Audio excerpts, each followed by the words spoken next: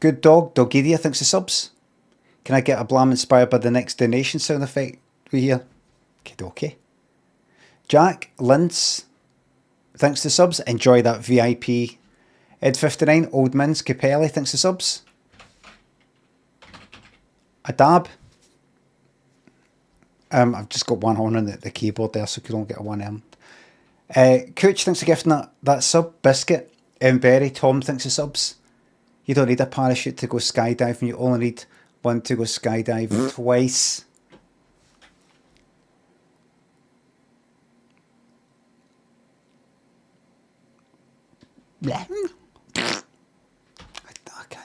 Kablam, House of Fraser, thanks for subs and bits. Tom, thanks for the sub. None I can do. What can I do? Fucked it. Alright, how would I do that successfully? Nothing you can do. Shite idea. Shite idea. What I can do. Pickle, thanks for sub. Kablam, thank you very much. Well, I was going to go out today, but just didn't turn out that way, so I ended up not doing it today. Been watching Dark. Let's me watch the first series, 2 episodes into the second. No spoilers, please. Fifu, thanks to sub. It's my real French wife's 59th birthday. Dream on. Can you wish Catherine a happy birthday, please? Happy birthday, non-existent person. Dream on. Silk Road, thanks for the sub.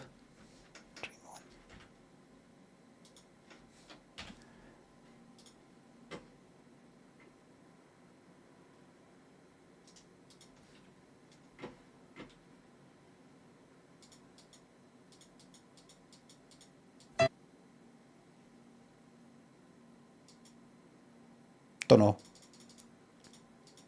I am so glad that's a win. That's a fucking win, because I have never heard that song.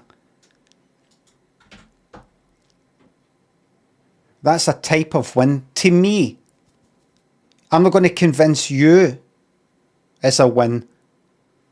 For me personally, it's a kind of win. It's a personal matter. It's nothing to do with you out there. It's to do with me in here.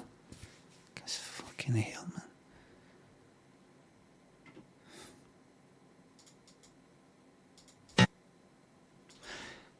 Listen to Your Heart by Roxette. The best!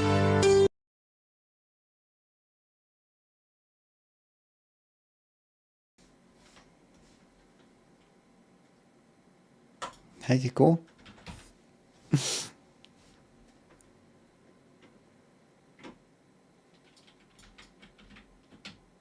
it was the speed that I got it as well. No hesitation. Band from China, Miduraker, thanks to subs. Thank you very much. Wisp, thanks to bits. Sad to see you're not wearing a bit of auction silverware. I didn't get it in. I didn't get it in. Maze and David, Clawhammer, thanks to subs. New badge Friday. Tom Osborne, thanks to subs. Sub. How old are you, Limmy?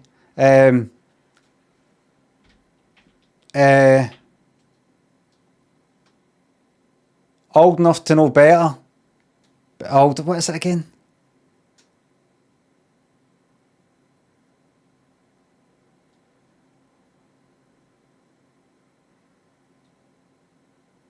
Old enough, no, old enough to think it. Old enough to think about, too old to something. What is it?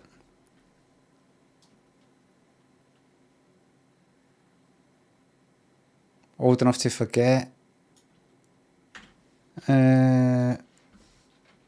Old enough to know better.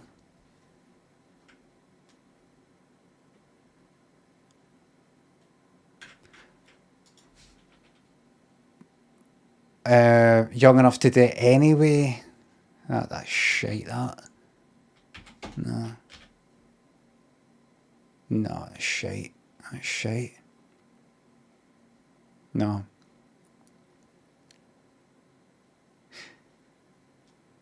No, I prefer what somebody said in the chat, which is old enough to know better, too old to care. What do you think of that? Something like that.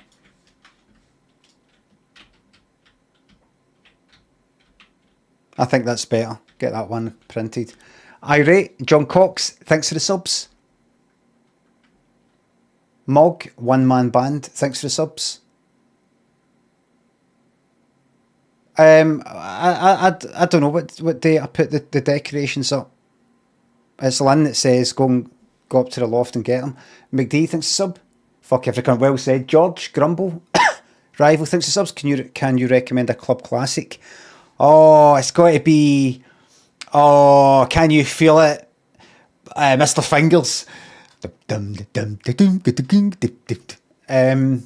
Crazy thinks a sub. Thank you very much. John Cox, are you the same John Cox that I took a picture at in Kelvin Grove Park and I probably ask you every 3 years?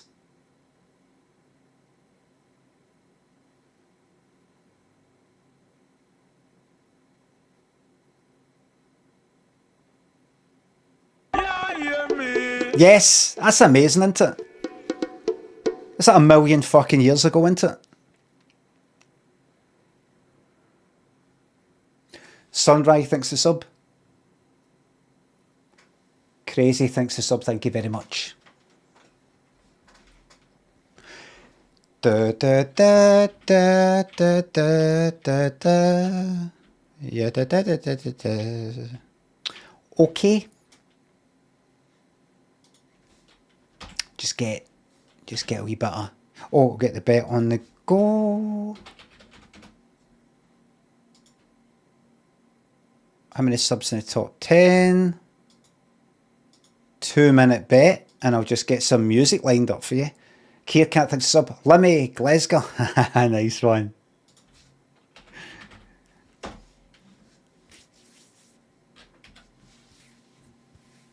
Oh, but there must be something I can do. It's just sort of... Right. Start with that, right? Start with that. See, the thing is, this all sticks it. Fucking... And then sort of do that, kind of straight. Fuck, people would kill for this hair. Straight. People like that, straight in their hair. Kill for this. Kill for it.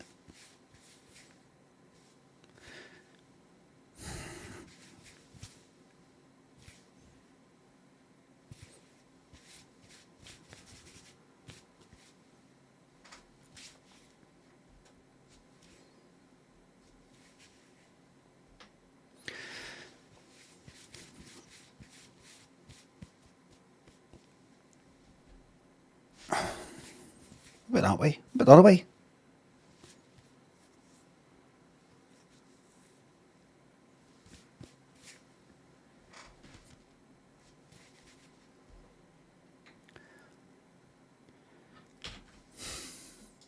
Right, what music?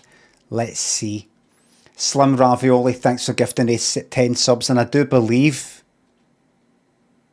it's 30% off. Maria Top Buzz, thanks for subs. No refunds, no. I could be right wrong about that, Slim Ravioli. Winternut and Faz, thanks for subs and gift subs, thank you very much. 35%, more than a third.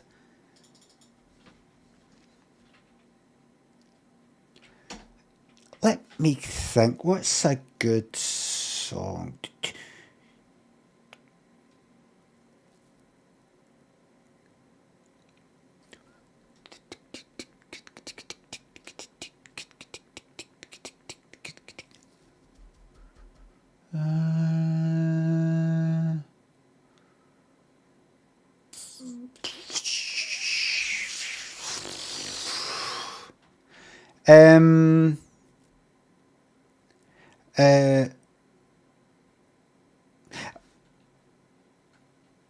Fuck it. Fuck it. Let's get a classic. Let's get a classic on the go. Oh, it started. Let's do this.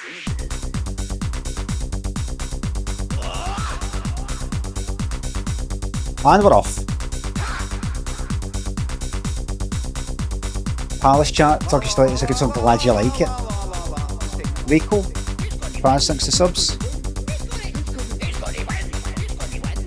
Got the FBI breathing down the necks, ready to Rico our ass.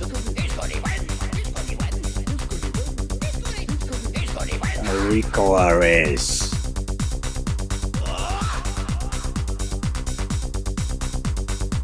Proceeds of crime.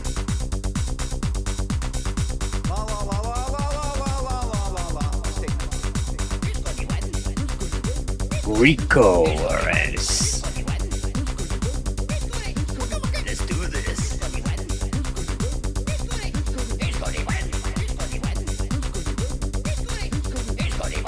Ready to Rico our ass.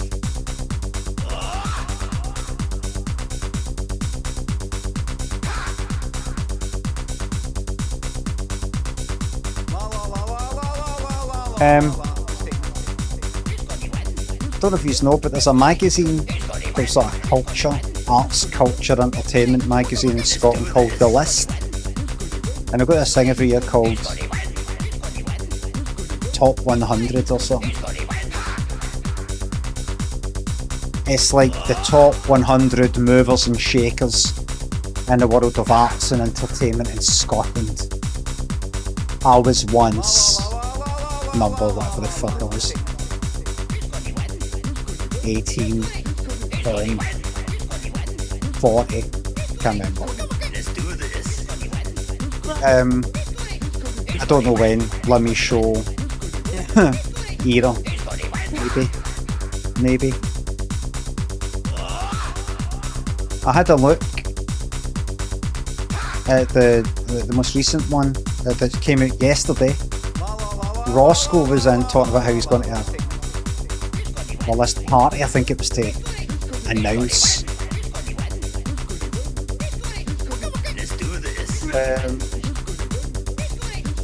The two Limmy's Rust server members, Roscoe and Marilyn, might be more. It might be more. Xana, thanks to sub.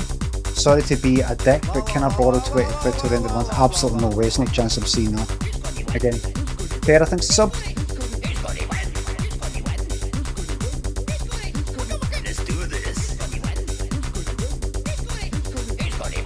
I knew I'd not be on the fucking list. I've not been relevant in the popular world of Scotland for like 15 fucking years. Cherry drops, Clueless, got everything. In my wee sweet shop, Craig's Wee Sweet Shop, Scotland's only sweet shop, ran by a kid. It's like taking candy from a baby. You're not taking my sweeties, mister. I like this kid, he's got balls. I don't think I've got them, but I've got lemon bonbons. Listen, it's a good, listen. Craig's Wee Sweet Shop. There's a wee different bit there.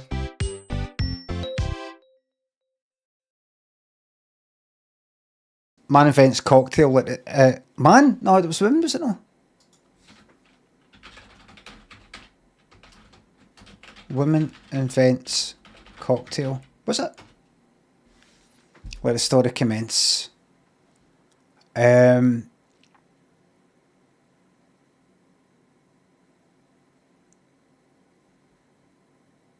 walked into a pub and said, I'll have some of that. And I went, okay, right away. Wait. And a bit of that, a bit of that, and a bit of that.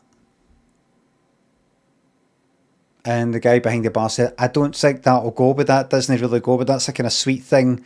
And that's a kind of no sweet thing. That's not it. That's not going to, this ain't it. You're trying to do some sort of flaming Mo thing for The Simpsons.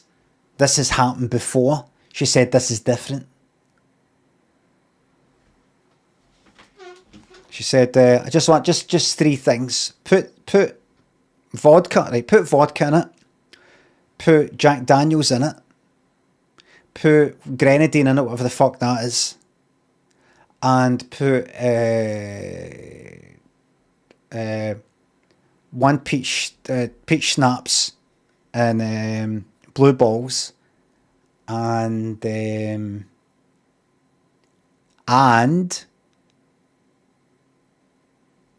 just a wee of lager,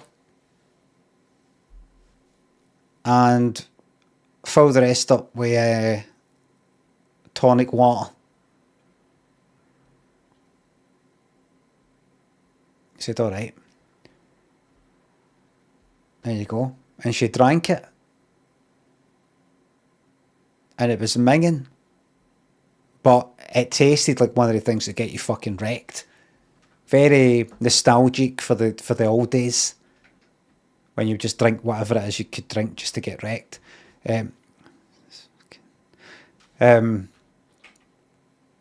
She said, do you think anybody's combined that in that way? Those measurements like that? Do you think this has like got a name? He said, doubt it. Normally it's like a cocktail that's really nice and all the rest of it. She says, well, I've invented this then. That means I've invented this cocktail. He went, aye, it was. She says, I'm serious. I want you to witness that I made this. He went, right, what are you calling it then? She said, Mary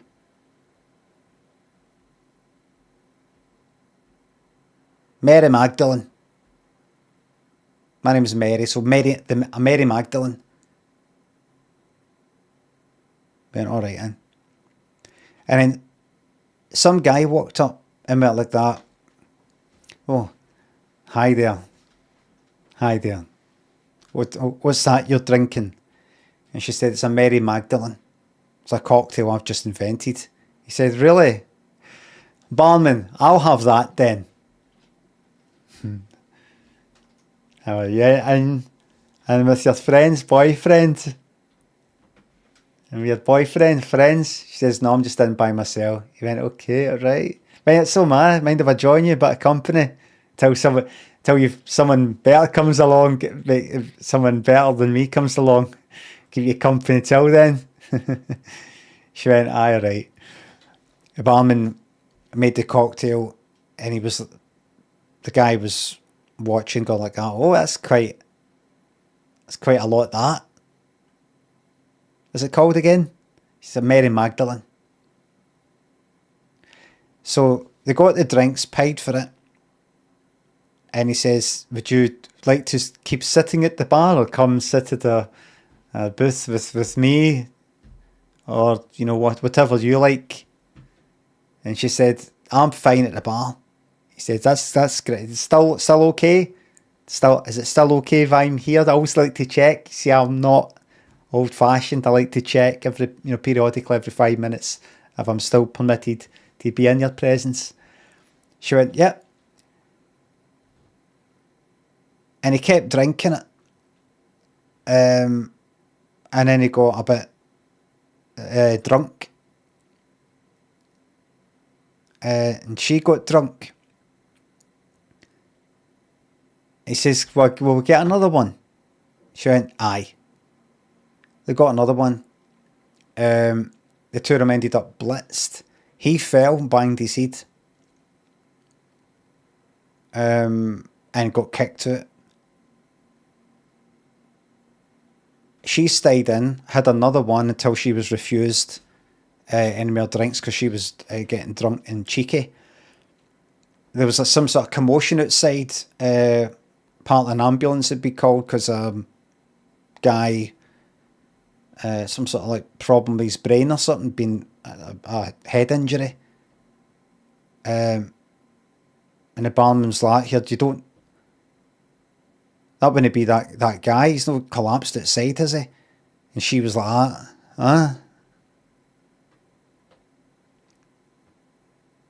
And then she walked out and she just went, right, I'm not getting any booze in here, so I'm going to leave. She left. What's wrong with him? She ended up getting hit by the ambulance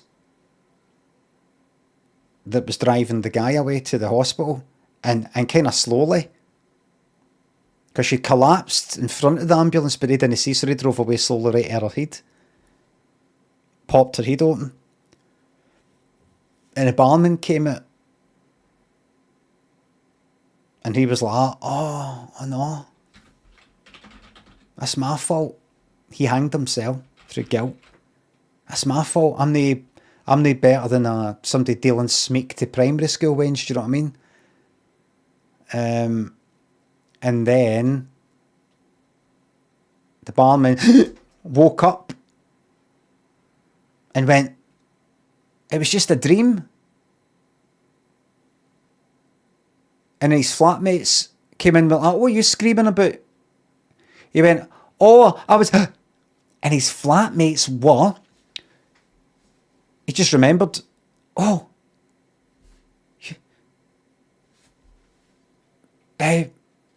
Sandra, you were in my dream, except your name was Mary. And you were there. Like, John was behind, like, what's going on? Are you all right? And you were there. And you were there. And you were there. Oh, and Craig said, I'm going to remember. I mean, no, Craig, Mary said, no, John hung himself and said, I'll remember that if I ever go looking for my dreams, I won't look any further than my own backyard. There's no place like home. Just then a bomb went off. I'm fucking nutter. Not even a terrorist, just a random nutter just doing it for the hell of it. The end. That's a true story. How do I know? Because somebody somewhere's probably set off a bomb for no reason. Queso, or Kiso, Sue, thanks for the bits. And Fart, OG, thanks for the bits. Oh, Graham, thanks for the bits. Just ask ChatGPT for a summary on Limmy. How correct is it? I don't know. I'm not there to see what the results were that you got on your phone. Drive Shaft, Horny, Shepherd's Bits, Scoopski, thanks for subs. Can you tell my girlfriend that is over? I'm done, baby. Scoopski's girlfriend, that is over. Cat Custard, Northern Chaos, Kieran, Armchair, Zed, thanks to subs, and gift subs, thank you very much. Terra, Hexana, thanks for subs, thanks again.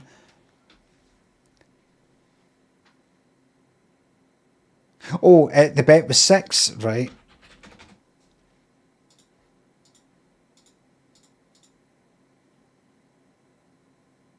That's it.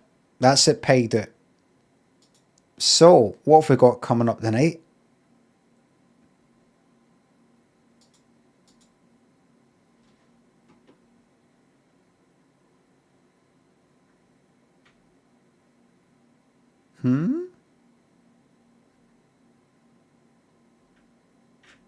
Is there a game? I feel like a fucking anomaly game, so day. I've got Your Blind Date. Watch that. Family Fortunes. Oh. Oh. Surprise, surprise. I feel like a surprise, surprise. According to this spreadsheet, the thingamabob was very kindly put together. I've only actually got another... Just to tell you how many is selected. Maybe 10, 15, maybe like 20 surprises. And that includes fucking 1999, 2000, you know, that shit. So really 15 or so alright ones. But have you got this in order? Aye, we have. Hold on. I need to know how that Labyrinth guy and rapper Timmy Mallet women... Well, we'll never know. No, never, ever. But it's just no there. It's just no... It's simply no fucking there. Now I'm going to watch a surprise, surprise. I'm going to watch episode 1 of the 3rd series for 1986. Now, if I really wanted to go for the maximum amount of viewers here, I would go for something like Blind Date. Blind Date goes down far better. And Moment of Truth. than Surprise Surprise. There's something about Surprise Surprise that people really don't like. So I want the record to show that I'm putting myself first and the viewers second. It's just, and we're going to get, I guess, Cilla'S. It's just a boner, thanks to sub. I'm usually a VOD man. What a treat to catch you. Welcome in. Graham, thanks to the bits. Can we do a you bet from the early 90s and bet our limit points on the result? No, because if you think about it using your wee brain, you'll be able to look that video up on YouTube, skip ahead. Did they manage to do the thing? Yes, they did. Pop back into the fucking channel points gamble and bet accordingly.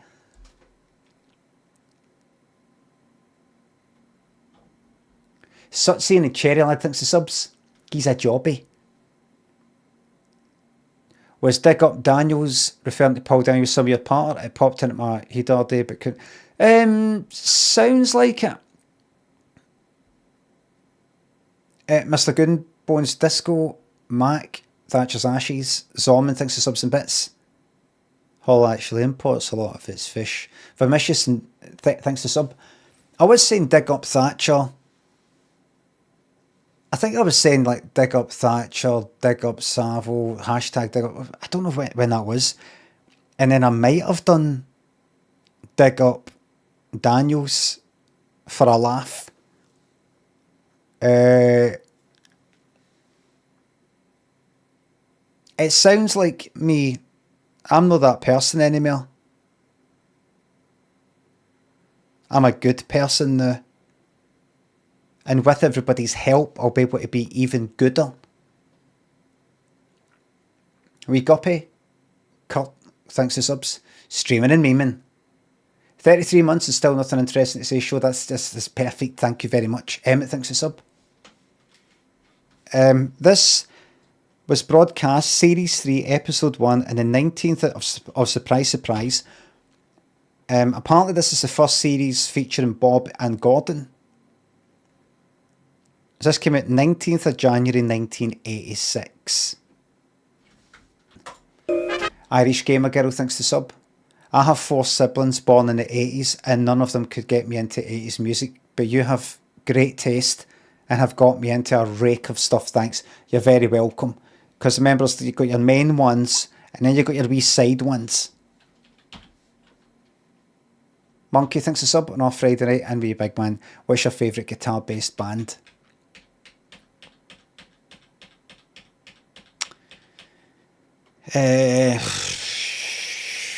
Off the top of my head, 80s Def Leppard. Off the top of my head, Hysteria album, Def Leppard. And then you got other ones that actually meant something to me, like the Smiths. But I'm not really into playing them these days. Prince. Oh, aye, the band Prince. Buff Cupcake. Forza thinks the subs.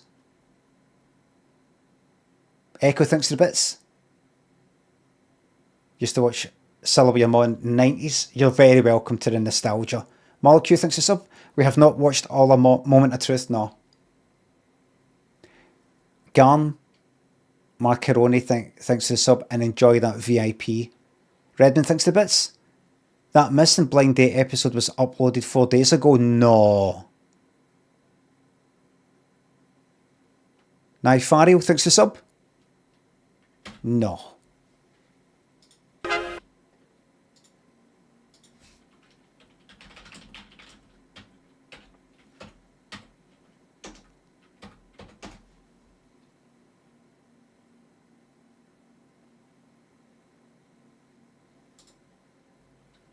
Date. Ladies and gentlemen, it's Blind Date. And here is your host.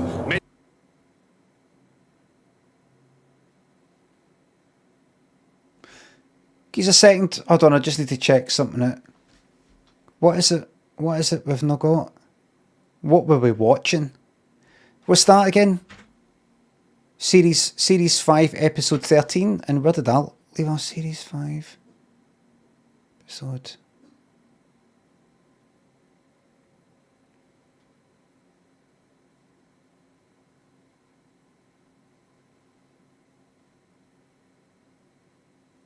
I'm looking at the spreadsheet right now. Oh, I'm looking at the wrong thing. I'm looking at fucking surprise. Series 5, episode... Right. So it's had to stop at 12. This is the next one then. Oh, the quality's rough. But manageable. Oh yeah, it looks actually...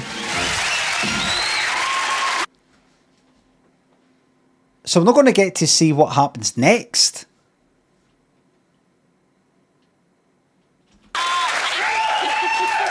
Thank you. Hello and welcome to Blind Date. Now, you know, to some people, marriage is like a meal, isn't it? Yes, of course it is. You get what you ask for, but as soon as you see what the person on the next table has, you wish you'd ordered that instead. Horrible thing to say. You dare clap that. But right now, let's meet three lads who've ordered a blind date.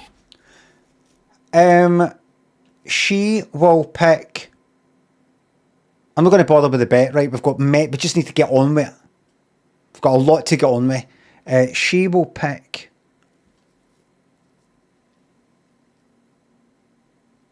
She'll pick number 1.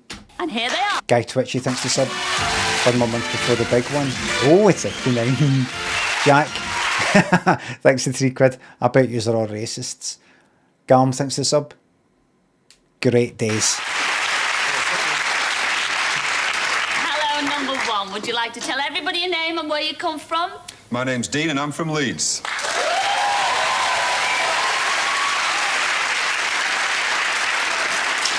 Okay, Dean, what do you do up there in Leeds? I sell computers, so... Do you really? Computers. Yeah. This is December 89. Interesting. Oh, but you've not always sold computers. I mean, No. tell us about your trips, that lovely tan that you've got there. Well, You've from been the abroad. sunbed. Is it from the sunbed? You're going to pay for that, mate. Dean. Now, when you're not selling computers, what would you like to do with your ideal girl? Can't say that on TV, can you? Well, you can. Who would be your ideal girl? It'd be Kim Wilde. Kim Wilde. Oh. Ken Wilde's had a few mentions on this. But not everybody's in agreement. Scotty and Bellum thinks the subs. Oh, hello there in Berlin. It's getting on a bit, you know. What do you mean get... Rob, thank you very much for the raid. Hello, Raiders. Well, you've got She's good getting on a taste. bit, you know. What do you mean getting on? Well, if Kim Wilde's getting on a bit, where would you put me? Put in the grave. Dean, enjoy blind date tonight. I will, thank All right? you. Hello, number 2. It sounds like, what's his name? With a deep voice. What's his name? It was in The Witch. Sailor, thanks for the sub. Would you rather £1 million or a conversation with Sailor? £1 million. Simply Depressing sub.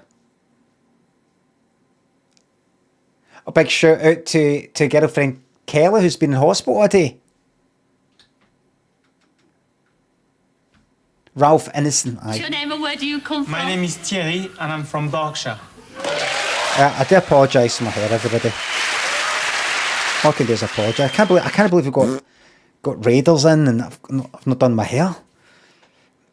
Oh, fuck. Sugar Sip thinks the bits. I'm glad the stream's been making your life better. Now, Terry, lad. Thierry. I mean, that's not really a Berkshire accent, is it, Chuck? Well, not really, no. Not really, no. Where do you come from? He is from just outside Paris.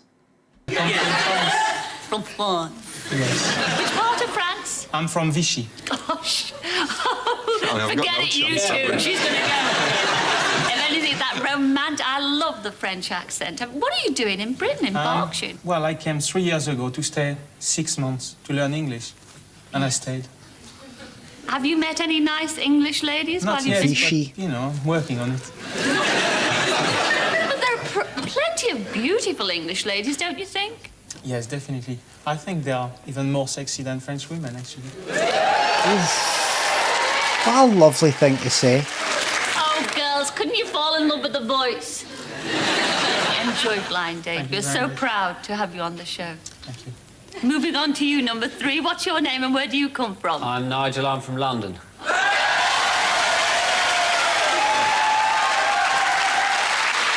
They're cheering too much. They're cheering too much. They're cheering to try and cheer more than for the French guy.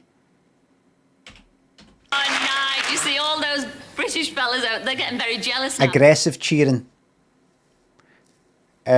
Lady Top Ham Hat.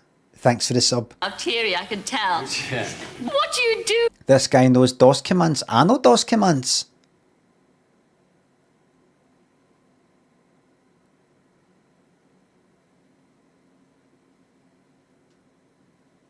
CD. Aye. Duh.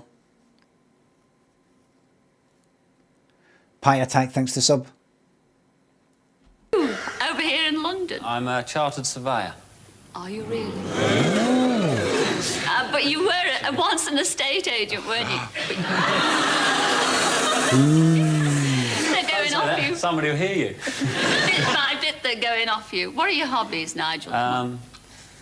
I don't tend to... I'd laze around the house and listen to jazz, go out for a drink sometimes, play a bit of football. So you're not very sporty. I'll take it easy, really, yeah. You take it easy. And if you were to choose an ideal mate, I mean, who would you like to take it easy with?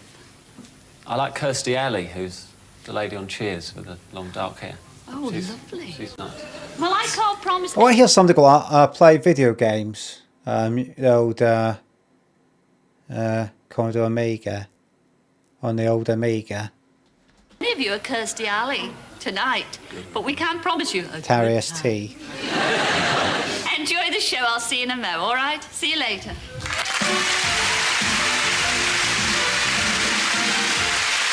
So remember I said number 1. Well, there you have it. That's what's on the menu, so let's meet the girl who has to choose one. Her name's Katie, and she's from Dorset. Come in, Katie. Dorset. AX, thanks to the sub. So I was looking at there, I was like, is that a skirt or is that the kind of flary... what are they called? What are they called? Because it was mentioned. How do you pronounce it? Culottes?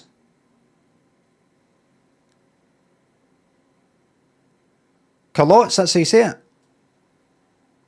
Right. What's that baggy skirt that's actually trousers? Because that was that one. It was on the bike. That's right. Funny com. Thanks to sub. Who is your favourite among Cilla, Ted, and Bob? Oh, well, it's the fucking Cilla or fucking is Cilla? Cilla or fucking Bob? Kazza, thanks to the bits. Now, Katie, I mean, were you once a beauty therapist, or are you a beauty therapist now? I'm a beauty therapist at the moment, Cilla, yes. Oh, enjoy your work. I do actually, yes. Belinda Carlisle.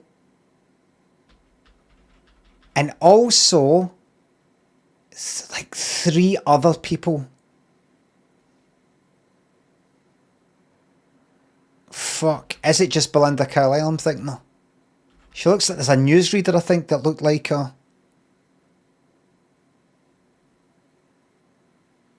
Kim Cattrall. No, I'm not thinking of her. Is it? There's a newsreader. Who am I thinking of? She doesn't actually look like an 80s one. Fuck. Ugh. Anna Ford. Oh, can I use a fucking Fiona Bristol? Be quiet. Just random fucking Janet Ellis. No. Maybe Janet Ellis a wee bit, but no. Very much. I've got my own business. I go to people's homes. Oh, and your own mobile yes, thing. yes. Take my couch and everything. Have And you their met- house becomes the beauty salon. Oh, isn't that lovely? Have you met any interesting people? I mean, for instance, is it only women that you sort of beautify? Have you done any men? Where I used to work, I did a lot of men. I had to be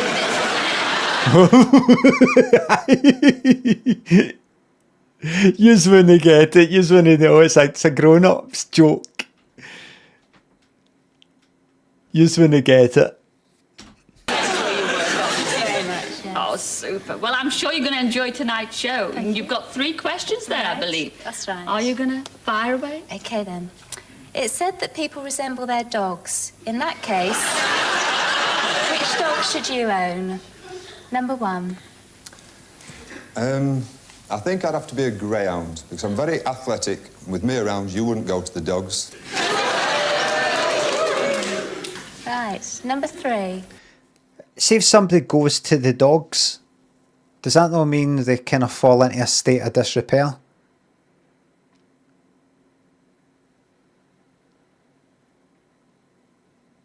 Right. So is he saying that he'll always be like that? You're an absolute mess. What's that you're wearing? For God's sake, put some lipstick on. That's what he's saying. Okay. Rough Steez thinks the sub. I think you should go on the new blind date because they'd have to be blind to date you. Is there a new blind date? I bet there isn't. Is there a dog that looks like Paul Newman?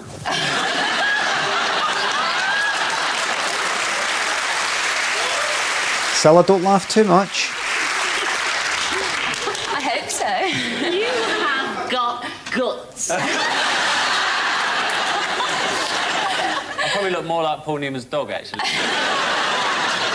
Number 2. Well, I think you'll have to be a poodle, really. A poodle. But more like a Saint Bernard look-alike poodle. Because I'm big, cuddly, and I would really follow you up to mountains.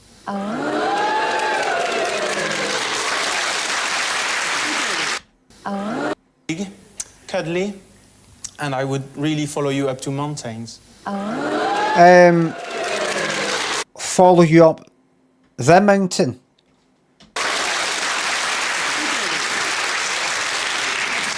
It sounds a bit like you could come from a mountainous area, is that right? Not really. Oh. It is an act. Not really. Poodle. Little poodle. Ooh la la. Jambuti. Right. You any the wiser, Kate? Oh, for fuck's sake. Right. Question 2. I'm accompanying you to a business function which is vital to your career. At the last minute, I decide to colour my hair, and it turns out green. How do you react when you arrive to pick me up? Number 2. What happened to your hair? Was that deliberate? Is it all right? Christ. What, do you want to cover it up? You all right with it, or? No, I don't mind. No. Bit of a laugh. Oh, forget about my career. Who cares about my career? Billy Cupid, Plog thanks the subs. Follow you up to mountains. Thank you very much. Mountain. Oshan thanks the sub. K80, she looks fucking nothing like K80. Look.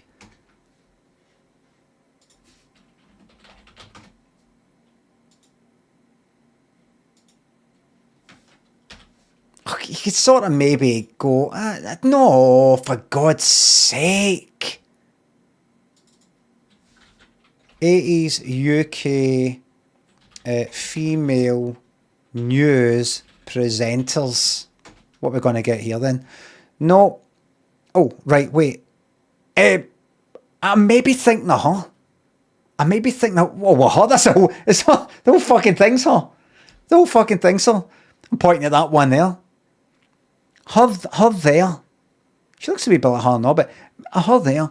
I don't. Anybody else pop up while I'm looking? Yes, Anna Ford. Somebody said that, but I wasn't sure who they meant. Anna Ford Young. kinda, but older. No, she's more Belinda Carlisle. Sorta, wee bit.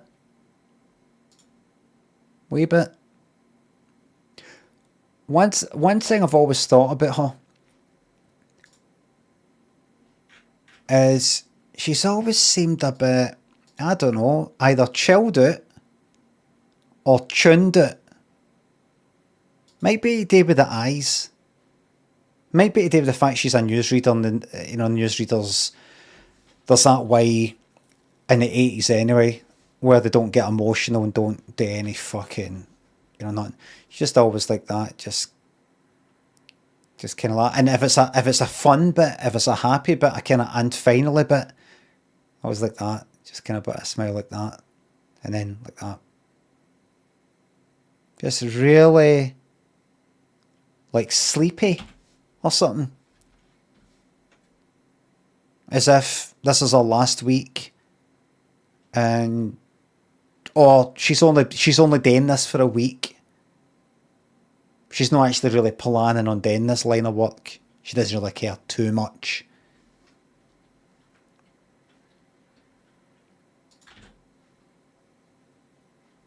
As opposed to that, what's her name? Antiques Roadshow one. What's her name again? Fiona Bruce. Fiona Bruce is one of the first people to introduce this sort of thing.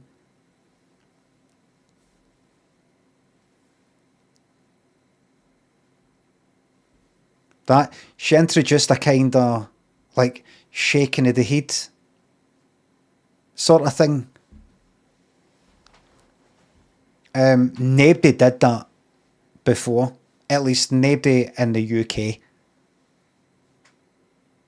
Like, she got involved.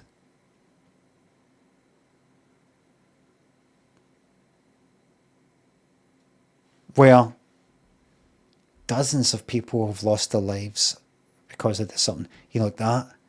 Like, no. Don't start getting into that, Fiona.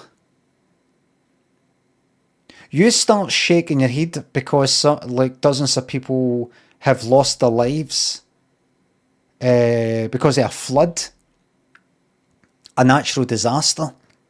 You're going like that, God, that's terrible. If you then don't do that because of some sort of act of war or some retaliation sort of thing, that, you'll look like you've picked a fucking side. Or you'll look like you've went like that. I mean, it is a war, can't just be shaking my head every 2 seconds. Once you start doing that, you've got to constantly do that. That's the thing. My advice is to no do it for anything. Is to just go like that, but dozens of people lost their lives. Don't go like this. Dozens of people lost their lives. Like that. Don't do that. Because if you don't do it, you're going to get targeted. You're going to get people tweeting you some very strongly worded tweets. Billy Cupid, Plog, thanks to subs. Oh, thanks again. Well, my car runs on unleaded. My aerosols are ozone friendly. The only thing I need is a green girlfriend. Very good. Very good. Very ahead of his time. Very ahead of his time. Sebastian Catchfort, thanks for gifting A5 subs. Cleaver, thanks for sub. And everybody, I hope you're enjoying your VIPs. Well, I tend to let the grass grow under my feet, but if you want it to grow out of your head, that's fine with me. That's it. Number one. Well, I like changing my hair colour a lot, so I'd let you dye my hair green, but with your track record, it'd probably come out orange. Right. Which 3 words would your last girlfriend use to describe you? Number 3. Specky. Specky and not Specky. Just kidding. Specky again. Goodbye, Clark Kent, I think.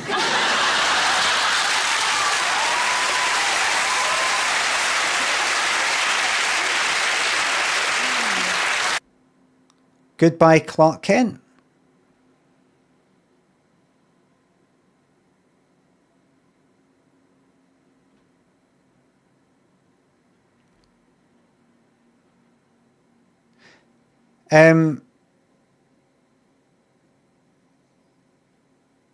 I don't quite get it. Now, a lot of you simpler-minded people will go, Clark Kent, that's the alter ego of Superman. He's wearing glasses, don't you get it?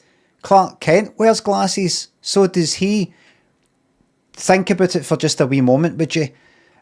What does he mean that his ex said, goodbye, Clark Kent? What does that mean? She's dumped him because he looks like Clark Kent. Because he looks like fucking Superman, but with a pair of specs on. Is that it?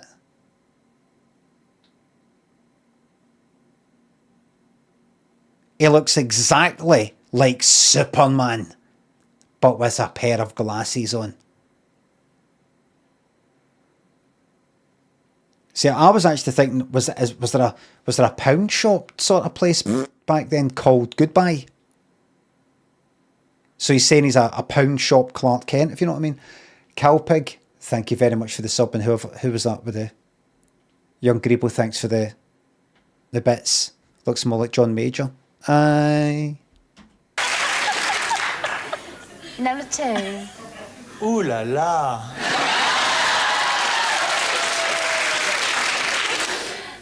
And number 1? Well, I taught my last girlfriend everything she knew. Even her ABCs, so she'd say I was amorous, blonde, and charming. Fucking shite. Very smoothly. They're all smoothies on the quite in different ways. I wouldn't really be saying that you taught your last girlfriend her ABCs due to the stage in life that you get taught. That I'd really think about it, mate. Really, really think about your answers. Really think about them. Ice Resident, Daniel, thanks for the subs, thanks for the new Prime sub. I taught my last girlfriend her ABCs. Not, I hasten to add, because she was in primary school, but because that boss can't afford clothes, can't afford any clothes because I don't have any money. Aren't Yes. Well, those are your 3 questions, aren't they, love? Oh, I feel like I need to ask some more. No, you can't ask any more, but what we can promise you is our Graham here with a quick reminder. All right. She's going to be none the fucking wiser. Right.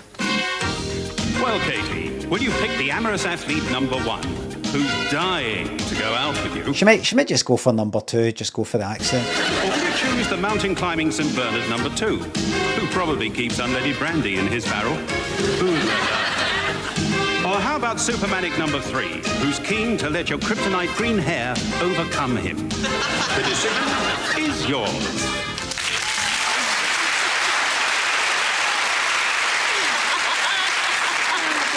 You're just checking there. Yes. Who you I've got the same hair as her.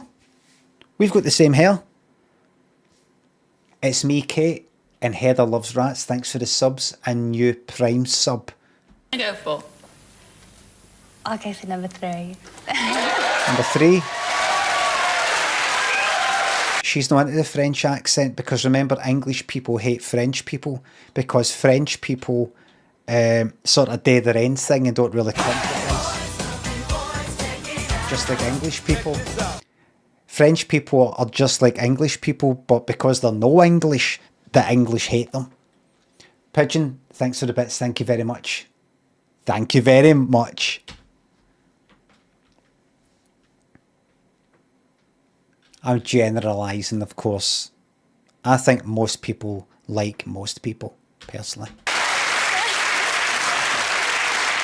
How could you turned down the ooh la la and the aerosol.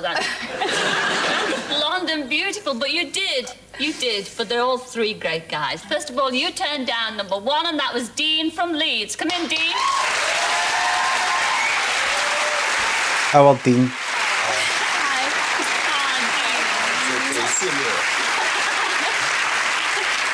That was our Dean. You also turned down number 2, and that was Thierry, and he was from Berkshire, France.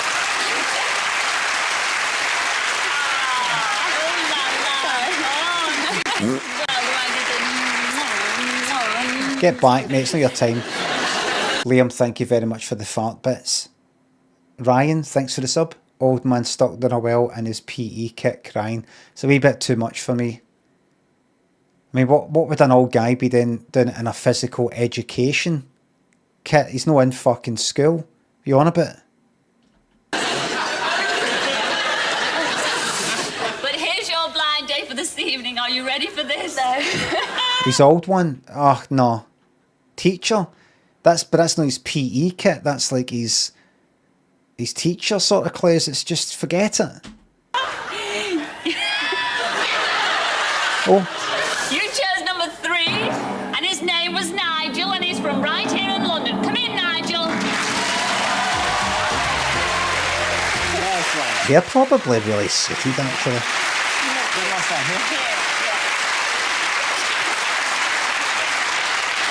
Actually, he wasn't kidding when he said he was sort of a goodbye Clark Kent. Glasses, yeah. Yes. Yeah. What do you think of our cake? I can picture them together. Yeah. Yes, please. I hope you say the same when you've chosen where you're going on your date. Who's going to choose where you're going to go on your date? Go on, Karen. Oh, dear.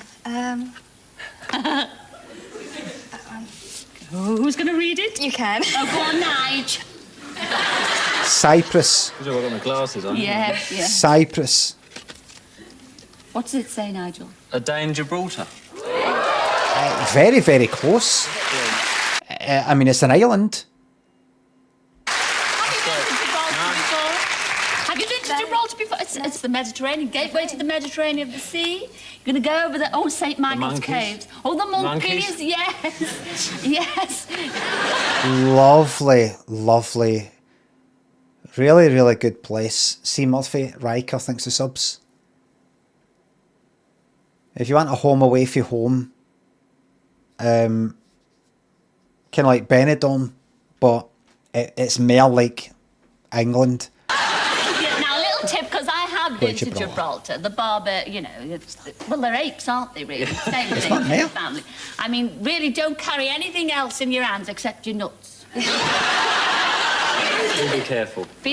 Well, St. Michael's Cave, the apes, and then a romantic candlelight dinner on the terrace of the famous Rock Hotel in Gibraltar. Will you come back and tell us all about it next week? Yes. We'll see you next week then. Ladies and gentlemen, it's our Katie and Nigel. Have a good time. I've been in St. Michael's Cave, I think.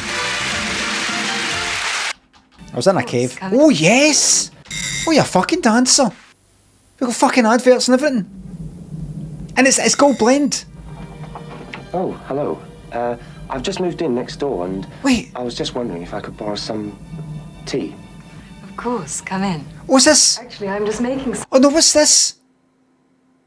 Because this isn't the fucking Gold Blend lot. I remember this. Tea. Of course, come in. Actually, I'm just making some. Would you like a cup? I remember this. Don't mind Randy. He won't bite. Oh, that's right. I know what happens next. Sugar Sip, thanks for the bits. Quote visibly moulding, thanks to the sub. Steve McLaren resigned as Jamaica's coach after he failed to qualify for the World Cup. Do you think he sort of knew? Aye. Team. Yeah.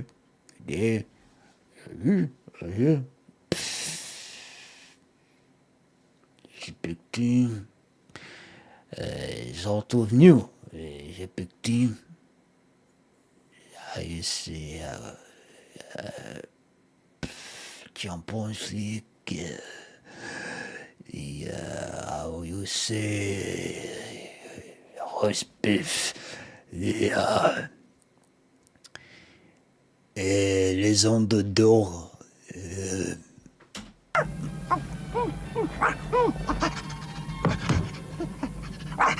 Are you two getting on okay?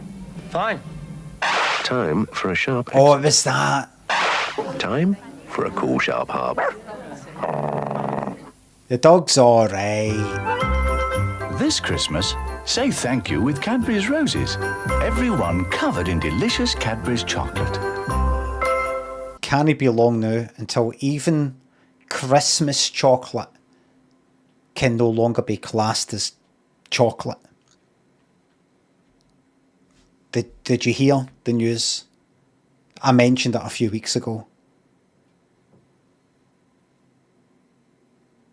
Look how many get in the tin. Oh, aye, there what it is. There what it is. I remember it. I remember it. December 1989. I was 15. 15. It was a time of plenty.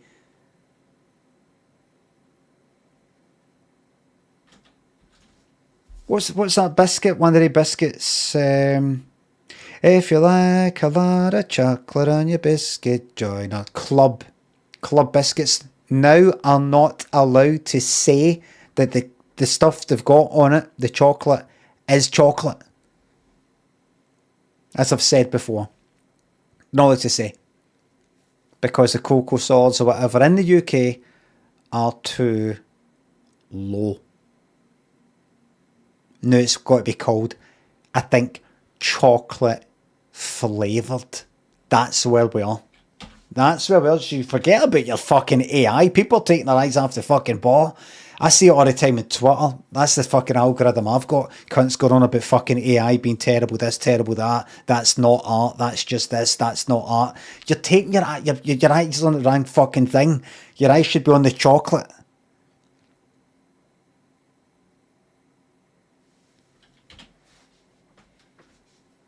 People fucking arguing about... This is what I'm seeing on Twitter. Somebody's generated some video, it's like art, looks like a paint, looks like a Van Gogh or something like that, but, you know, it's all like, it's like splashing about like a wave, going, oh my god, this is amazing. And then somebody replying, quote tweeting that, thousands of retweets, saying, this is trash, slop, rubbish, it's not a unique thing, it's not a thing that's been made with intention, it's just random, it probably took about 1,000 prompts. Somebody going, I don't care, I like it. Somebody else saying, I don't care that you like it, I don't, that means you shouldn't like it. Well, it's not really any of your business. I know, well, it kind of is because you're fucking the planet up. But that's no art, that is art, this is what art is. But if you think about it, all while this tin here gets weirder and weirder and weirder until it sets that chocolates on the front. You know what you're going to see? Cadbury's Roses. That's it. That's it. Cadbury's Roses. And you won't notice it. You won't notice it. It's just Cadbury. Exactly. Exactly. Do you see it there, everybody? Uncovered in delicious Cadbury's chocolate. Cadbury's.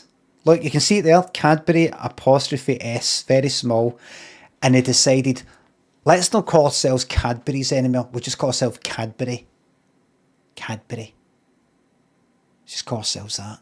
Just bit by bit. Bit. Why is it we're changing our name from Cadbury's to Cadbury? Because it then looks like, then later on down the line when we're going to change things for chocolates and just sort of drop that and drop this, we've just decided to drop that word for reasons of, you know, we're not actually using chocolate anymore. We can just say, no, we just sort of changed it in the same way that we changed for Cadbury's to Cadbury. Like that. You know, it's nothing sneaky going on. Just decided, you know, it's just kind of shorten it and make it a bit more concise.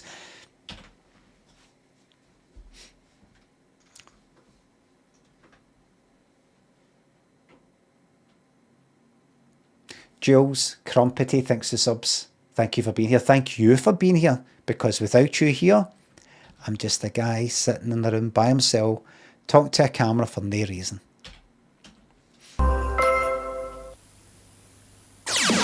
You're gonna curl their hair. You're gonna People are taking their eyes off the things that Nobody can compare. No one would even dare. You're gonna drown the bend. You got a message to send. You're gonna curl your hair. You're gonna make them stare. Heat them, twist them, curl your hair, make them stare. Benders only from Clairol.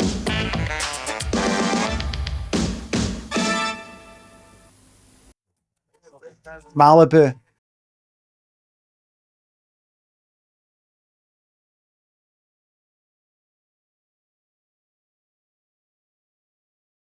Quite surprised that I had that name in fucking 89. Amnesiablo, thanks for sub. Hi, Lim, love you. There's a video of the married couple from Cilla'S being randomly accosted in the street a few years back by a YouTuber asking people how they met. Seems a genuine coincidence and quite sweet. Oh. Might look into that at some point.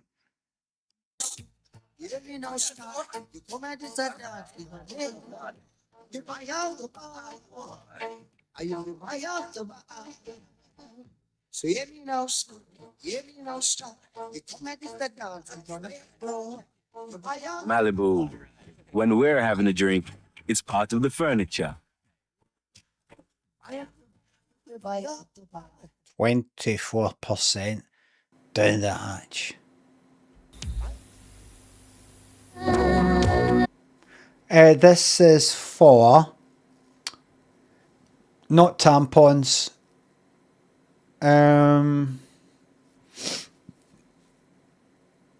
Perfume. What is this? Blind date. So it's Saturday night. Perfume. What have they had so far? Booze. Booze.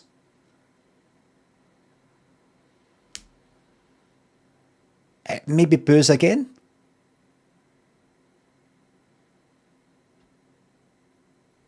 Fuck it, booze again. No Tia Maria, but booze. Diamond White. What the fuck is this? LD Gav, thanks for the bits. Thank you very much.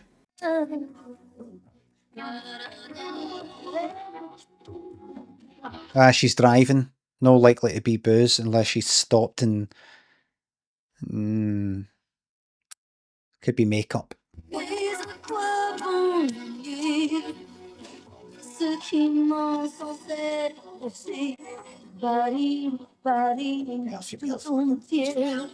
Yves Saint Laurent.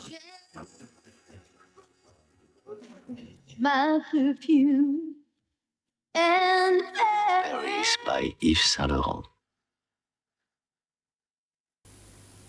Yves Saint Laurent. Tonight. Did he not die kinda recently? Or did he die like fucking 50 years ago? Yes, I know Giorgio Armani died. He not die, I know. For the first time on television. Oh, this is not a subtle game. What's that?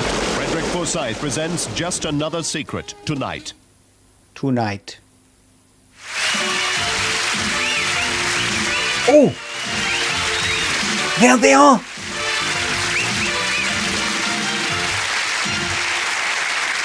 Hello and welcome back to Blind Date. Well, this is Steve and Annie.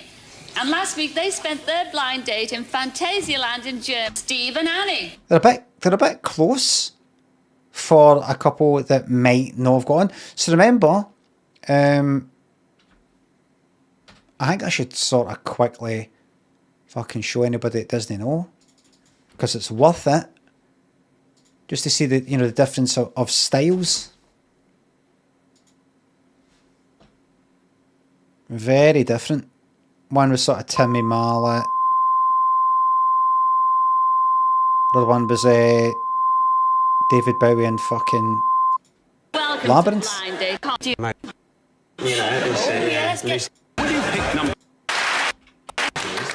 She does. She smells gorgeous, yes. It's like coconuts. Yeah, that's right. Wonderful. Here's your Come. Head to toe in leather. blind date.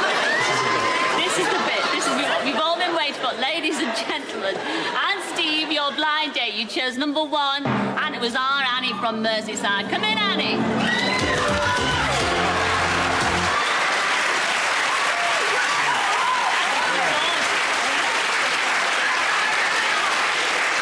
So, What do you think? Yeah, very good, very wise. Do you think? so let's see.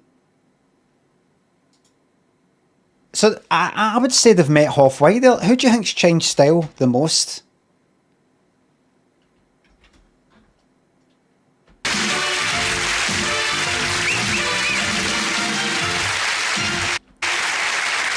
Hello and welcome back to Blind Date. Well, this is Huh? Steve and Annie. Like, would somebody who wears what she was wearing? The fact is, she's not completely changed style. She'll have still have she's not went out and bought these clothes. He's not went out and just bought their clothes. Is that a string top? That doesn't just happen to be his skin colour as well. It's a string vest. Denim.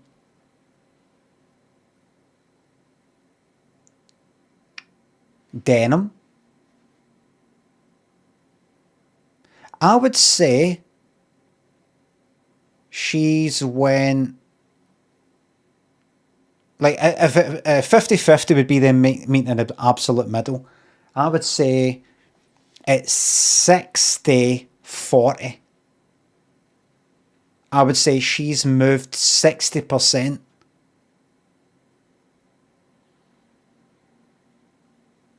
And he's moved 40%. You know what I mean?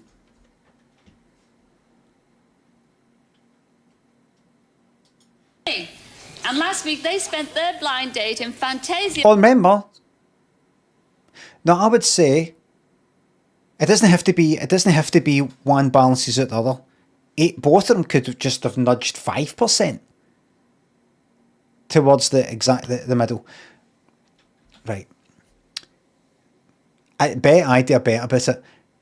She was wearing the cap and the sort of like shorts and sort of white trainers with bright laces and kind of almost childlike looking clothes, but sort of dead casual and not even fucking sporty. And he was wearing this fucking leather, his leather, whatever the fuck that is, Duran sort of gear. If 0% is them no changing at all, and 100% is she starts wearing all that gear and he starts wearing a fucking cap to the fucking side and, you know, starts fucking going cowabunga and stuff like that, I would say he's nudged 25% in her direction, 20% in her direction, and she's moved 40% in his direction. Land in Germany, and our camera crew went with them. Yes. Oh, No, look at that. I don't have one. Yeah. there's a whopper. Hand in hand, everybody.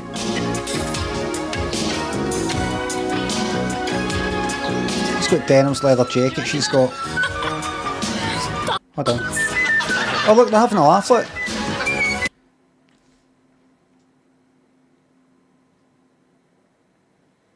That's sort of in keeping with his style. That's sort of in keeping with hers. Remember, she's not always like going to be like that. I always wear a cap. I always wear these shorts and these trainers with the, you know, all that. They're not similarly dressed. Tokyo and Olivia. Rig, thanks for subs. 2 months already. Gilbert Jai, thank you very much. And thanks for the tier 2.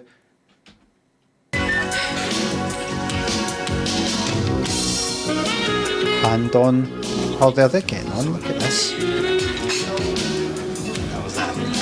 A couple of people don't take themselves too seriously. No refunds. A couple of people don't take themselves too seriously. Sean!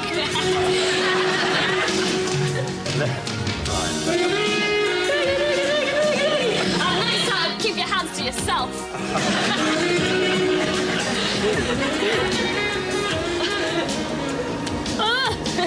Like it? I've got one again.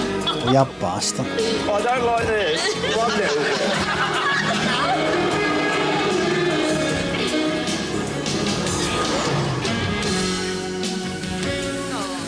I'd love to get in there and lay down with her. Oh, is it gorgeous? Yeah. What's that? You know what I think? Oh, you handsome beast. Okay, that's made me look stupid, hasn't it? Oh, Jules, darling. Sit there. Do you want my sausage? Gives about your sausage.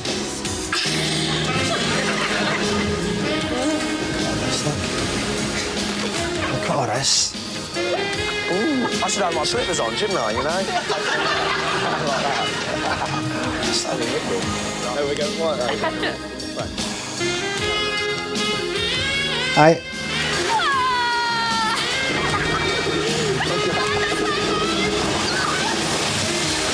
You know what I think? I think that they are surprisingly maybe no going to meet up. Surprisingly. Bobby, thanks for the sub. They're not just pals.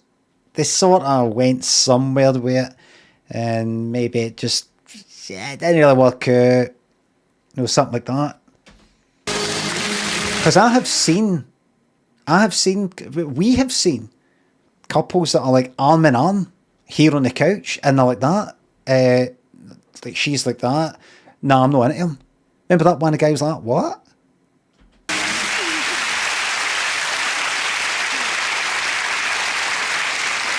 Well, hello, Steve and Annie. Well, what was your day like in Fantasialand? Very good. I mean, did you have special fantasies about each other at the end of it? Shall we find out? I thought it was going to be fun. I thought straight away, you know, perhaps, maybe... Look at it. Look at his style. Look at this.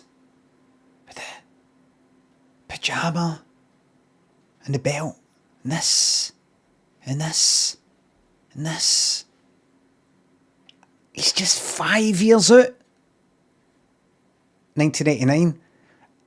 I would say he's 7 years out. We're not ideal, but I thought we're going to have a good time. Oh, when the screen went back and I first saw him, I thought, definitely a cross between He-Man and Joey Boswell. It's fine. Annie had a slight nervous thing of taking off. As the plane started to accelerate, I felt a strong arm come clutching round and grab my arm and squeezed me quite tightly, which was a nice start to the date. When we got to Fantasialand, I thought, oh yeah, right! As I looked at Steve and I was sort of looking around like, oh my goodness, I thought, hold on, I'm like a big kid here and like he's too grown up for all this thing. I think the whole scene of the place is probably more her ideal. I enjoyed it, but it was like Annie was my leader, you know. What Annie went on, I was pulled on, you know. We were getting ready to go out and like I had no mousse for my hair, like scrunched dry it. I said, Steve, you got any mousse? Oh yeah, I got mousse, I got gel spray, I got all kinds of stuff, and I feel the weight of my suitcase. Scrunch pen. But he has got nice hair.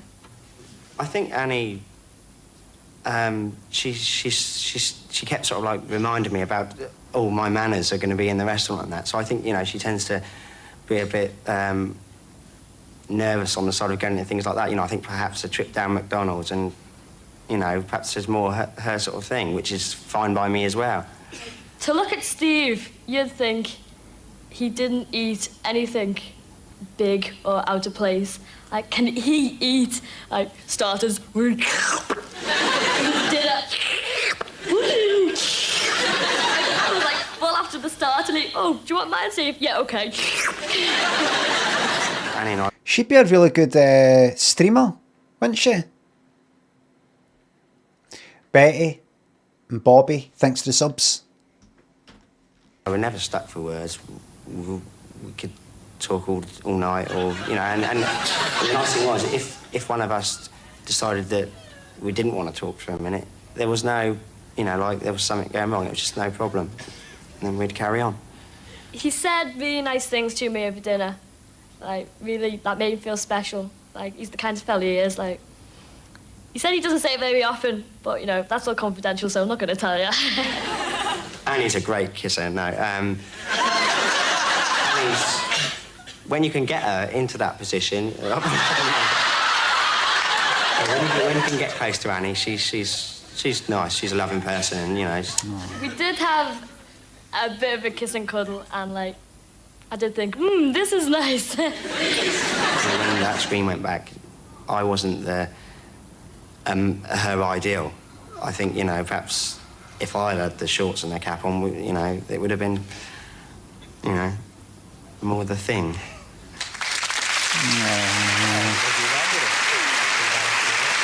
He looks so familiar. He looks like a number of people.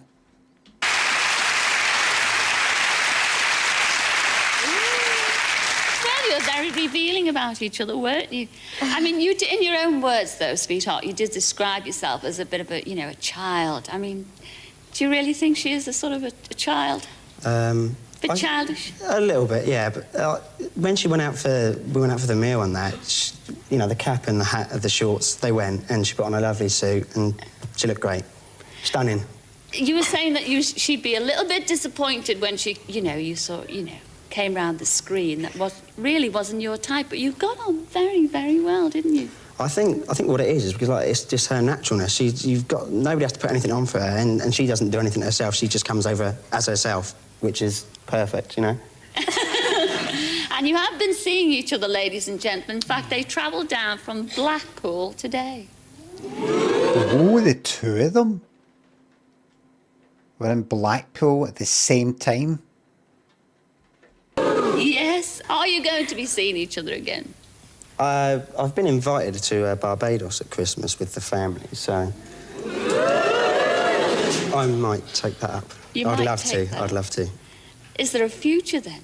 Or is it you're just going because you fancy a little bit of sunshine in Barbados? No, I've seen her through the week, and we've had a great time, and just, take it as it goes, and it's been great. Well, I think you make a lovely couple. I wouldn't have put you two together, really, actually, on the date, because, she's a bit wacky and you're a bit laid back and everything. Yeah. But now seeing you together and hear you talk, I think you make a smashing couple, don't they, ladies and gentlemen? Yes. So best of luck for the future, and thank you very much both for coming on Blind Date. Ladies and gentlemen, Steve and Annie. Oh, good for them. However long it lasted. Right now, but join us in a couple of minutes Good to for see how them. our golden oldies, Dolly and Matt, made out in Madeira, and to meet the lucky lad who has to choose one of these three lovely girls. See, we're not going to get to see the conclusion of this.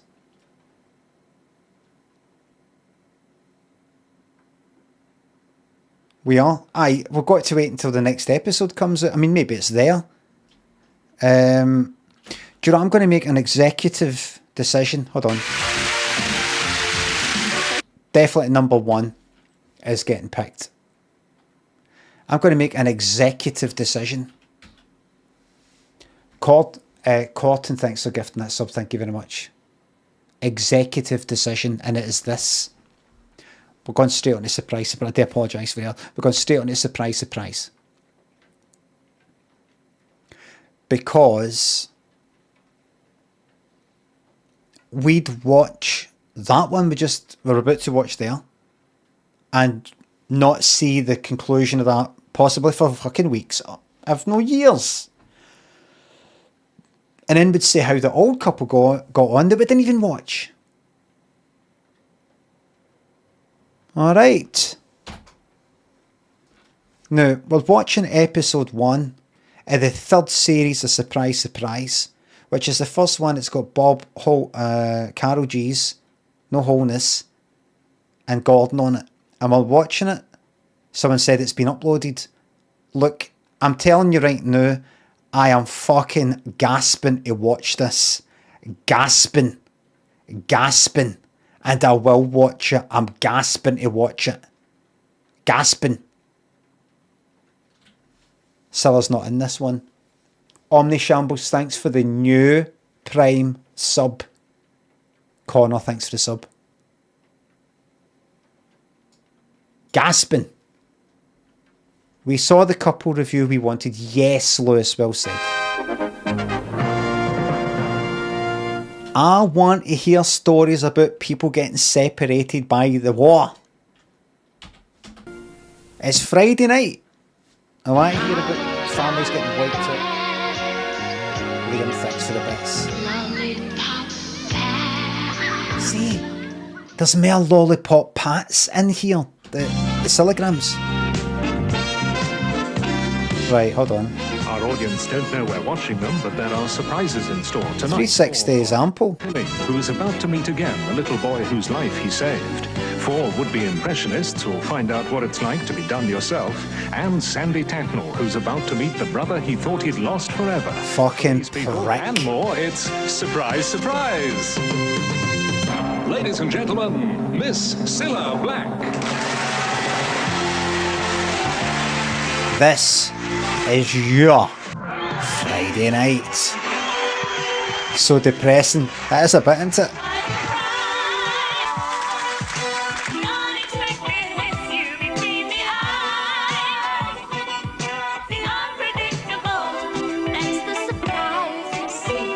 How depressed are you? Listen, I don't have to watch this. Look, the thing is, I'm the sort of person I would sit in. If I had an empty, I would sit in midday with the curtains shut, watching the telly, and it'd actually make me happy.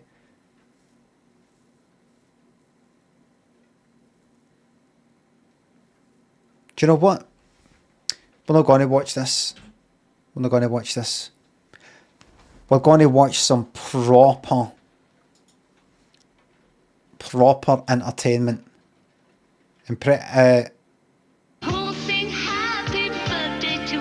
Grable thinks the bits. Never let the Cilla train end. You know what? Executive decision. I've changed my mind again.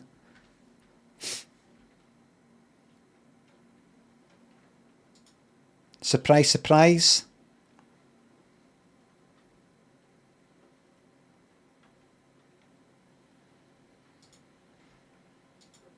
Come on.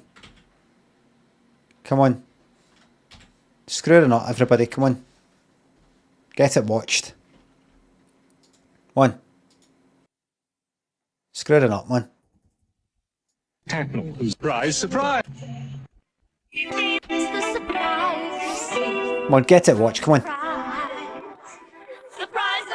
Come on, get it watched. Mama, you've got to get me off this muck. Young Grebo thinks the bits. Go on and Jack Sillam evades. That's the fucking spirit. August Treen thinks the bits. Slippy thinks the sub. Things were simpler back in the Millport days, they were.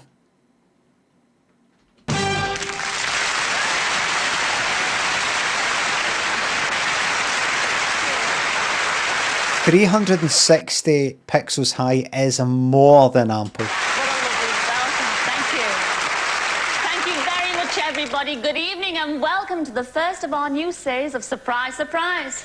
Well, here we are, almost 3 weeks into 1986. I wonder how many of you have still kept your New Year resolutions. Come on, own up. How many of you have kept your New Year's resolutions? Not many. Oh, you are awful. But I like you. Do you want to know what my New Year's resolution was? It was to be on time, to be punctual. And what happened? I got to the studio this morning and the producer went berserk. He went raving mad. He said, "What about your New Year's resolution?" he said. I said, "Well, I'll go to the foot of our stairs. What are you shouting at me for?" He says, "You are an hour late."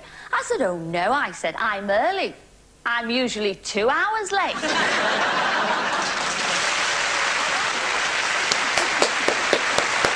That's better than half of the stuff Bob comes away with, but you got to remember, Bob was improvising. That's Cilla'S stuff is rehearsed. Mr. Billy White thinks to sub, any chance a banter box classic of your choice to medicate chat's whiplash? That's a really good idea.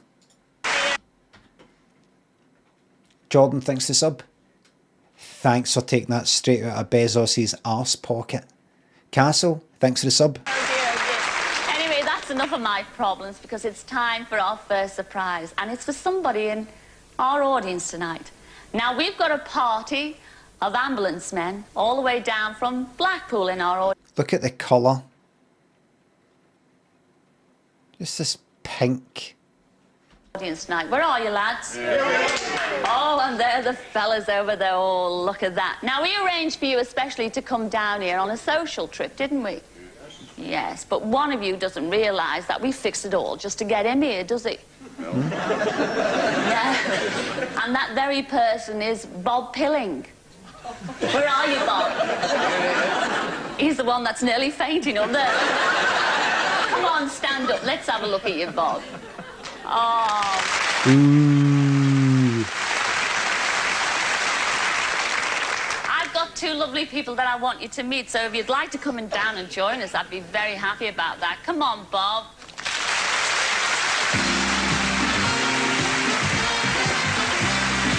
Oh, they're already there? They're already there? War criminal. It's exactly what I was thinking. Livy thinks the sub. Happy New Year when it comes. And to you as well. Okay, I'll tell you why I use new personal colour care. Young Grable, thanks for the bits. We needed that. Bet it fucking stinks of mothballs in that room. I don't mean to be ageist or ableist, but it'll be absolutely humming a pish in that studio. I say that as somebody who is in his senior years himself, at 51 years of age.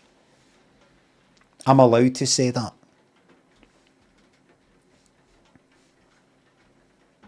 Well, Bob, these are the people I'd like you to meet. And this is Anne, and this is Mike Wedgbury. Now, Do I know them? No, you don't know. This is the first time you're meeting them. No, you haven't a clue, by the way you're looking at them. You haven't a clue who these people are, but I'll tell you he's one not happy. He's not happy. thing. These people will never, ever forget you. And I think we better let you, Mike, tell the story. What exactly happened 10 years ago? He's like that. Right, they don't get you on surprise to reveal something bad you've done. So I'm all right, just calm down.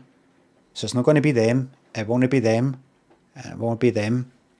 It'll be nothing bad, I don't know if I should be on the telly, people are going to recognise me.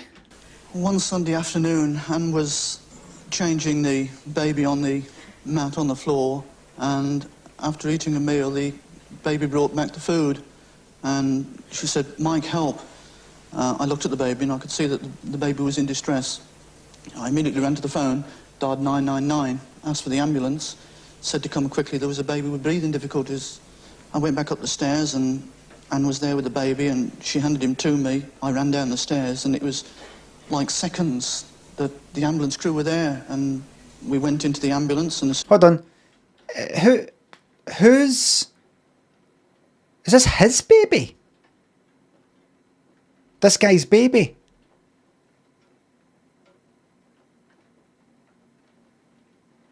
Why is he saying the baby? As soon as we were sort of mobile, they got the resuscitator and revived the baby, and... The baby? The baby? I'll never forget him. Oh, Bob, and you revived that little baby. That little baby was a boy of 3 weeks old. His name was Edward. Yes, I remember that. And they've always wanted to meet you and thank you for this, because since then they've moved away from Blackpool and they couldn't trace you, but we traced you down. And I think, Anne, you want to say a special thank you, don't you? Yes, it was 1979 when we left Blackpool, and it's been one of my ambitions to try and find you, to let you know that over the 10 years you've never, ever been forgotten. And there's somebody else we'd like you to meet, Bob. Who could that be? I think I've got everybody here in the story. It's that very little boy. He's 10 years old. In fact, he's celebrating his birthday today. And he wants to share it with you, Bob. Come in, Edward. Where are you, love? I bet you any money hit that. I bet you fucking hates this. This man saved your life. It's gonna be boring. Damn it, smelly old man.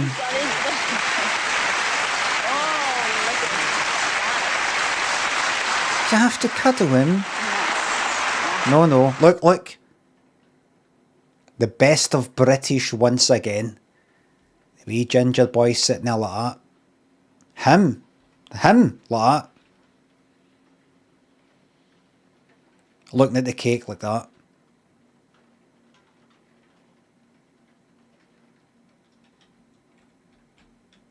That's your British stiff upper lip.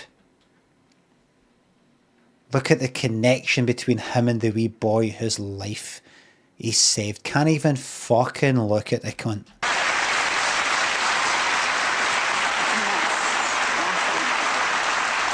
Oh, Bob. What do you think of your handiwork? Look at him. Isn't he a bonny boy? He is beautiful. He's got lovely red hair, just like Prince Harry. Oh, wonderful. Onyx, thank you very much for the £3. This is so bizarre. It fucking is. He's not even looking at him. What do you think? Aye. We boys looked at him like, why is he not looking at me? Should I look away, or have I to look away? Chief Lazarus, enjoy your VIP there. Onyx, thank you very much. No, Jack. And it's his 10th birthday, and I know you want to ask him something special, don't you, Edward? Yeah. What's that? To blow the candles out with me. Oh. Would you help him blow the candles out? Well, if you lift the cake up, Edward, I'm sure he will. But that's going to blow... No, that's going to blow his smelly old man's breath right into his face. 1, 2, 3.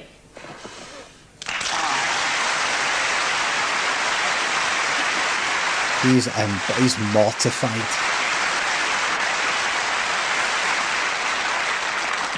Well, while you're about to tuck into that cake, I'm going to tell you about... He's looking at the cake. There's nothing there on the cake, mate. Stop looking at the cake. We get it. You hate this sort of fucking stuff. It's embarrassing. He's just like, I don't know where to look. Do I look at Cilla? I'm not looking at the wee boy. I'm not looking at they two. Do I look at the cameras? I'll look at the cake as if the cake's the most interesting thing in the world. Is that aye? Aye. Alright, wee man. What the fuck is this? Liam thinks to the bits. Only Bob can save this episode. No. A Cillagram will save it. Our Bob. It's our Bob Carrollgees, and has he had a busy week? He's been to Gloucestershire because we got a letter from Leslie Acton, who's a barmaid in a pub there. All the time she's been pulling pints and polishing glasses, she's had this secret dream that just for once, that she could serve somebody really famous. So we thought, well, Bob Carrollgees is famous. And he's always had this ambition too. He's always wanted to surprise a barmaid in a pub. Somebody said in the chat that this is the first series with Bob Carrollgees in it. So why is she saying our Bob Carrollgees? I know that Bob Carrollgees is a well-known person at the time, but no enough to go our Bob. She wouldn't even say our Paul McCartney.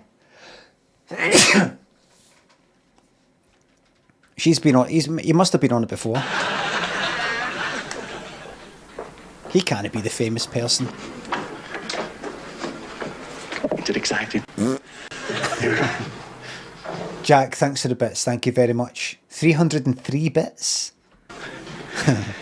Leslie Acton, hello, lovely to see you. Leslie, you wrote to us. Yes. You wrote to us saying that you would love to serve some famous people rather than just the local people around here. Well, surprise, surprise, lady. We've got lots and lots of people lined up for you to serve, all famous faces and lots of lovely people for you to see. So get your coat. We're going now. Where's your coat? Come on, off with me. Come on, Lizzie. Surprise, surprise. Here we go. Real surprise. Lights back on, please. Bob brought Leslie up to London, in fact, to the Grosvenor House Hotel in the heart of Mayfair, no less. What famous people could it be?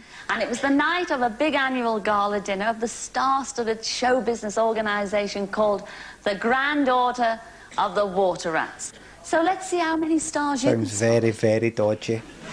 Very, very dodgy. Well, Fuck here we off, are, you. all in our best frocks. Hate your hair. We brought Leslie to the Grosvenor House Hotel in London for a very special evening. Hate the way you hold the mic. Loza, thanks to sub. Water Rats annual ball. And first of all, Leslie, I've got somebody rather special to introduce you to. It's the immediate past King Rat, Mr. Davy Kay. Welcome, Davy. This is Leslie. Hello, Leslie. How are you? King Rat. What a beautiful girl. Isn't it? What sort of people, Davy, is Leslie going to be able to serve drinks to tonight?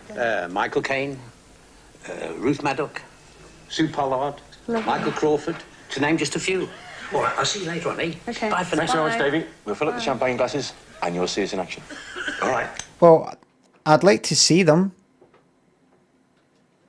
Got me. So that's two people for Hide there. 50% of the people mentioned there are for the sitcom Hide High. Excited.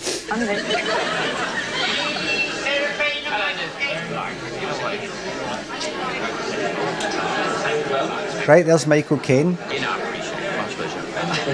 I'll just that natural. Right, Sue Pollard. That blooming dog spit at me, I'll kill you. Have a good night, Leslie. Cheers and thank you. Cheers. Thank you. Did really well. Could I introduce you to Leslie? This is a wonderful waitress from Gloucester. Who's that cunt again? So far,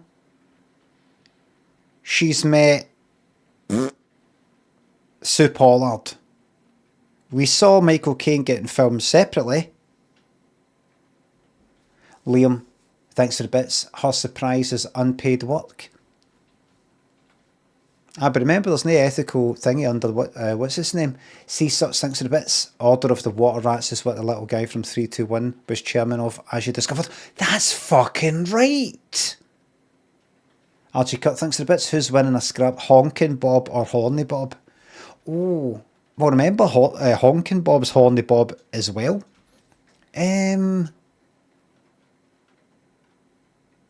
think Horny Bob would win in a scrap because he's kind of nippy, sort of fast like a Jack Russell. She wants to serve famous people with champagne. Who is that guy? It's a pretty face. Oh, thank you. You're the second person to say I'm pretty. Thank you, Leslie. Thank you very much. Hey, Biddy. Yeah, sure, yes. Leslie, hello. It's a pretty face.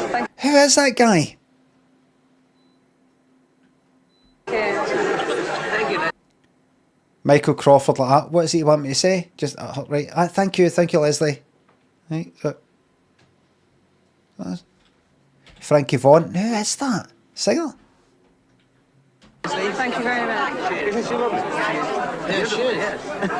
Leslie, hello. I don't drink, so I can't drink share. But do you have any ferry or anything like that? We will organise a ferry for you. Super. No way. How the fucking Ogden?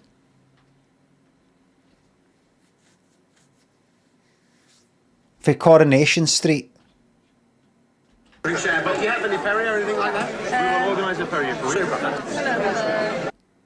I think people would be most starstruck with her. But no fucking way.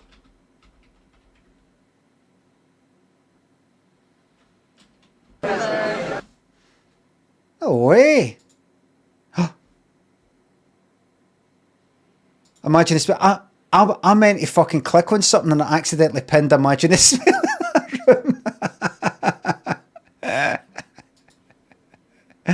I didn't mean to do that. I meant to click on something else to see something. Wait a minute. Right. Okie dokie. Right. Liam, thank you very much for the bits. Thank you very much. Jean? Way. That's a champagne. I see your glass is empty. Can we refill it? Fortuitous occasion. Thank you very much, Bob. Thank you. Do you think she'd make a good job in the road return at I'm sure. I'm sure.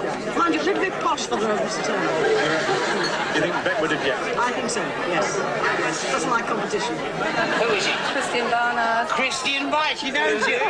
He's come 6,000 miles specially to be with us tonight, and you are the first lady that served him tonight.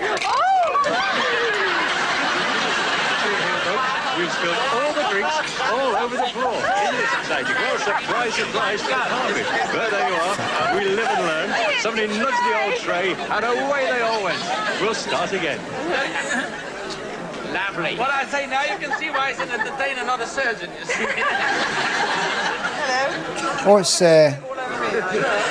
Dennis Waterman. I heard he's maybe wasn't very nice, him. We've got Rula Lenska. Oh, really? Oh, I could be wrong. I could be wrong. I could be wrong. Hamish thinks the sub. What are you doing up at this time, big man? I'm working. What are you doing? I'm working hard. Hello, Leslie. Yes. Have you met lots of famous people then? So far, yes. Great. Good. Well, I hope you have a nice evening. Usually it's a wonderful evening, the Water Rats Ball. What are you looking like that for? You don't know who I it think is. she's smashing. Who is it? Who is Michael Caine. Michael Caine. Of course it's Michael Caine. Surprise, surprise. Are you alright, you wee fucking tit? You just think he doesn't know?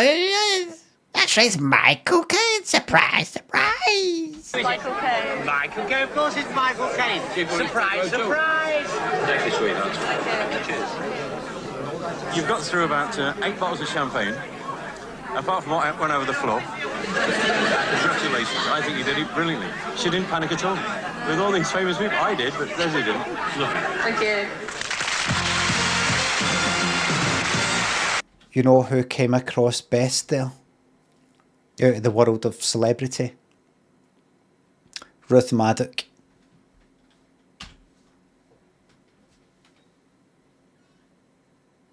Ruth Maddock. I think. She was smiling, friendly, direct. Do the 95 thinks the sub.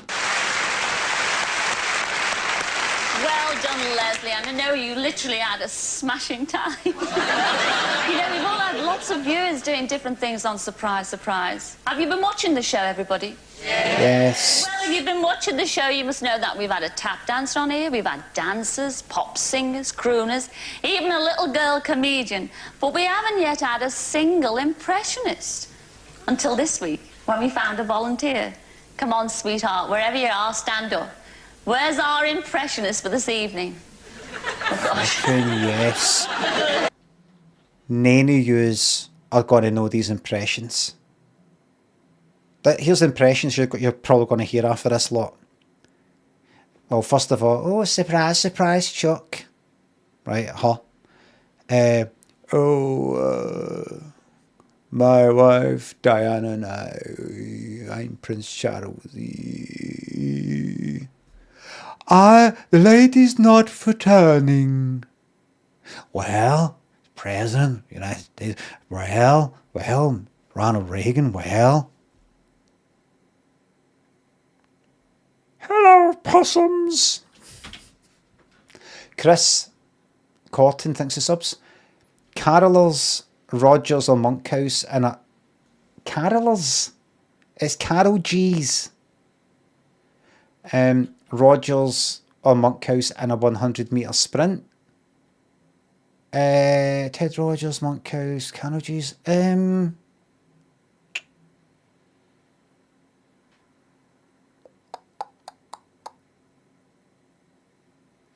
Got a wee feeling that it would be Bob Carroll's. Actually. Chris, thanks for the sub. Oh, I know you're looking a little bit confused, but don't worry about a thing. I mean, you all wrote into us, all four of you, saying that you'd love to come on the telly. Because you sometimes saw Bob Carriage's come on with shorts. Between one of you, so Never saw we'd have all Bob four of you Monkeys here. with shorts. So if you'd like to come and join us down here on the set, I'd be pleased to have you. 360 pixels high is generous. Comfortable on the settee. Hello. Nice to meet you, Chuck. Oh. There you go. Who's that supposed to be? Donald Duck. Who's that supposed to be? Bobby Ball? Benny Winters. Oh, Bernie Winters. He will be pleased, I'll tell him. Well, I don't know any of your names because, you know, I've forgotten when you sent the letters in. So let's start off with ladies first. You on the end. Tracy. What's your name? Tracy. Tracy. Where do you come from, Tracy? Croydon in Surrey. Oh, you do? And what are you going to do for us tonight? Who are you going to... David Bellamy, Sue Pollard. Oh, brilliant. David Bellamy. Oh, natural compost, oh, natural plants, oh, not natural. Super. Oh, Miss Cat. Oh, Miss Cat. Are you really? Actually, it's very interesting. I'd like to see a girl do a fella like David Bellamy. Would you like to do a bit of David for us tonight? Well, in your own time, Chuck, off you go, Tracy. You can... did you do anything standing up? Talking about shagging, maybe. If you want to stand up, love, you can. Yes. Then I have to do the hand. Oh, you've got to do... Oh, I mean, you know, just camera, please, just follow her anyway. It's wonderful to be here with you all this evening. Now, when you wake up in the morning, don't say good morning to your neighbours, say good morning to your plants and specimens. Now, when you look around you, you don't seem to really appreciate all your plants, or we seem to neglect them all in the winter time, and we don't seem to see them. And some of you might be like, I wasn't alive in 1986. I don't know who the fuck she's meant to be. David Bellamy. Rummaging through the undergrowth, all right.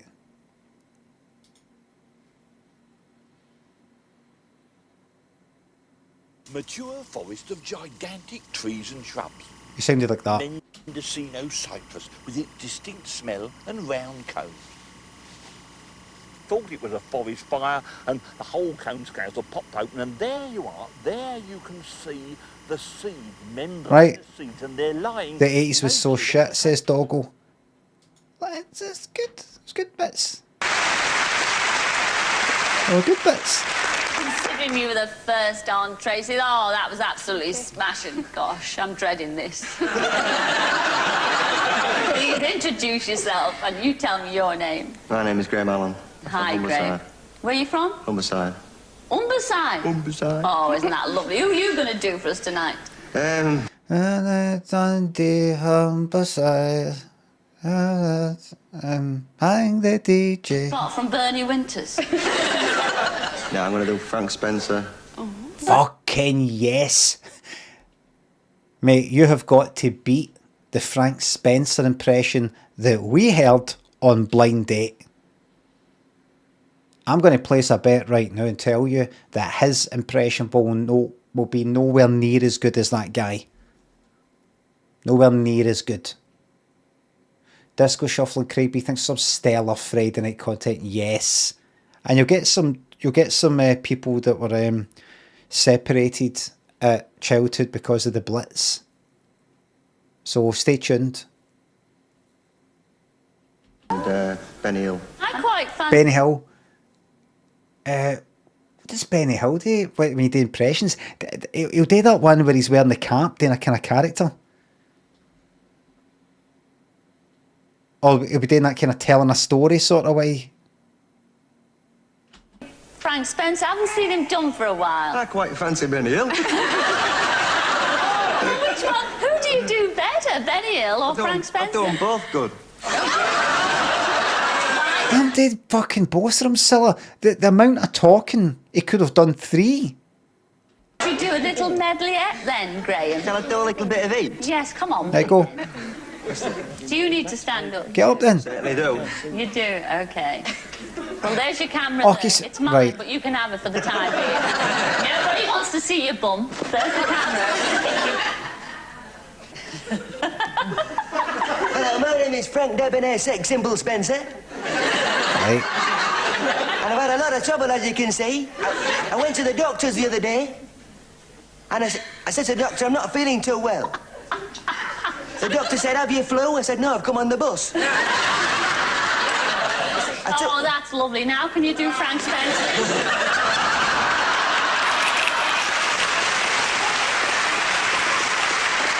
It's all right. It's quite good, but it's not.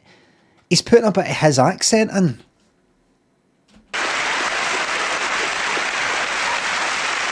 He's not got the whole, you know, the wee sounds that Frank Spencer does. You know, the wee kind of, you know, like the wee.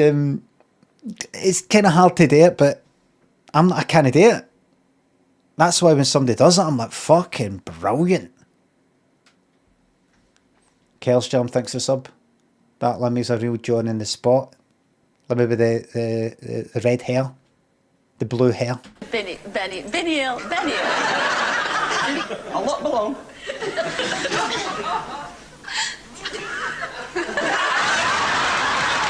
Oh, fuck off. Fuck off, is that it? Pair of specs, stick your tongue out and do that? Fucking shite. Look what gets a fucking roar of applause in the 80s. Good evening, viewers.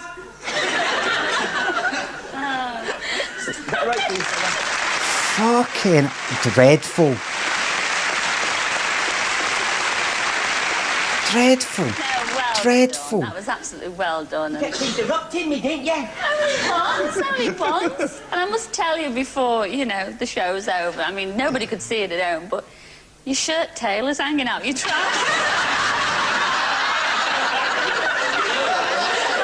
Oh, pair of Farah, stay press. Very well done. What about this young lady? Absolute shite. Your name? Julie. From Blackburn. Pardon? From Blackburn. From Blackburn, or? Right, listen. Here's your options. She might do guys. Right, she might do Ronald Reagan or something like that, right? But you got your Thatcher, your Queen. Cilla.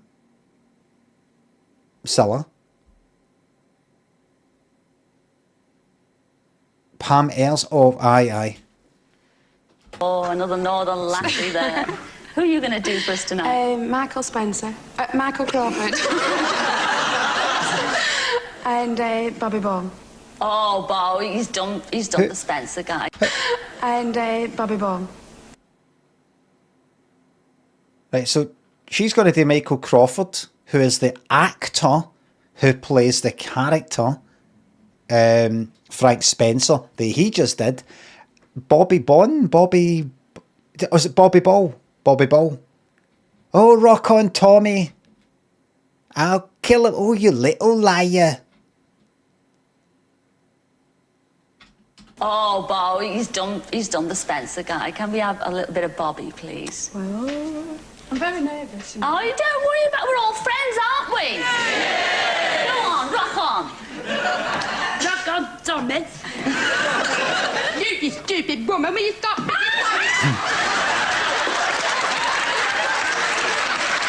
That's actually... She's actually elderly. That's really, really dangerous. In case you don't know, Bobby Ball would do that kind of thing, in case you don't know and you're thinking it's actually her that's doing it. Sean, thanks for the sub.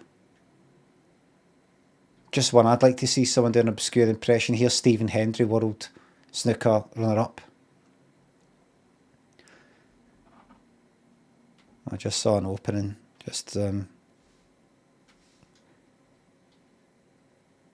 I thought that would be me for the whole frame, but when I just saw an opening there, watching it, I was able to about that.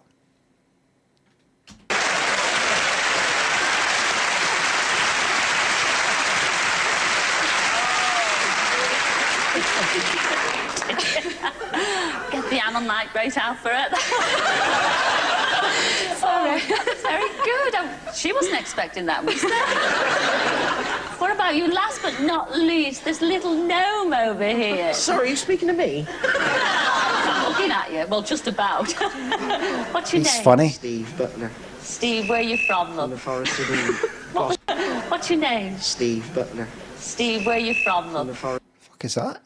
of Dean. What was that then? Who made the sound? Was it you? I didn't.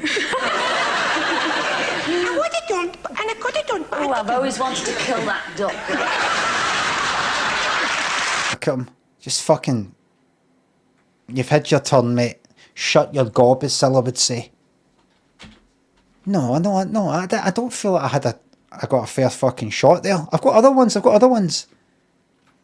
I wish I could fly way up to... yeah, Prince Charles here. Hello. No, I just...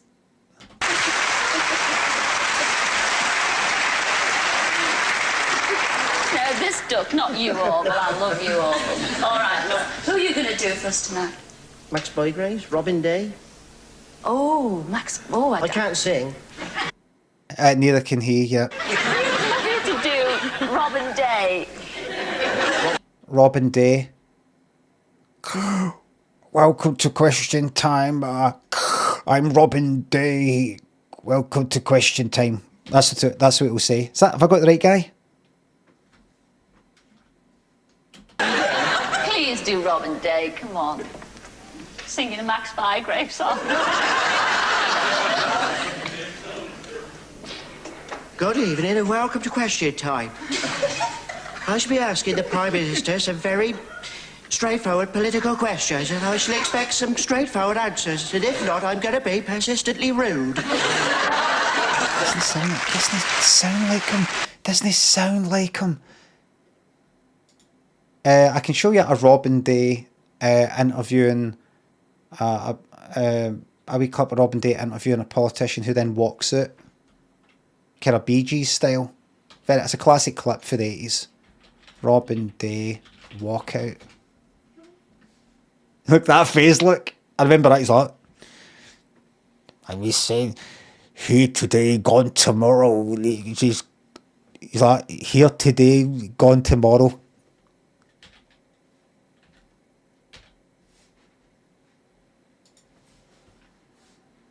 You see what I mean?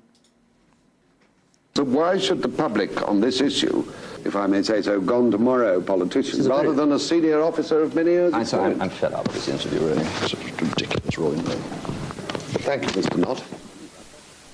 What's that? I drink your milkshake.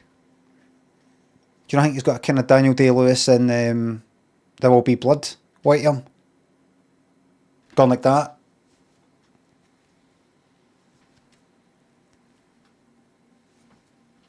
And if I may say so, gone tomorrow politicians, rather than a senior officer of many years. I'm fed up with this interview, really. It's a ridiculous ruling. Thank you, Mr. Knott. Get this off me. No. Big Keanu thanks for the new Prime sub. Pushkin thanks for sub. The beard doesn't get itchy, no, but I can feel it. I can feel it.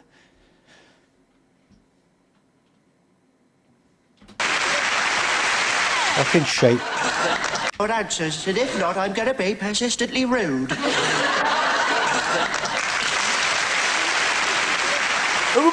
My child! My son! Max Bygraves. My child! My son! There you go, I'm a brilliant actor. My child!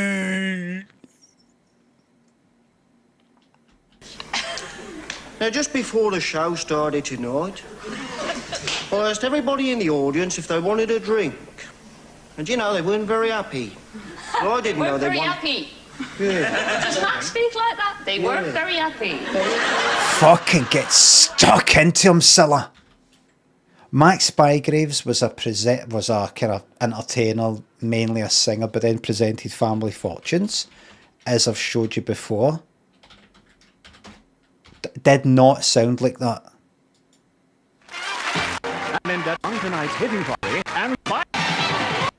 If you wanted to do an impression of Max Bygraves, you said, "I want to tell you a story," which apparently he never actually said.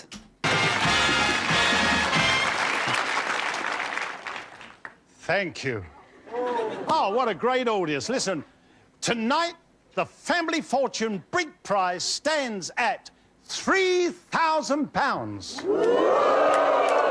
And you know what I was thinking as I was coming here tonight? You have the audiences here every week, and they never get a chance to join in on the fun. Never get a chance to win the money. It's always the families. Now, listen, Right, I'm going to give that's you a his chance in accent. the audience tonight to win £500. All right? I'm going to ask you 3 questions. Right. If you So keep that accent in mind, that voice in mind. Now I want to watch this. We watched one of his before. He's no Bob. He's certainly no Bob.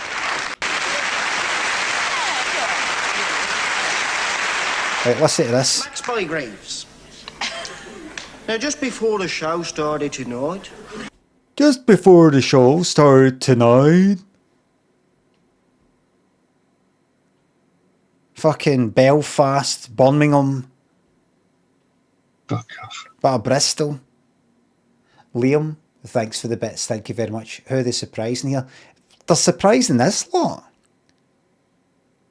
This lot here. No. Aye, this is the lot they're surprising. Getting them down for the audience, I don't think was a big surprise. They don't seem to be like, oh my god, what?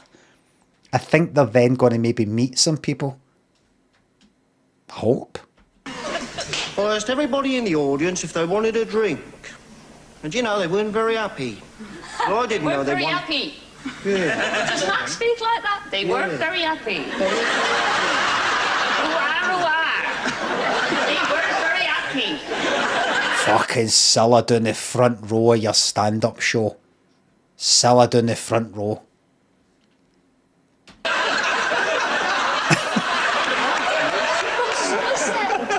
I never knew Max was from Somerset.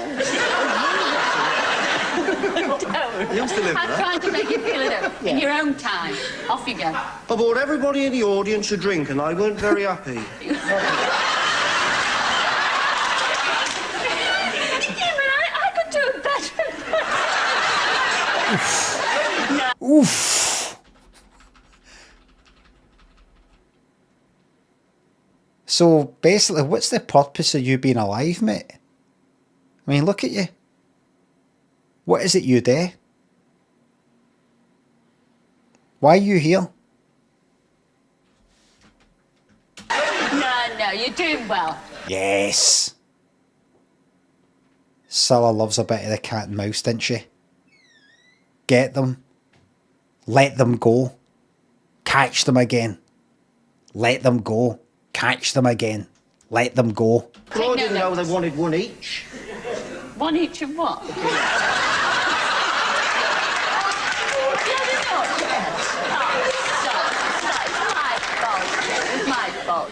Just So he continued with his, if I understood that correctly, he continued with his wee impression, his wee story. But because she's interrupted that much, she's like, one each or what? Nobody following it, and he's just about like that. You know what? Fuck it. And she's like, I know, that's my fault. You can blame that one on me. That was my, sorry about that. Sorry. On you go, come on. You had enough. You had enough. He's raging! Massing Bird, thanks for the bits.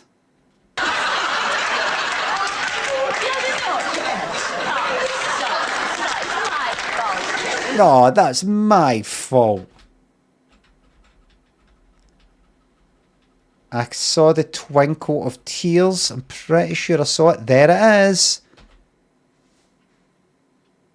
You only get a... Look at this. It's 360 pixels high. This is blurry footage, and yet we can see clear as crystal the reflection of light in his eyes. How do you get a reflection that big? By there being a coating of liquid on the eyeball, so it kind of like reflects a larger amount of light, also known as tears. Fucking savaged by Cilla. Savaged. Look at that, look. Oh dear. Oh dear. Yeah. Savaged. That's the way it goes.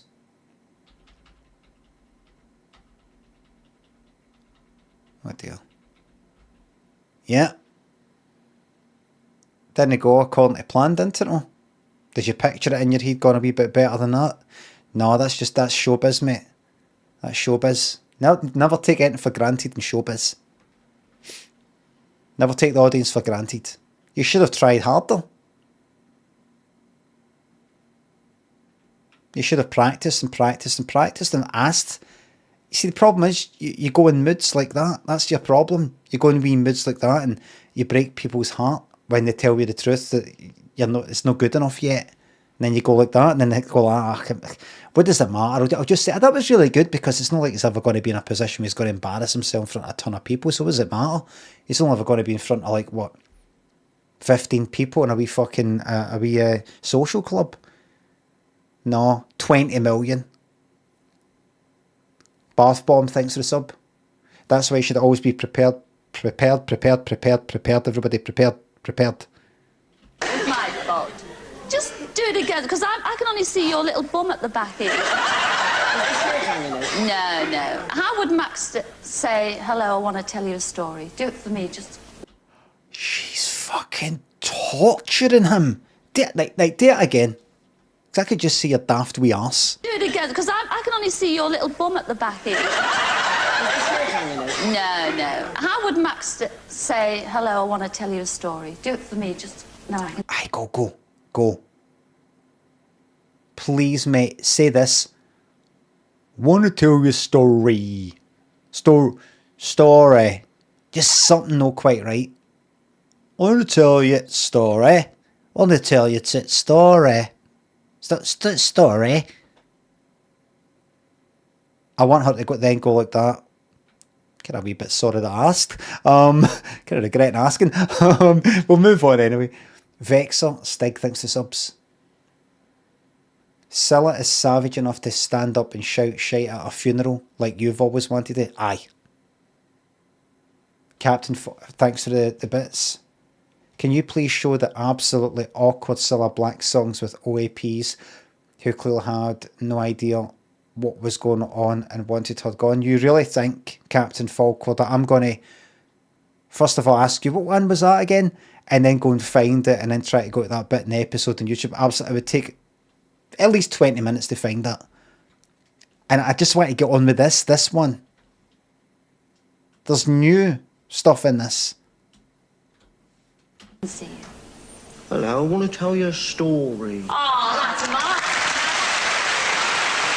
Oh, that was really nice. Oh, we can't hear you now, mate. Shush. Well, you weren't very happy. Actually, I think you've all been terrific sports tonight, and... The fuck is going on? Remember there's that picture I saw? I was looking at purses, bags and all that, because I thought that, well, some of yous said, oh, a purse now is a bag. And I had to go and look it up. And there was a picture of somebody's feet and they were doing that kind of, just sort of turning my, pointing my toes inward sort of pose. This is the opposite. This is, I think, because you don't want to look like that. How the fuck is he bending his right foot? That's one for the blooper reel. That far to the right? I can't even... Is that no hot? Is that no... Is it... I can't do that. I can't do that. Beneath the headphones, thanks to the bits. I'm having a wonderful time. Telestream's a class. Can I get a big shout out for us VIPs? I'm glad to hear it. This is a big shout out to the VIPs. Remember, everybody, if you've got, aye, that's all right. It's kind of all right. I can cope with that a wee bit. It's quite kind of sort of. If you've got 1 million channel points or more, you can press redeem VIP in your channel points redemption stuff, and make yourself an instant VIP. Instant. They'll get reset when it gets to 100.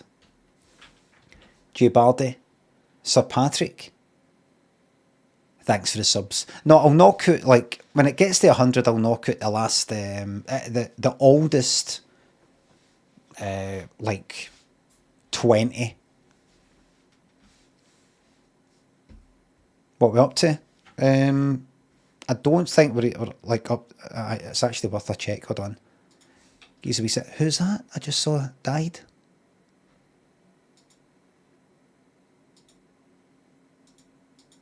Oh, it's gone. Fuck off, Metro. There's some of these news sites I never fucking look at anymore because you know they're going to be plastered with fucking ads. Plastered with them. Creator dashboard. Community. Roles manager. Display. VIP. How many we got? I'd say that's about 2, 4, 6, 8, 10, 12, 14, 16. Be 20. Maybe about 35. So plenty. Plenty of space. Plenty of space. Pickle, thank you very much for the sub. Jay Bardi, thanks for the sub. You know, really, you're better than half the acts on television. You really are. You know that. Don't look straight into my eyes when you say that, Jay. But there's one more impression we'd like you to do. We want you all to do an impression of that very famous Cockney, Jimmy Greaves. But as the audience will agree with me, I'm sure that they look nothing like Jimmy Greaves, do they? And I think you should all get dressed up and really look the part. And I don't mind without the dressing up. No, because we want you all to look the same and we want to give everybody a fair chance because we're going to pick the bestest later on. Then I'll do that as well. Pardon? Oh, don't argue. This is my show. I want to do it now. Well, you will do it your way when you're dressed up like Jimmy Greaves. Fucking well said, Cilla.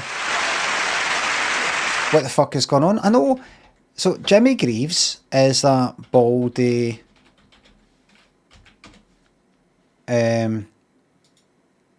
ex-footballer who then became, I looked him up in my stream a couple of weeks ago. That's how I remember him. Looking like that, presenting a football programme on Saturday afternoon, I think, St Greavesy. Aye. That there. That was it. What is it, kind of Cockney or something? St Greaves. Aye, that's what I remember. They two talking about football. That was it. So I don't know how you would do an impression of him. How the fuck would you do an impression of him? None of them have said that they do an impression of him. Really not Cockney. Impression we'd like you to do. We want you all to do an impression of that very famous Cockney, Jimmy Greaves. But as the audience will agree with me, I'm sure that they look nothing like Jimmy Greaves, do they? They'll probably, like, what? Obviously they're going to fucking bring Jimmy Greaves out. They'll just pick a random fucking celeb who's available. So the next one impression we want you to do is Jimmy Greaves. Now, what I want him to do though is, no, what? Wait, what? I can't do Jimmy Greaves. Anyway, so you're going to be getting dressed up as Jimmy Greaves and you're going to give your Jimmy Greaves impression. I don't have a Jimmy Greaves. I don't really know how to do him. You said you're an impressionist, so you're going to be doing him. So this dickhead who's been nothing but trouble. It's like, oh, can I just do it without getting done up? Why is he being like that? And is he not actually gone red? And I think you should all get dressed up and really look the part. And I don't mind without the dressing up. Who said You that? should all get dressed up and really It look was the him. Aye, part. number 2. And I don't mind without the dressing up. No, because we want you all to look the same and we want to give everybody a fair chance because we're going to pick the bestest later on. Then I'll do that as well. Pardon? What the fuck is he on about? Why don't you want to get dressed up as Jimmy Greaves?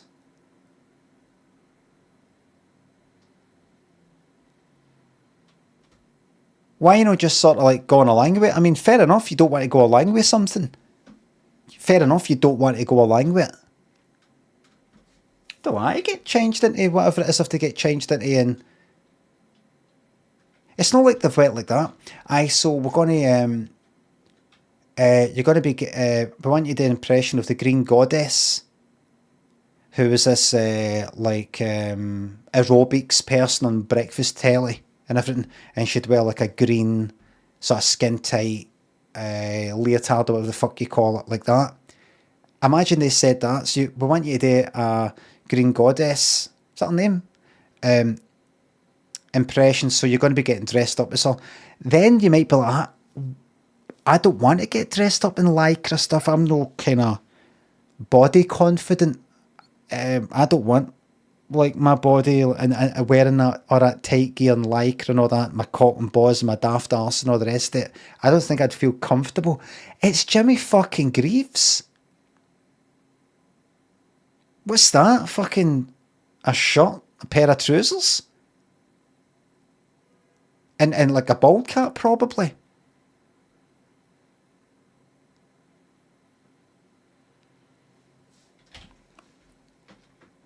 Forgot to put his undies on. It'll be something like that. It'll definitely be something like that. He'll have like fucking nipple clamps on, or like crocodile clips in his balls or something like that, and he's like thinking, oh fuck, can I go to the toilet first? Kai Steed, Jambo, Bianchi, Picklebee, Gibardi, Patrick. Thank you very much for the subs and gift subs. Back then in 86, having like clamps on you for your own personal pleasure, secret pleasure, was frowned upon. So he's like, ah, fuck. He'll be able to go to the toilet, try and flush him down the toilet or stick him in the cistern. We're going to pick the bestest later on. Then I'll do that as well. Pardon? Oh, don't argue. This is my show.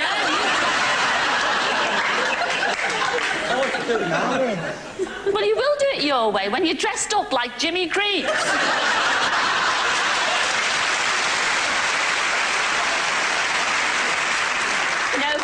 With some people, you just have to be like that.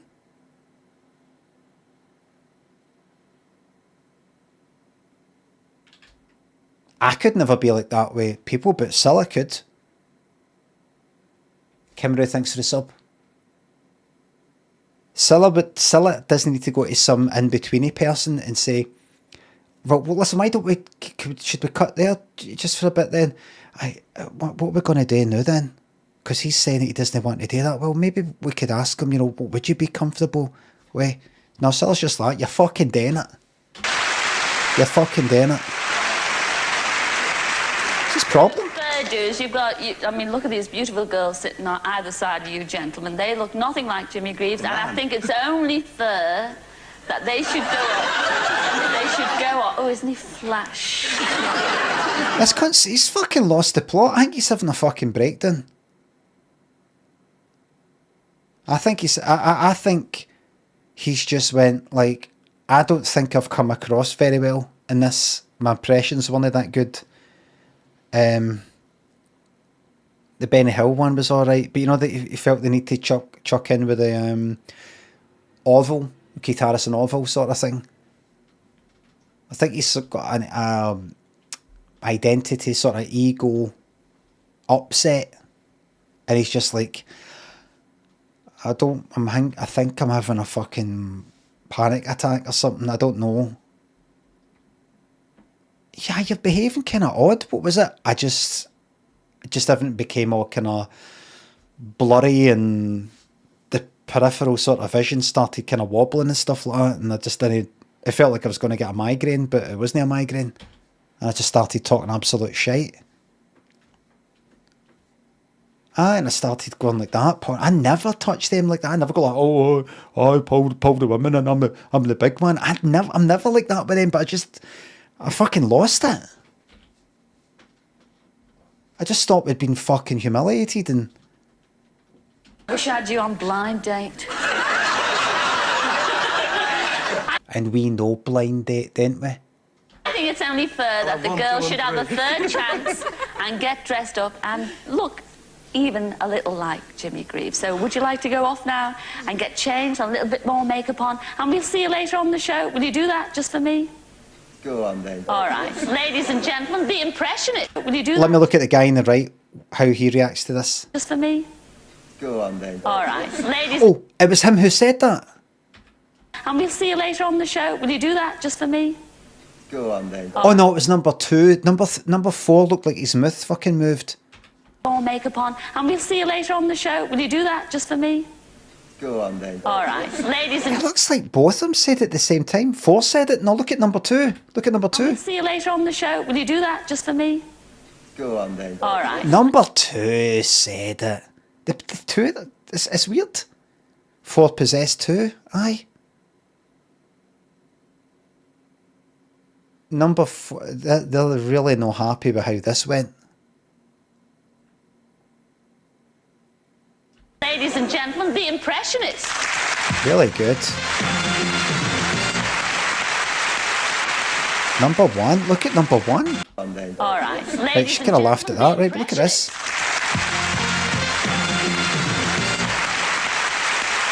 It's just all. Number 4 walking away at the end there. In the meantime. Oh, I think I'm going to make a big impression on a cup of tea. I'll see you in a couple of minutes. See you then.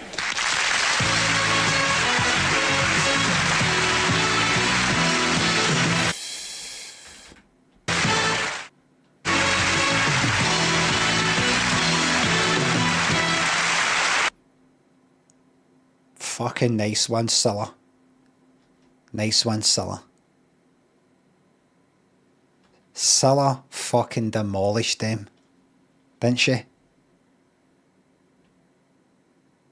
Demolished them. Desire Lines and Black Newman thinks the subs. Suck my fat one.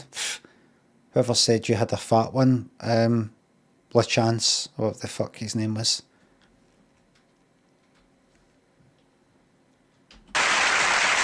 Hello everybody and welcome back. Now every week our Bob will be out and about with our outside broadcast cameras to spring a surprise on somebody. And at this very moment he's at a do-it-yourself shop in North London ready to bring us a rather special dance performance. Now before we go over there, let's have a look at what happened earlier today when Bob first arrived at the shop to surprise Pamela Clegg, who works there. Have a look at this. Oh my god, look at it.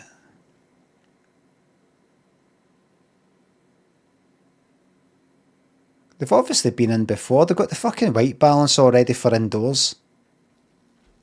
Right, it's right round this corner of the shop. The DIY shop. If I had a hammer... I don't want a hammer, it's hammer one. I've got my hit hat on, so I think we've cracked it. Keep moving, lads. Got to find the way in. Excuse me, lads. This is it. Pamela Clegg, surprise, surprise. How are you? You're Pamela, I believe. Which is Beryl? Beryl. You're Beryl? Yeah. Now then, you wrote a surprise because you have a little ambition, don't you, Pamela? Is that right? Are you not talking to us? No. You've got a little ambition, haven't you? You wrote in saying your ambition is to dance to Singing in the Rain. Yeah. Is that right? And also, That'd be good. at the same time, Beryl wrote in as well. 36. I was going to say that. This is a 35-year-old in 1986. Didn't you, Beryl? Yes. And we're here. So you ready? I'm singing. No, oh, is there no rain? Well, we just have to fix that for you because we've arranged some rain for you, Pamela, and we've arranged lots of things. A little costume for you so you can do your impression of your favourite man, who is Gene Kelly. Gene Kelly. You love him, don't you? Yeah, oh, I do. And you fancy yourself as?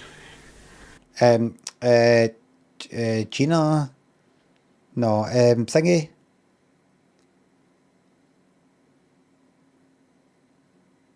No Gina G, no Ginger Rogers. The other one that's in it. Maybe it's not Gina. Carrie Fisher's more. Debbie Reynolds. Aye, Gina. Aye, Debbie Reynolds. Well, anyone going? Ginger Rogers? Ginger Rogers. Well, I think Ginger Rogers is the one for you. Ginger Rogers wasn't in Singing in the Rain. Red hair. Did you? Oh, yes. Very red, didn't I? I don't know if it'll make your hair red, but we can certainly make you dance to Singing in the Rain. Are you ready? You got your coat? We're going to do it right now, Pamela. Okay. Are you? Yes, we are. I'm singing in the rain. Ginger Rogers wasn't in Singing in the Rain.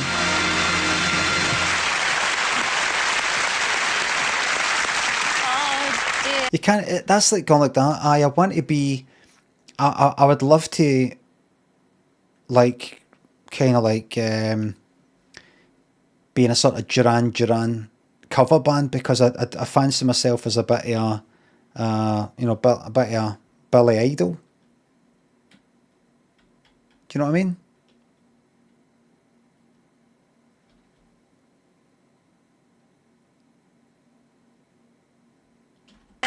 Just a wee detail, everybody. Maybe I'm being an asshole. Corey thinks the sub. I know the feeling well, Pamela. I remember when I used to have red hair as well. Well, while they're getting ready for Pamela's big performance, first let me tell you about something special we've got for the first show in the new series. We're going to give you, at home, a chance to take part in the show tonight. What? We want you to ring in tonight if you can help us with some information. Now, to give you the details, ladies and gentlemen, straight from the Krypton Factor, we have Gordon Burns. Come on, Gordon. I knew. This is new.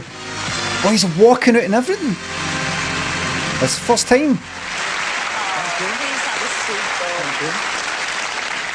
Well, Gordon, welcome to Surprise, Surprise. Nice to be here. Thank you for inviting me. Oh, you're very welcome. I'm sure this is all going to be a big change for you. I mean, from the Krypton Factor. Well, just a bit, perhaps, but I think probably more fun. Just a bit? We're all thick here. No, you're not. I'm sure you would do beautifully on our assault course. Only if you were there to guide me. Talking about assault courses, have you ever been on that assault course? Well, yes. I had to do it. I was forced, almost at gunpoint, to do it because they said you can't keep asking your contestants to run down this horrendous assault course every week if you haven't done it once. So I have done it from beginning to end. Is his hair pure long at the back? Is that his hair like coming right down, right at his fucking...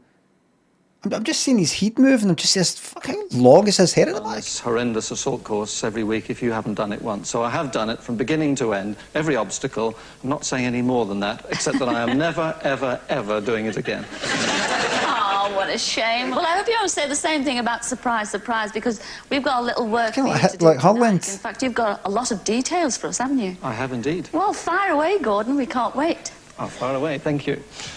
Well, Surprise, Surprise has had thousands of letters from people wanting to find friends and family that they've lost touch with over the years. Tonight, we've set up a special phone line to try and help just some of them. First of all, take a look at this photograph. Just some of them. Particularly Horrible. the Navy petty officer on the right. His surname is Lee. His nickname was Tansy among the other men in 845 Helicopter Squadron in the late 50s when this photograph was taken.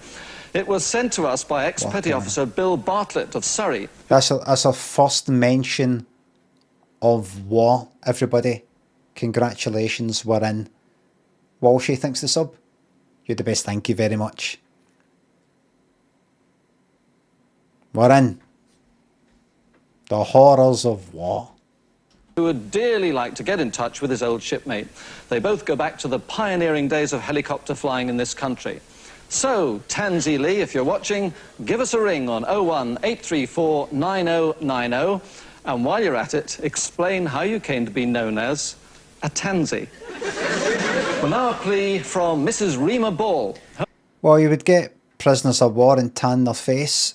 See, I don't know if it's a Glasgow thing or a Scottish thing or something, but to tan somebody's jaw means to slash or rip their jaw. To tan a motor would mean to like either smash the motor in or smash it in and steal something for it.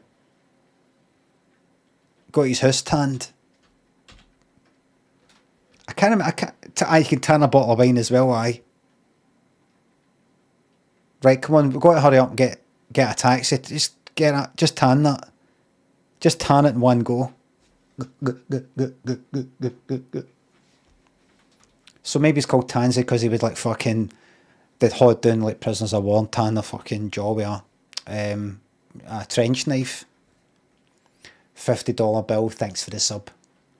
Her mother was a professional singer called Dorothy Dorsey, who made a number of classical records, those old 78s that break easily. Rima says it broke her heart when all the copies of the records that the family had were mistakenly thrown away, particularly because her children never heard their grandma sing. So, is there anywhere lying in an attic or in an enthusiast collection a record we could copy of anything by Dorothy Dorsey?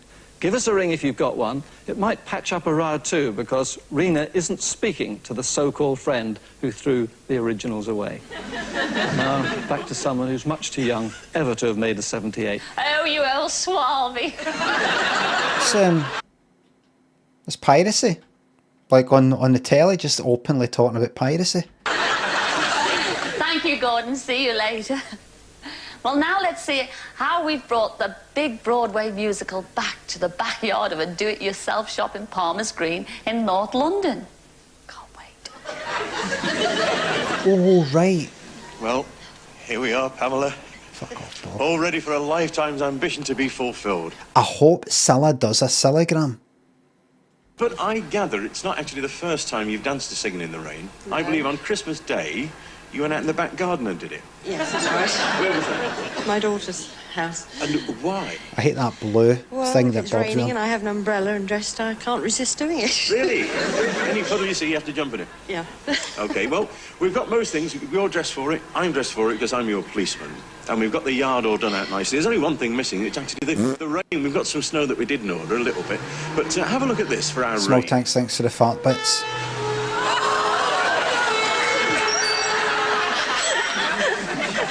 Those are the lads for the job, aren't they?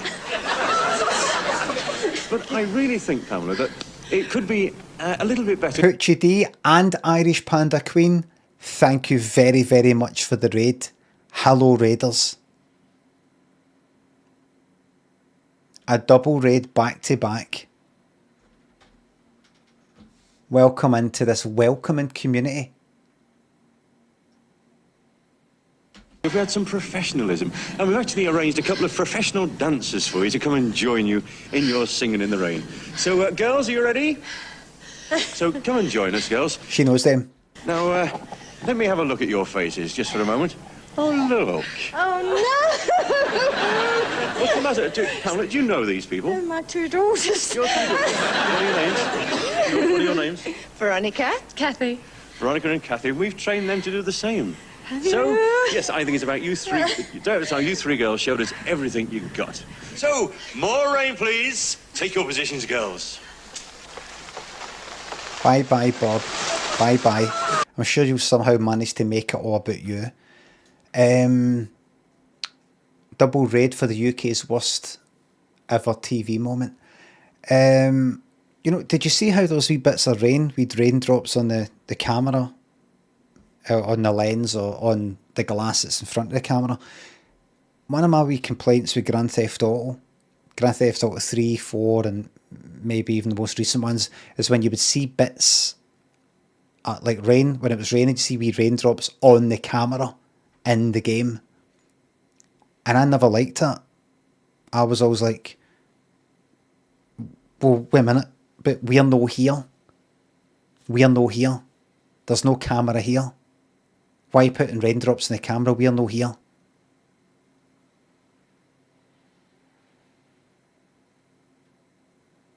My immersion, exactly.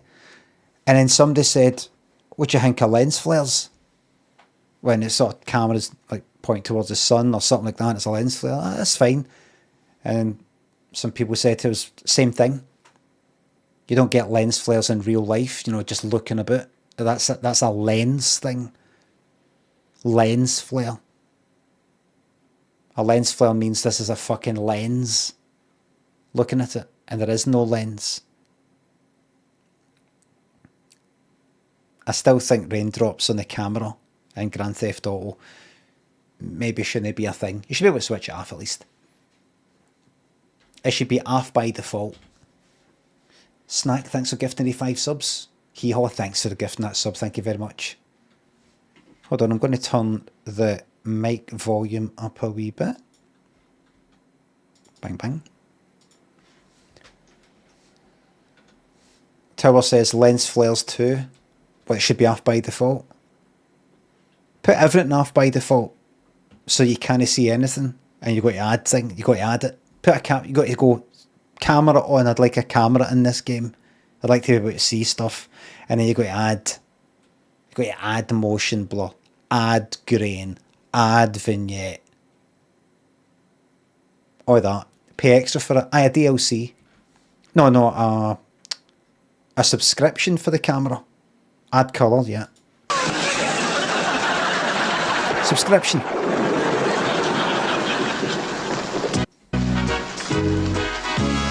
Hello, Raiders. Welcome to entertainment.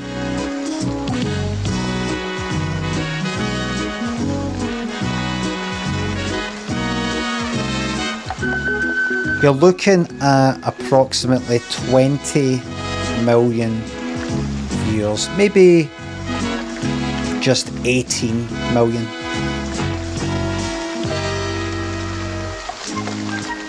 Speed this up. I'm dancing. Sorry. And singing in the rain. I don't think that was Gene Kelly's voice there.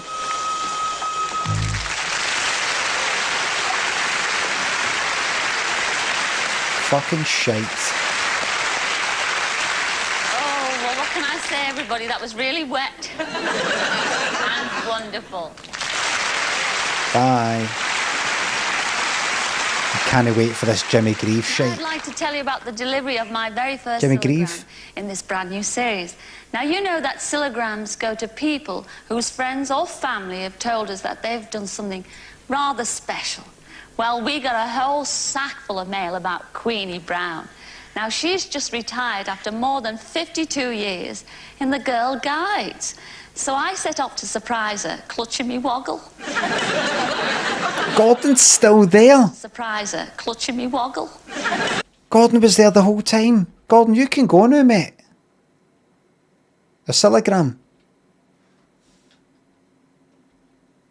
What? Redmond's at Cilla'S. Theo's at Cilla'S. Clutching your waddle? Oh, I don't know.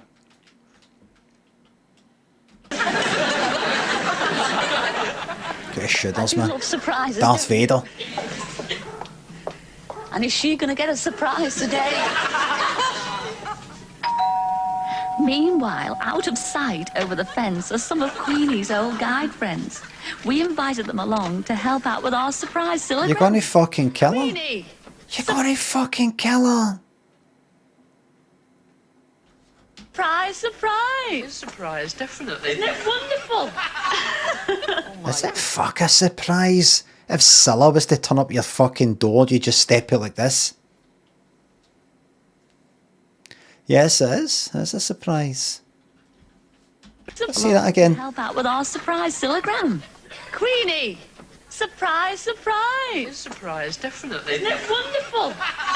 Oh my goodness me. The little bird wrote and told me that you deserve... Hear that guy in the audience? Ha ha! Oh my goodness me. The little bird wrote surprise Cilla'S. Queenie! Surprise, surprise. Surprise, definitely. Isn't it wonderful? Oh, my goodness me. The little bird wrote and told me that you deserved a special Cilla'gram.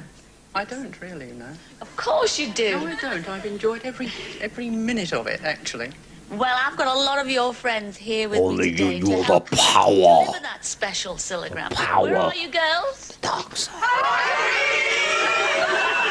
Goodness gracious me. Oh, this is terrible. I'll get you. Oh, Queenie, what are we waiting for? Let's go camping. Come on, girl. Yes, Cilla'gram time. Ned Stark. Oh no. No, no, no, no, no. No, no, no, no. That's no You'll Never Walk Alone, is it? Ned Stark, thanks for the sub. Memories Oh, thank of God. melodies of songs I used to know. Friends of mine that harmonize together. Scallywags and sleeping bags and tent flaps all askew. Is this a song? Breathing in the open air together. Is this an existing song? Together around the old campfire. No. Where the mushrooms used to grow. That sounds familiar. Used to show around the old campfire. It's not a Cilla original. I've heard that before. Buttercups and daisies and the fields of dewy grass. Da da da. Da da. Little creepy crawly things that got into the tops. Furry cakes and real tea together. Together. Almost 20 million views. This is rough. This will make you stronger, Desire Lines. Used to grow and the muscles used to show around the old. This was my Sunday night. This was Britain's Sunday night. This is your Friday night. Danny Laundry, thanks to sub. So grateful for these night streams. You're very fucking welcome to this. Very welcome. 20 people in a tent.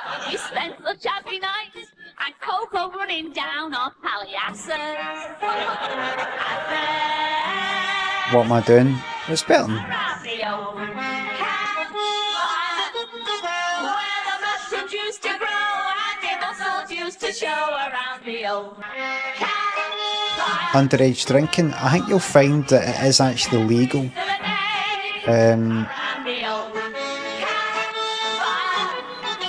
What's the law regarding booze again?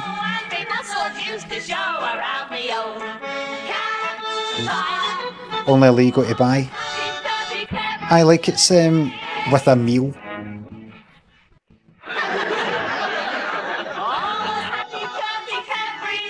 Don't worry, we'll look it up, everybody.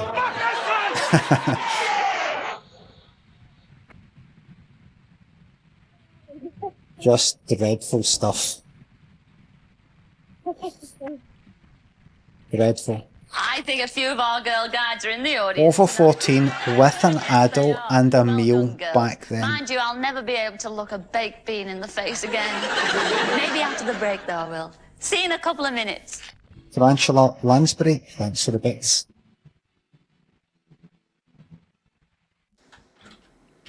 Scotland alcohol age law.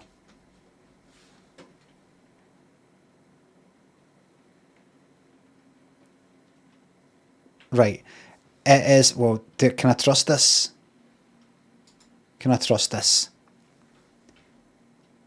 Reject. Right. Did. 18 as usual, right, but, right, that's pish then.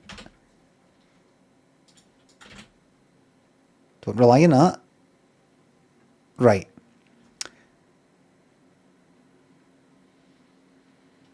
I don't trust it. Right. Is this Scotland? Not Scotland, does not apply. Right, what about this then? Right. Right, under 16, You're allowed in a bar with and adult. Look at this fucking website. Something.scot.nhs.uk. You allowed with and adult. Fucking. You cannot buy a drink. I'm not talking about that. I'm not talking about that. I'm talking about. Right. Let's try it one more fucking time. We're going to get a straight answer. Here we go. What about you? What about you? Sale and supply. Right. Right. Get on with it. On sale. On sales. That's not what we want. That's not it. Of sales. Right. This is research. What's the fucking law? You absolute cunts. What's the fucking law? See, I'm trying to avoid the fucking AI thing.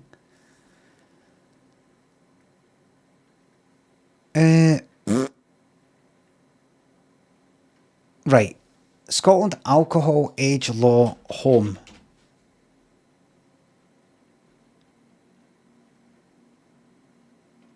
Right, here we go. Let's try this one. Regional differences in the law. Right. What the law says. Under 16s. Right. Oh, Jesus Christ. Home, anything to do with home. But look at the way this website works. It kind of loads in. Just fucking give me a whole lot of it, right? Then I can... Right, let's search for the word home. Fucking, I saw it. Did I not just see an AI telling us that like it sort of got the info for here? Maybe not, didn't it?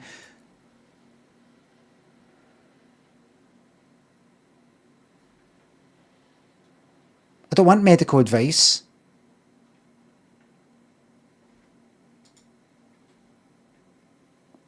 It is the hardest thing in the fucking world to just get a straight answer to this fucking question. AI is the fucking solution here, I know. It's just that you can't, it's not quite, right, look. Dive deeper in AI mode. Right.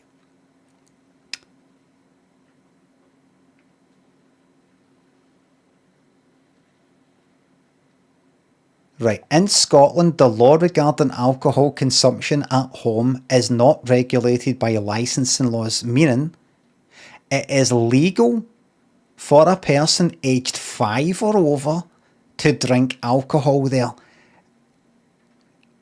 Is that fucking right? Can we really rely on that information?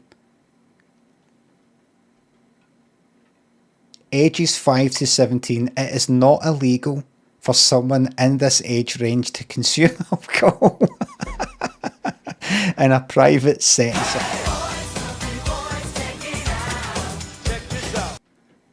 Nuras, thank you very much for the bits. Rob, thanks for the new Prime sub. And who was that? Nuras, thanks for the fucking bits. This is an unregulated area of law and health professionals strongly advise against.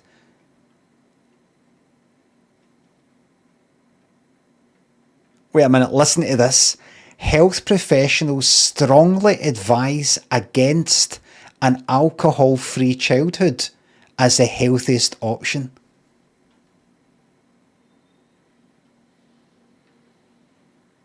Mommy, you've got to get me off this monkey.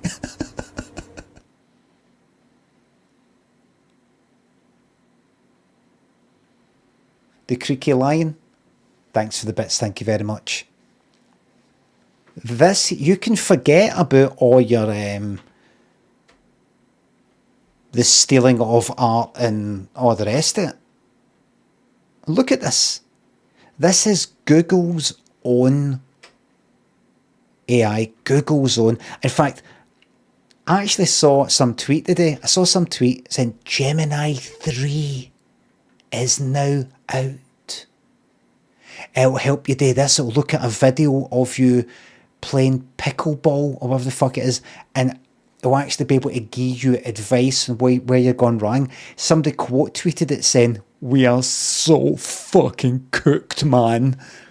As if like, oh my god, we're so like close to like fucking Terminator. Like that. And then you actually see this.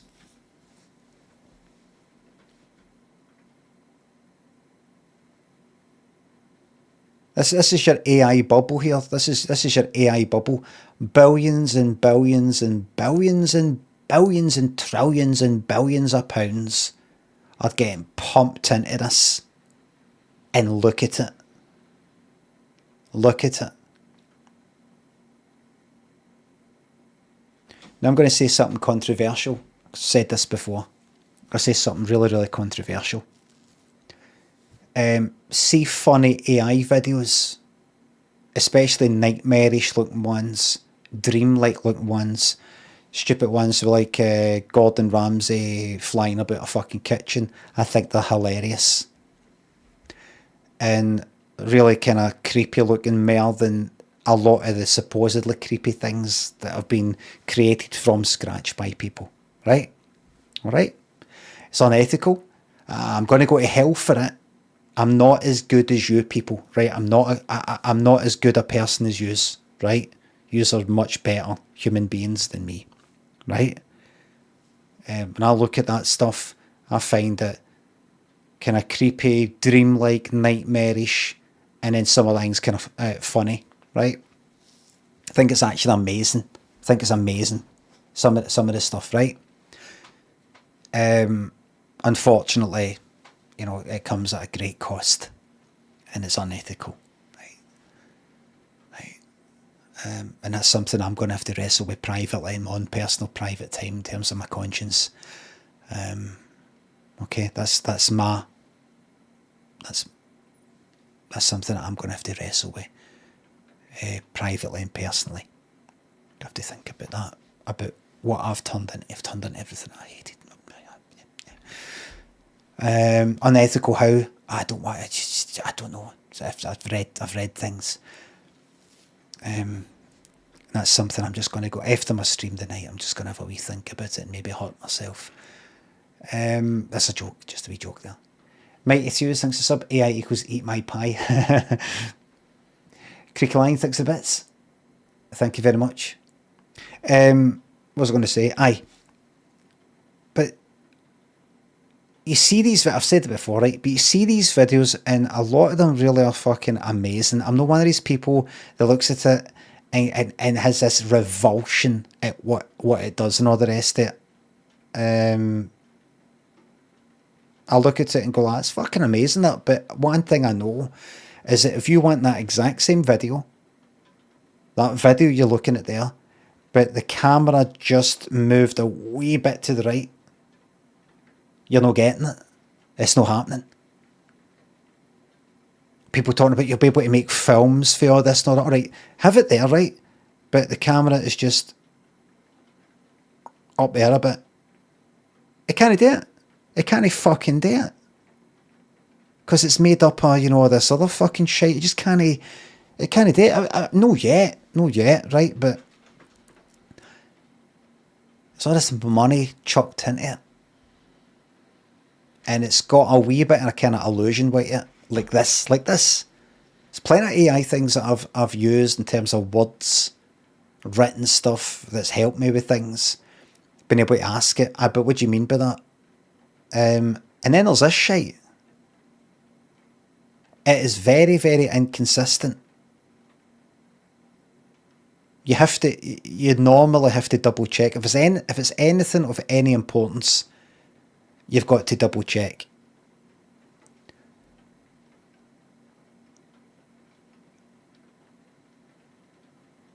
Ages 5 to 7, it is not illegal for someone in this age range to consume alcohol in a private setting such as their own home.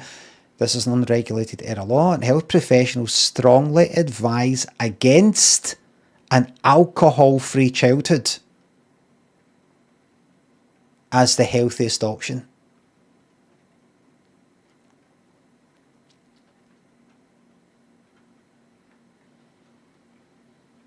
Now, I don't know if I'm reading some sort of double negative there, Like if it's saying against a free, against non-thingy, but it looks to me like it's saying professional, saying you shouldn't bring your wines up like completely without alcohol. It's good for you to have just, if you're 5, 6, just a wee glass of small red wine with your Farley's rusks.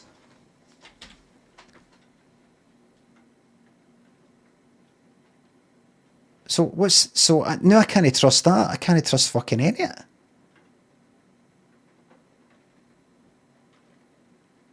it. What age can... There's no point fucking asking it. It doesn't fucking know. Does anybody know, though, in Scotland or England and Wales, you can drink at practically any age, almost, in the house. Is that right? In a private setting. Is that right? Is it right what it actually said?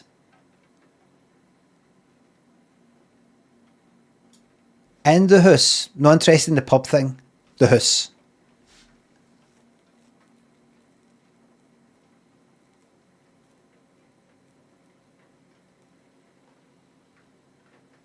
Probably is. I've got a feeling it is. From 5. Aye.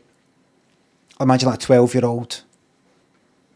Or something. Oh, what does that taste like? Oh, how do you go? Have a sip. A sip of wine. I can't imagine the post are allowed to kick the door down. Maybe in 50 years or something like that. Oh no, I can't fucking do that.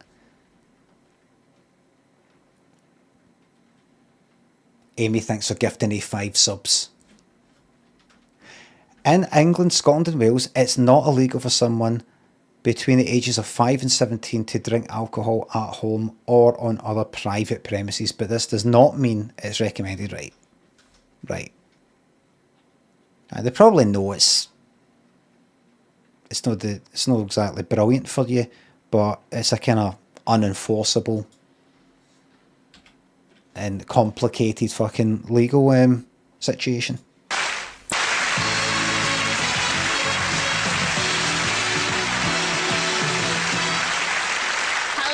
Welcome back. Well, I think it's about time we found out how our impressionists are getting on. Oh, yes. Yes, indeed. Where are you, impressionists? Bring them out. It's an improvement. Have a sit down. Sit yourself down. My goodness. Oh. I love the cruelty here, man. The cruelty. I love the cruelty. Anybody here enjoy the controlled cruelty? It's almost like Minecraft, isn't it? Get the villagers and right, I'm going to stick them in there and watch them fucking drown, bury them under the floorboard sort of thing, bury them alive. Give us your Max Bygrave. We want you to meet now the other half of that special duo to help you with your... Who was that? Barbo, thank you very much for the bits. Your impression of Greavesy. And that is, of course, Ian St. John.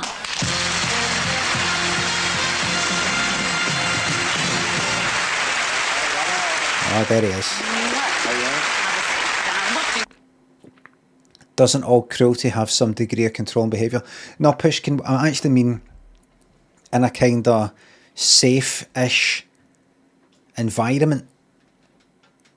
Kind of slightly Grand Theft Auto-like. A bit like getting to experience falling to your death on a roller coaster.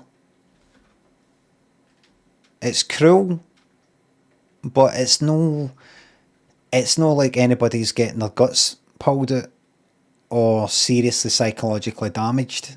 It's just on that kind of line of public humiliation.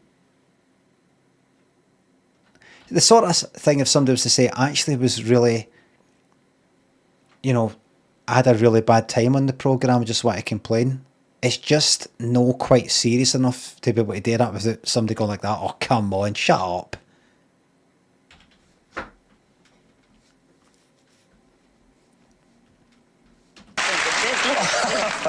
Yes. What's your honest opinion, Ian? What do you think of these Greaves? My immediate opinion, obviously, they're all better looking than Jimmy Greaves. And she's got better legs. Oh, they're looking terrific, yeah. Yes, but we haven't seen them. I mean, you look very good with your hats on, but I mean, we haven't seen you with your hats off. Oh, look at this.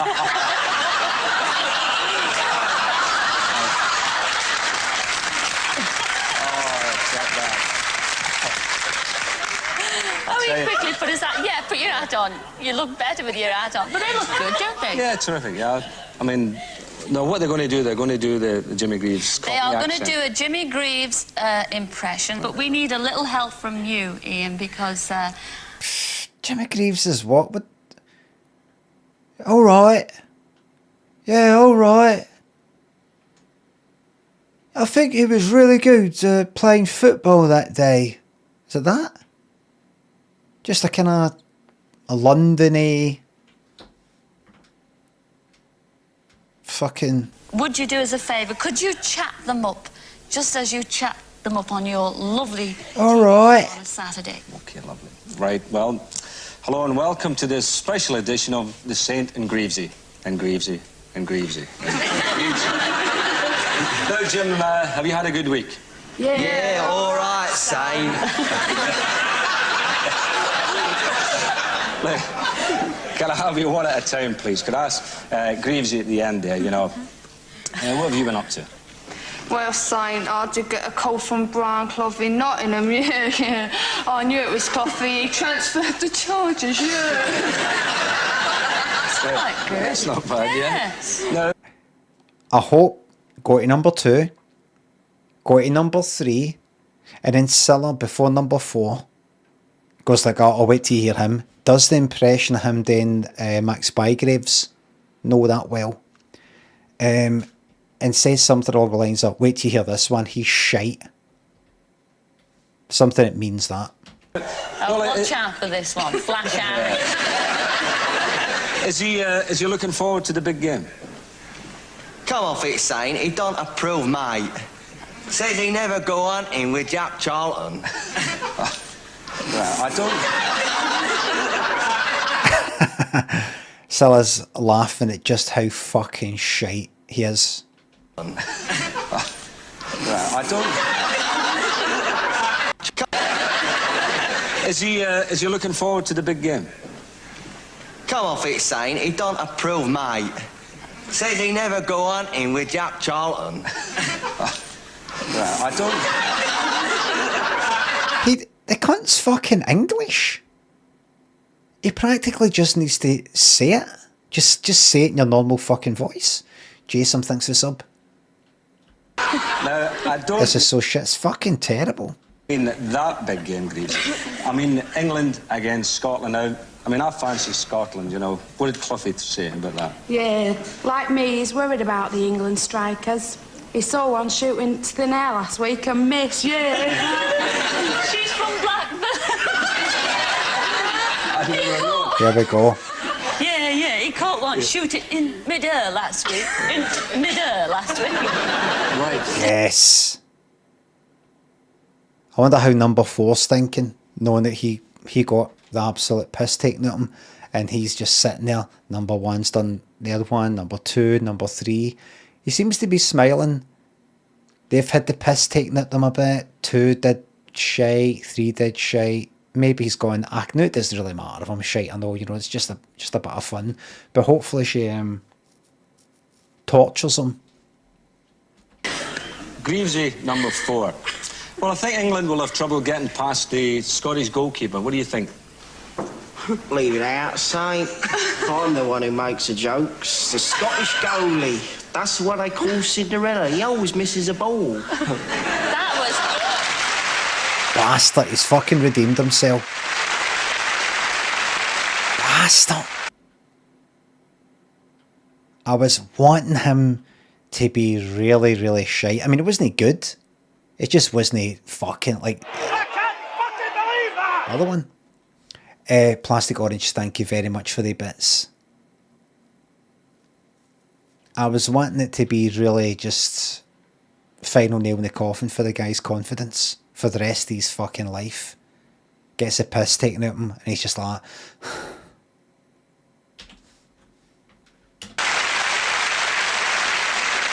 Absolutely Hold it, hold it. I'm the one who makes all the jokes about her. No way.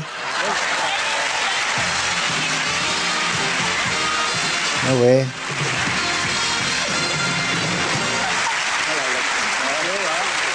No way. You're trying to do me out of a job? That's exclusive to me, that Scottish goalkeeper. Jimmy, come on, do you know sit anything down. about football? Not a thing. You can get a job on our show anytime.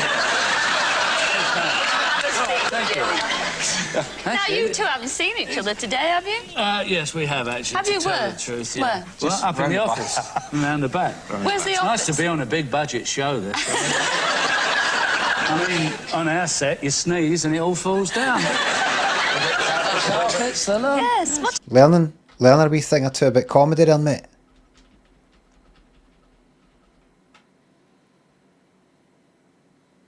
What do you think happened to him after this? Depression, anger maybe anger, drink. Do you think he went into sadness? Do you think he turned to sadness, or do you think he turned to badness?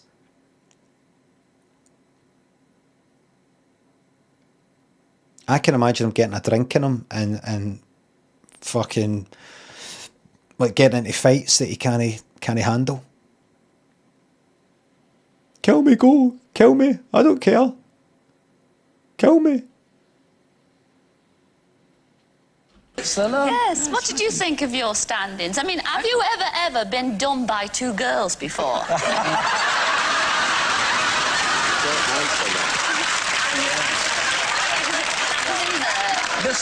Oh, come on, Cilla, you can't make it that obvious.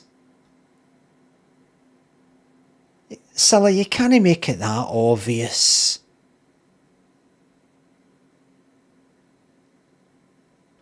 Family programme.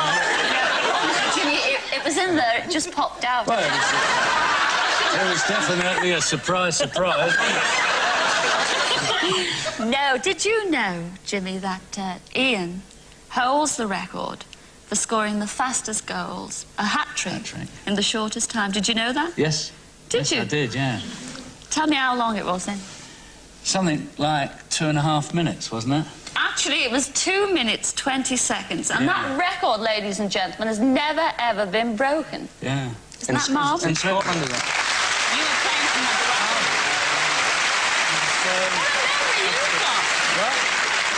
Well, no, not really. I've been talking to someone who's been telling me about it. I've actually forgotten all about that, seriously. Well, it was a long time ago. It was a long time ago. Must have been against, what, who? Must have been a right fucking shite team.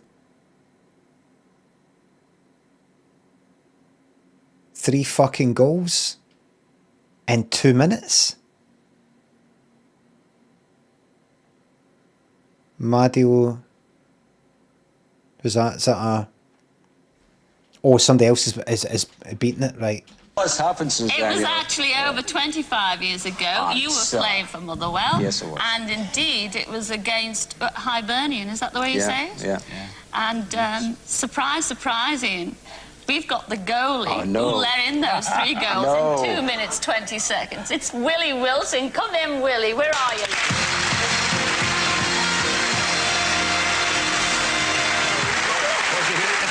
The Impressionists have been sidelined. Come sit down, Willie. Yeah, that is a surprise. Is it? Is it nice surprise? Had you had the gloves like that day, you'd never lost any goals. The first was a fluke. You're not going to be a fluke in 2.5 minutes. But Willie, I know you and Ian have got a lot to talk about, and Jim. Have we? Cavalier, thanks for gifting me 5 subs. Absolute shambles this episode. Aye, it's just aye. I know you'd like to get your would-be stand-ins. I know you'd like to get to know the girls better, wouldn't you? The girls need a shave, that's for sure. already had their head shaved. To be honest, sir, they were that good. I mean, I could be out of a job. Yes. It's up to Saint now. Oh, but it's really nice to meet the real thing, isn't it, ladies and gentlemen? Aye, maybe. Thank you, Willie, for coming down from Scotland, and indeed, thank you for our impressions. I thought they did a marvellous job, don't you? Great. Yeah. Devastated. Just had the absolute fucking piss ripped at them. I've now got to make a very important phone call. See you in a minute. This time it's to Cardiff. Oh, I'm sorry, Willie, I touched your knees. Andrew, I like that. I'll do it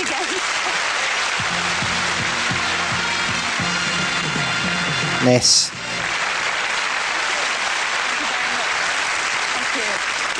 Well, I've got a surprise now for 3 rather smashing ladies in South Wales. Now, they are early morning cleaners in a department. Well, let me say right now, I'm not going to fuck about. I'm not watching a phone call. Alright? I'm not doing it. I don't care if it's funny. I'm not watching a phone call. I'm not watching a 5-minute phone call. Oh, I can't wait for Marion and the girls to come to the studio. I can't. I think even just to know what she was saying. I think it's time now we heard from Gordon again. Finally, a couple of quick ones. If these people recognise themselves, please give us a ring. Alfred Boswell, a barman in Bangor, North Wales, now thought to be living in the Blackpool area. And the little kid who fell into the Mill Lodge at Lomershire in Nelson, Lancashire, one icy Sunday morning 40 years ago. The boy who pulled him out is still trying to explain why he came home soaking wet. All dry. Didn't we have a lovely time the day we went to Bangor? 10 o'clock tonight. Now, don't worry if you haven't got through by then. You can still write to us at Surprise Surprise, London Weekend Television, London, SE 99 9LT. Oh, well, that was absolutely smashing good. Now, have you enjoyed being on Surprise Surprise tonight? Very much. I've had a lot of fun and a lot of laughs. Well, certainly, we've enjoyed having you, haven't we, ladies and gentlemen? Ladies and gentlemen, Gordon Byrne.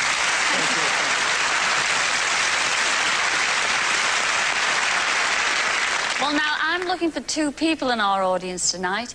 It's Nessa and Sandy Tatnell from Kings Lynn. Where are you, Nessa and Sandy? Would you like to come and join us, please? Right, so this isn't a big surprise. Was he anyone before this? Of course. Krypton Factor. The Krypton Factor was a kind of game show sort of thing. A big assault course at the end, but the main thing is like intelligence stuff, dexterity, intelligence, different things, putting a wee puzzle together. It's all kind of quiet. Audiences are kind of quiet. And then there's like memory games and stuff like that. It's just a whole general knowledge as well. There's a whole kind of thing. Whole kind of Rubik's Cube. Rubik's Cube style things. And really difficult ones like having to say a date, like the day and the month, but like imagine you get told something like, I don't know, fucking 24th January 5/9, and it means like that. Say the 5 means that's you've got to add that many days on, and the 9's how many months you've got to add on. And if the number goes higher than the amount of days for that month, and that's got to roll it next month, and then you add the months on, some shite like that. Like you've got no chance of fucking doing it.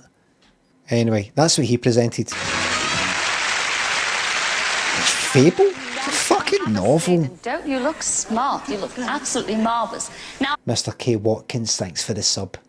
Cavalier, thanks for gifting me 5 subs. I don't know if I thanked you. I know that you've been at London Weekend Television Studios all day, haven't you? Yes. A long day, yeah. And, well, it was regards to a documentary, wasn't it, Sandy? Yes. They were making a documentary about women.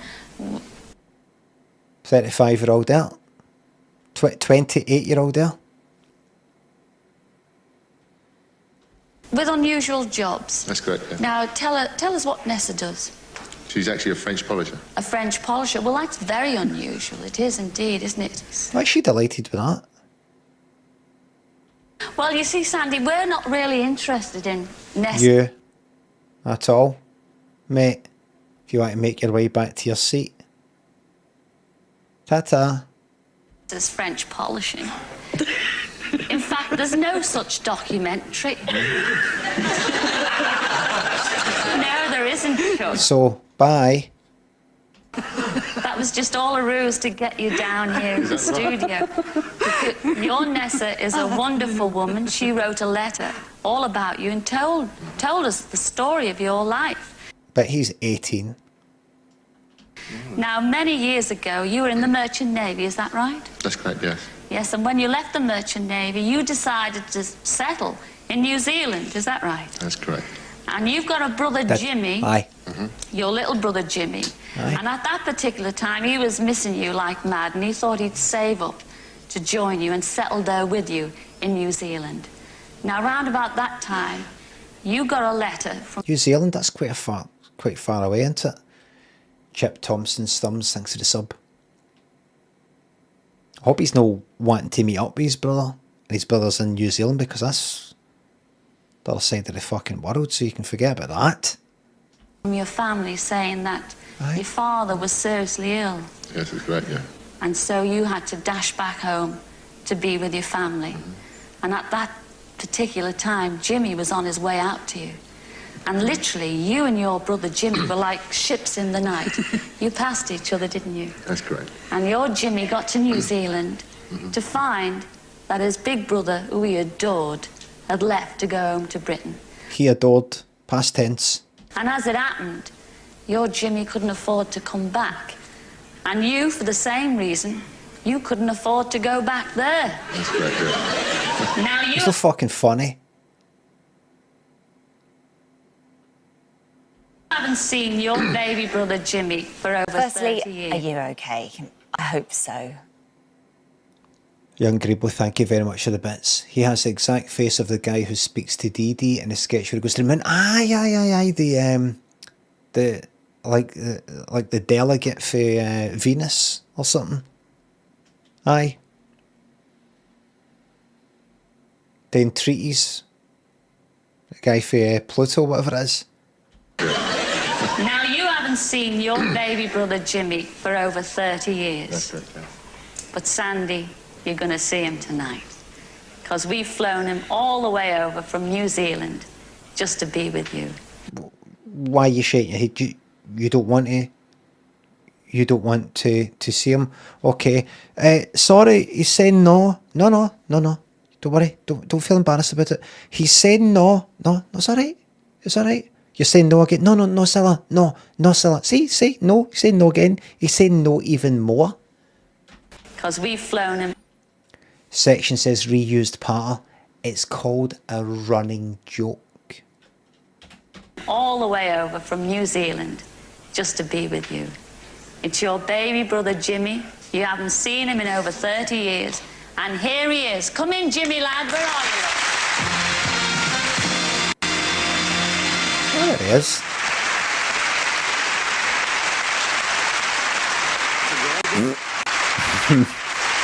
Redmond, thanks for the fart bits. It's the nerves. Oh, Jimmy, come and sit down next He'd been holding it in all, like, that whole fucking flight. to me. Just get yourself together. Get Well, yourself what do you together, think, God's Sandra? sake. How do you think your brother's changed over the years? Oh, look, same face. Fucking hell. Looking all wrinkly and...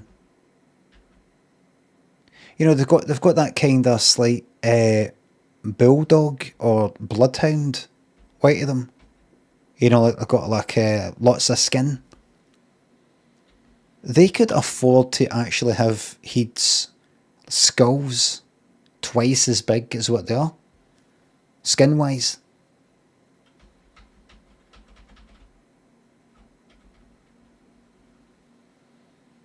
They've got an excess.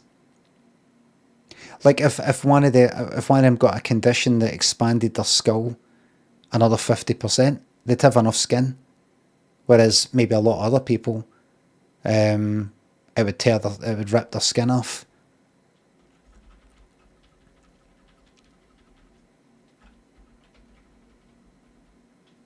Over the years. Certainly has, yeah. They look alike. Nessa, you've not met Jimmy before? No. Well, it was all down to you, girl, writing that letter and telling us all about it. Yeah. But you know, ladies and... I think that, I mean, look at the fucking hair colour. Look at the hair colour. Now, unless he is dyeing his hair, and so is the brother, a kind of what appears to be a natural sort of brown look. He is at an age where he's not yet greying, and that would put him at fucking under 40.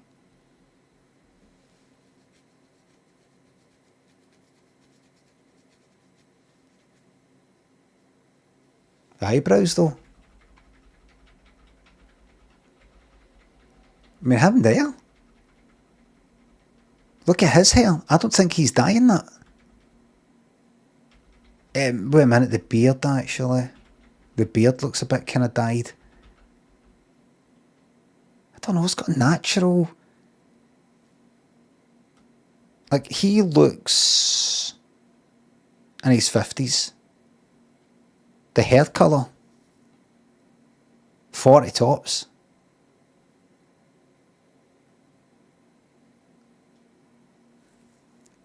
I think some people just look old as fuck for day one. Ladies and gentlemen, I'm Nessa. You come from a very big family, don't you, Jimmy lad? Yes. We come from a very old family. We're born old. We do. And they're all scattered all over Great Britain, am I right, Sandy? Yeah. Not true tonight. We've got them all here for one big family reunion, and here they are. It's your brother Fred, your George, Joyce, Right, 10-year-old, 10. Gladys, and Marie.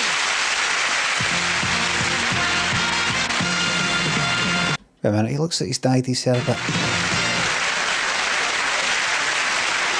Oh, very well. He's a bit different. He's not dyed his hair. Unless that's him dyed it blonde.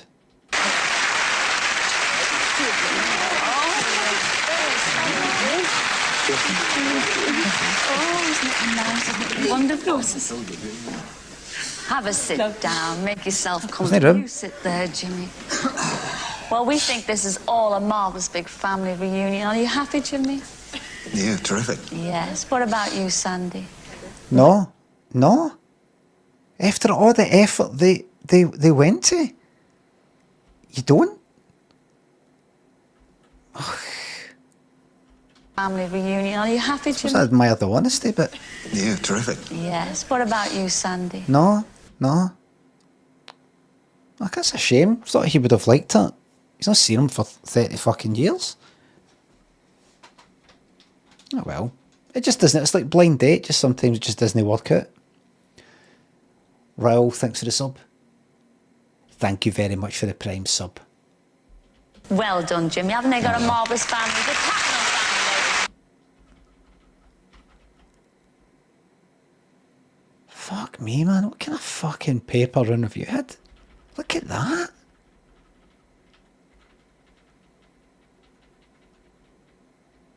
He looks as old as you can get.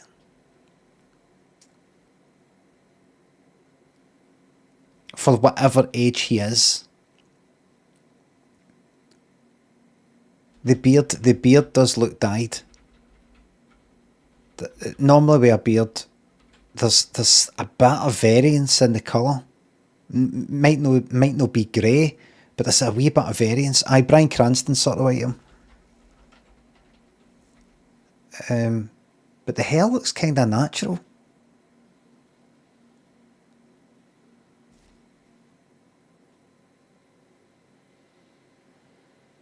So, really not happy with this. Fucking hell.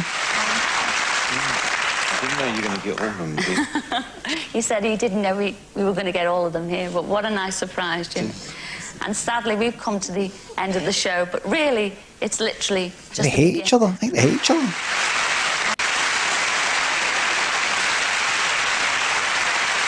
He's looking at him like that. Fucking hell.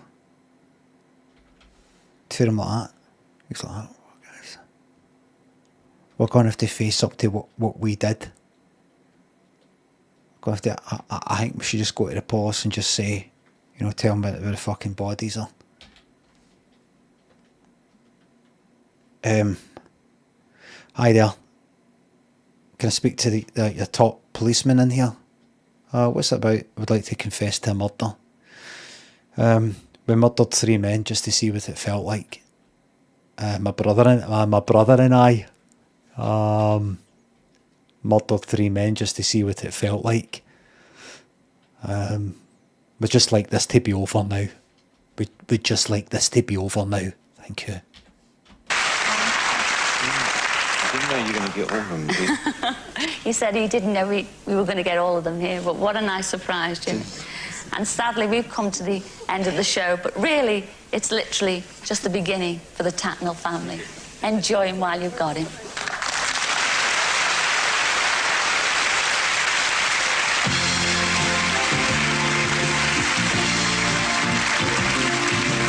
Literally, I didn't hear that. And sadly, we've come to the...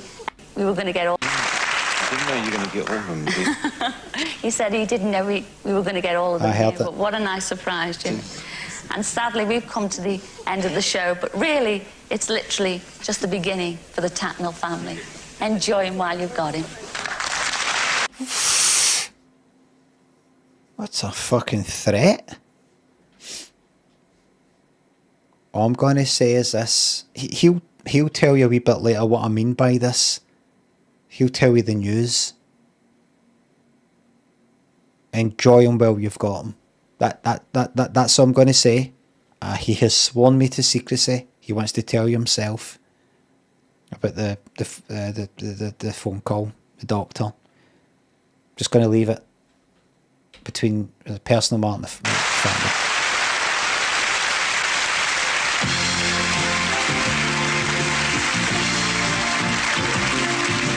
We're going to spoil it. We're going to give away a secret that it is bad. The more the world is changing, the more it stays the same. Life is full of small surprises. It's a never-ending game. If nothing is impossible, will you believe your eyes? If the unexpected brings a smile, that's a big surprise, surprise, surprise. Some of the instincts for the fart bits.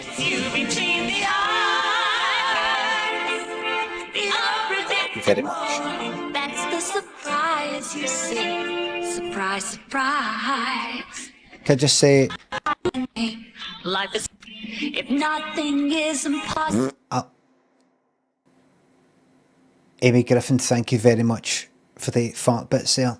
Get the way in a pizza, thank you very fucking much. Lammy, isn't it? Lammy. Lemmy. Lammy. Lemmy. Aye, Lammy. Lemmy.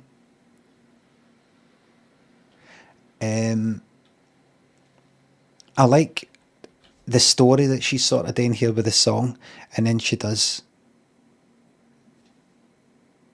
That's a big surprise. As if she's saying it as if you don't really believe in surprises and you don't know what surprises are or something like that. She's explaining it, and then she's like, "Well, that's it. That's." Will you believe your eyes? If the unexpected brings a smile, that's There. See, that counts as a surprise. That's exactly what I'm talking. That's a surprise. That's what I'm talking about. Did that bring a smile to you? Aye, that's a big surprise. That's what I've been talking about all the time. nothing is impossible. Will you believe your eyes? If the unexpected brings a smile, that's a big surprise, surprise, surprise. To the glory of God. The unexpected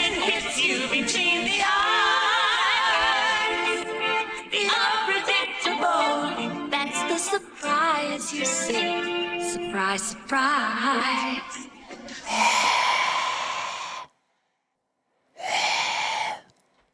Well, everybody, we really have come to the end of Surprise, Surprise tonight. Well, everybody, we really have come to the end of Surprise, Surprise for tonight. And I'd like to thank everybody who's taken part in this very special show. Wait, purple? Especially our Bob.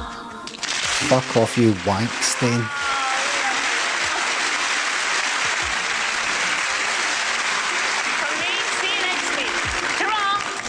Especially, what about fucking Gordon? What about Gordon? What about Gordon?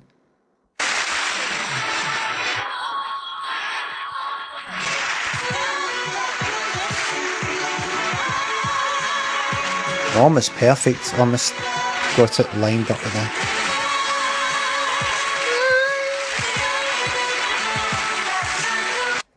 Enjoy it while you can, Bob, because you will find yourself going further and further and further and further down. And Surprise, Surprise will be back next week at the same time, Sunday at 7:45. Good.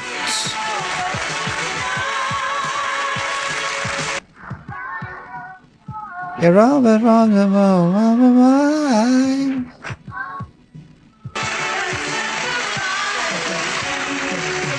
lot of Beatles, by the way. Am I seeing a lot of Beatles? 7:40. Done. And Surprise, Surprise will be back next week at the same time, Sunday at 7:45.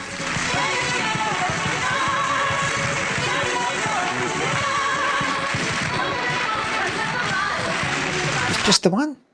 I thought I saw about 3 Beatles.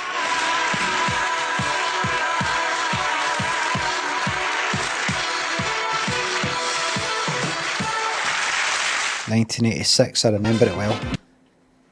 1986, I remember it well.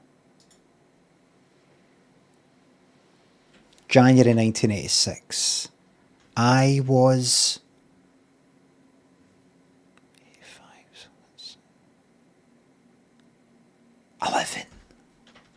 11 years of age. I remember it well. Night night, Limmy, cheers for the laughs. Nobody say night night to lady.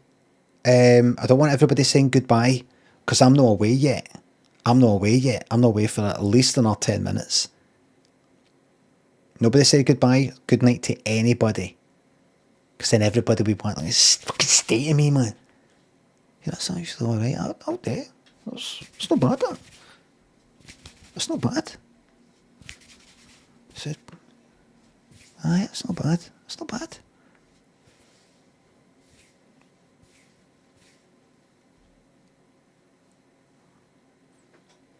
It's not bad. What about this? Look, USA map. Oh, good. Got a wee bit of AI there to let me know what a map of America is. Good stuff.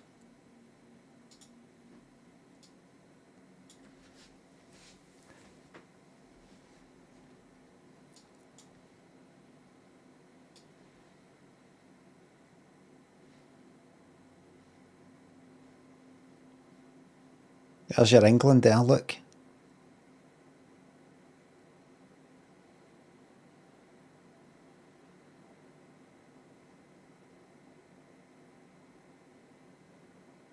Bang.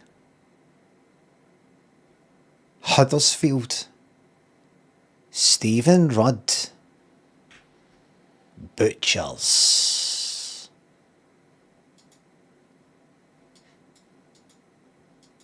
Lovely wee part of the world, this. Can I get out of this, please?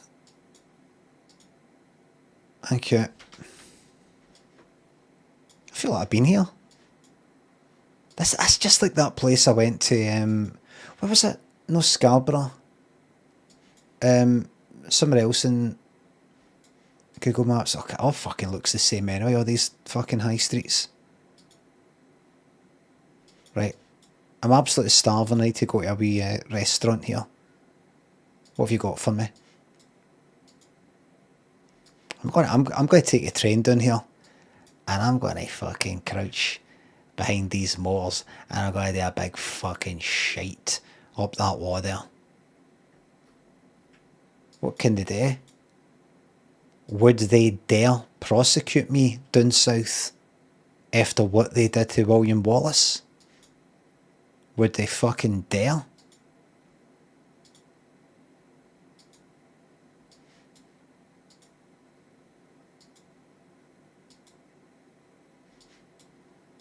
Right. So I'm going to walk this way. I'm going to walk down here. What are you? Dexter Smashburgers.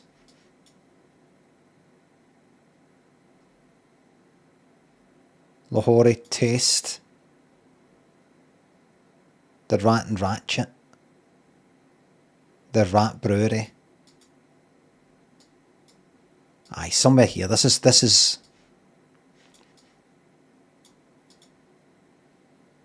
is where I want to be. Yes. Fucking Bronx. Bronx, Huddersfield. Pastor John Michael, thanks for the sub. Thank you very much.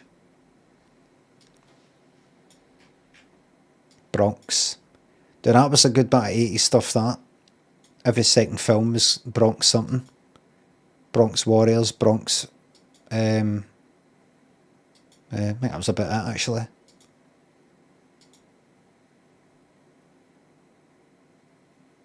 Jim and Christine's Cafe. 17 reviews, 4.4. Pretty fucking good. Any good pictures though? No.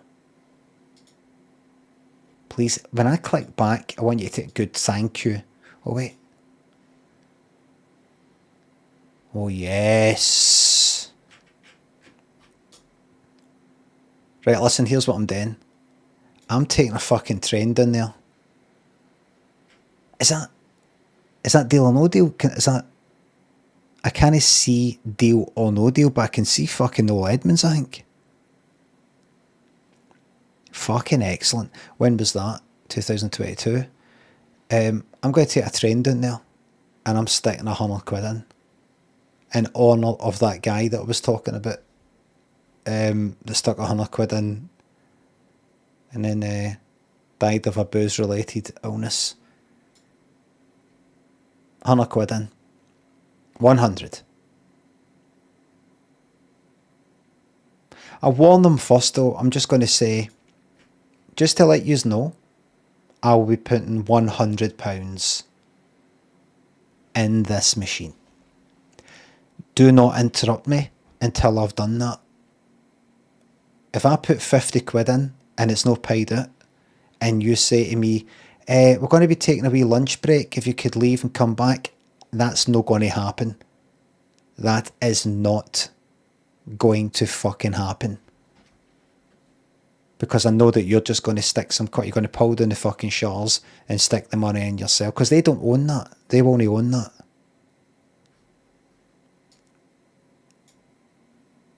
Do you know what I would actually say to them? Deals off. Pun intended.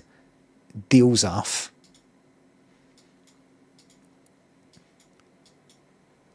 We had a funny Scotchman in today. What is Huddersfield anyway? I dropped in and it was like sort of middle, halfway up. The Star Inn. It's Jim and Christine's there. This looks alright, it's got good reviews. West Yorkshire. Right. Flatchman, thanks to sub. You look homeless today, aging like a bag of milk. You should fucking come out with that part, by the way.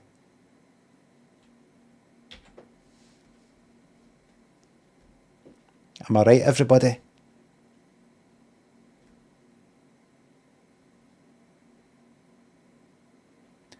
I just want to apologise for the scummy people in my community. And I'll admit it. They're part of my community. I'll admit it. And it's my job to make my community better and Twitch ready. My community is not yet Twitch ready. It's not ready yet to go into the wider community. I can't. That's why I don't raid anybody anymore, because my community is not Twitch ready.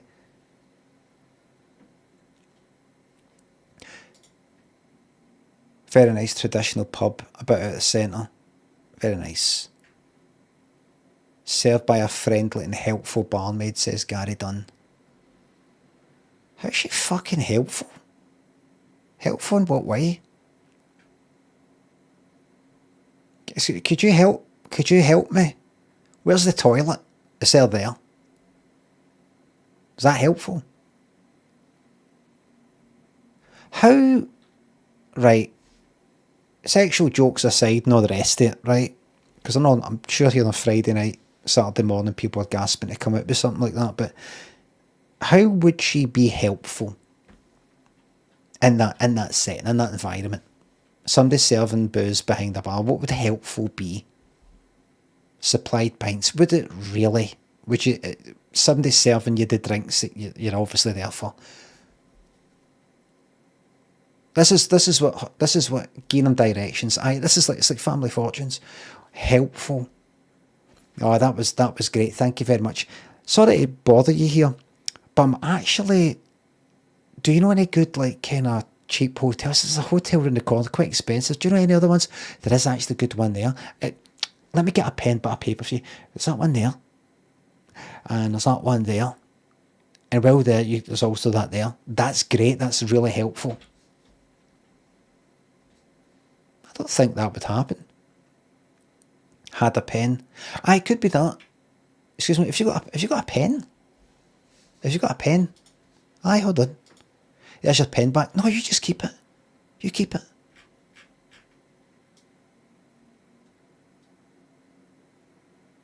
She's having a right laugh.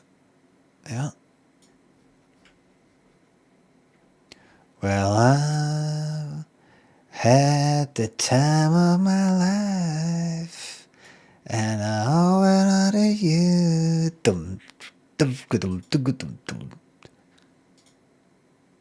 Anthony Lean, a beautiful pub. Such a shame that it flooded shortly after we had been there. Okay, so we've got ourselves a protection racket. Shame about that flood that happened. I did say to them, you know, for a small fee you can protect you against flood here. Lorry might turn up and, you know, spill.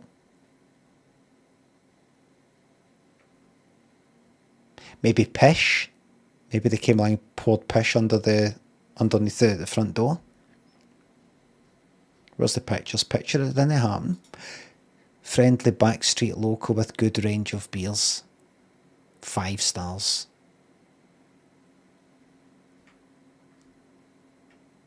Can I fucking beat? Okay, that's all you fucking need, isn't it? What else do you fucking want? What else do you want? What else do you fucking want for life? Everybody's complicating things.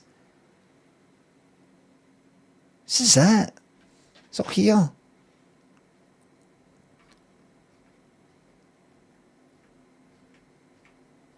Just looking social media these days, it's just got too complicated. This is all here. It's all here. Where's the pictures? The pictures? Oh well. You're zooming me right out like that. Wait a minute, I click on it there. What was that?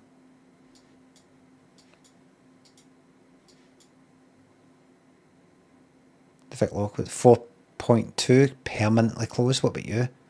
Tease me, 4.8? Permanently closed. 5 stars.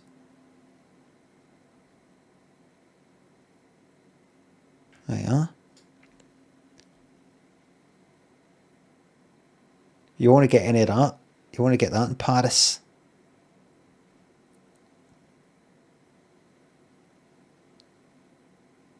Fucking real food. There's your butter there.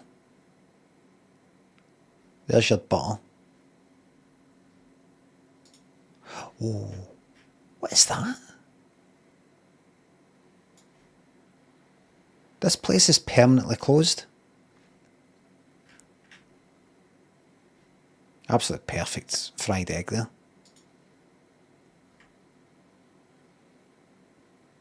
I need to upload a picture of the cup of coffee.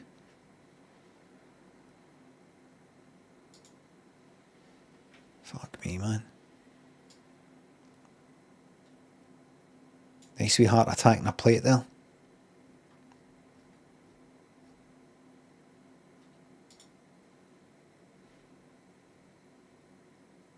Yes, wee video coming up. Do a banging breakfast. A banging extra large breakfast.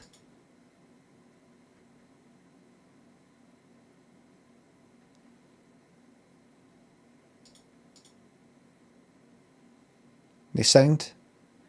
Fucking good video. Tells a story. Hello there.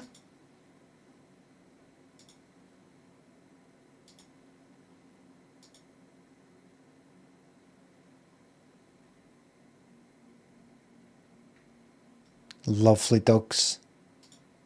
You don't want to encounter a bad one though.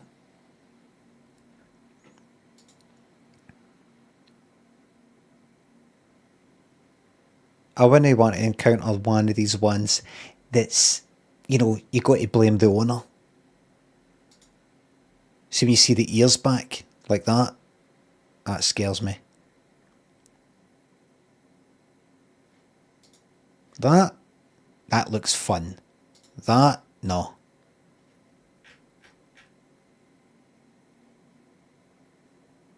Life is doll's eyes. Doll's eyes, life is eyes, doll's eyes. Good. Was that it? Right. What time's it? Oh, I've went over my time.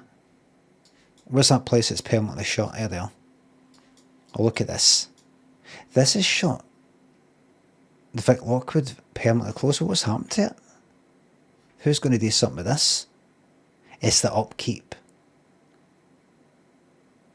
It's the upkeep. You got to pay for this. It'll be like a listed building or some shit like that. You got to keep it in a certain fucking condition or you'll get fined or some pish like that.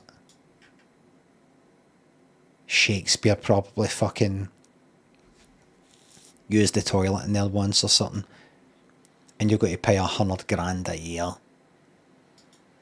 to get the tiles fucking fixed and all that. Make sure that's all fucking this and this is all fucking that. Asking the council, any chance you could just sort of like take it easy on us? We're having a bit of a bad year. No.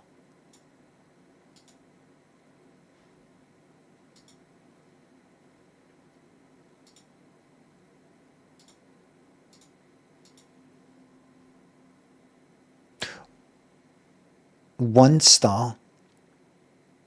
The food was awful. We got steak and asked for it medium rare. It was overcooked. Tomatoes were stone cold. Asked for a dessert. It's told we can order later and we asked to order. She says, kitchen's closed. We paid £60 for 2 people. The deals aren't true as there's supplements that they don't explain properly. It was our first time and we will definitely not be coming back. Keep in mind, do not get mixed up. This is not the fucking cafe around the corner. That's also permanently shut. This is a slightly fancier place. 1 star. 3 stars. Not a great experience. As on our arrival, was greeted by staff and actually told off for being 5 minutes early. Then waited for ages. The people are not happy.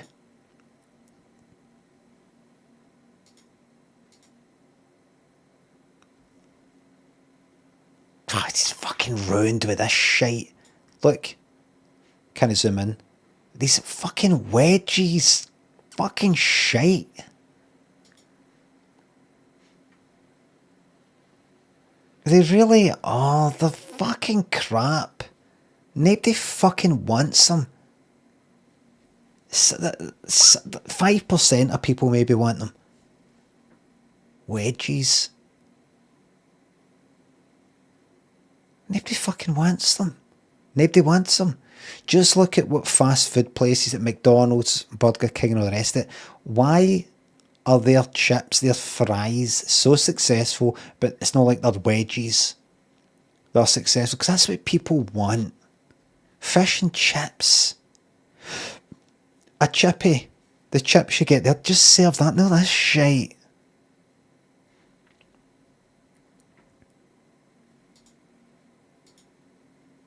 And it's all inconsistent. What you ask for chips, and it could be, there we go, like something like that. But I can tell right now, they will be kind of a bit leathery in the outside, sort of fluffy in the inside, but a bit kind of chewy, but not in a good way, and a bit kind of bland, a bit potato-y, but not in a nice like roast potato sort of way, and not in a chips way either. Just neither here nor there. I can just fucking tell. I mean, what are you fucking meant to do with that? What the fuck are you meant to do with that? And look at the fucking plate. It's at least not as bad as like a slate, a board. But look at the size of what you've got there. So let's say you're meant to like, alright, right. You're not really meant to try and get your jaws around that. You're meant to just, alright, pull that thing out the top and just sort of dismantle it. And where are you going to fucking put it all?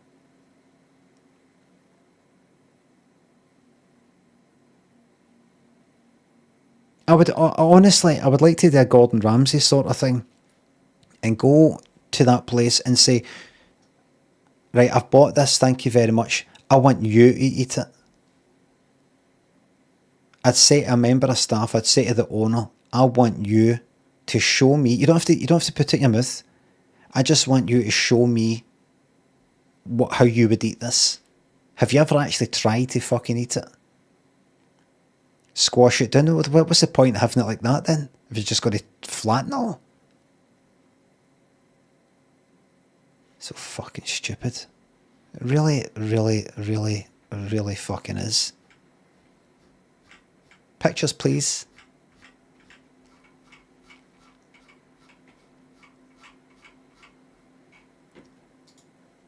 Five stars.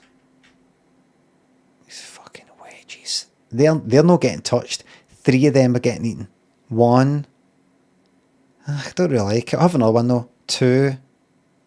Nah, I don't like these. And then you finish everything else, you go, I'll have one last one just in case I wasn't in the mood in the arm. Nah.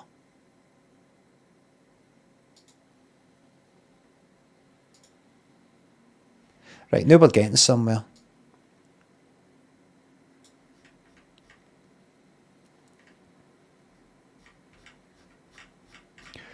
Well, right, I'll look at let me look at one more thing. I should really go to bed. Nottingham, Derby, Stoke-on-Trent, or thereabouts. Fucking yes, man. 4.2. Give me a bad review for this. Worse. 2-star review. Worse. Safi Travel. Worse than what? Worse than what? Wild Traveller, travelling the world one city at a time. Right, let's scroll.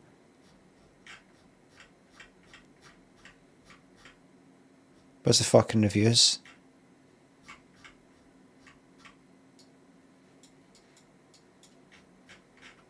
One city at a time. It says, look at that. Like 5,000 contributions. And all we've got is this here. Hanley Bus Station. You've given a review for 3.4. What's so shite about Hanley Bus Station?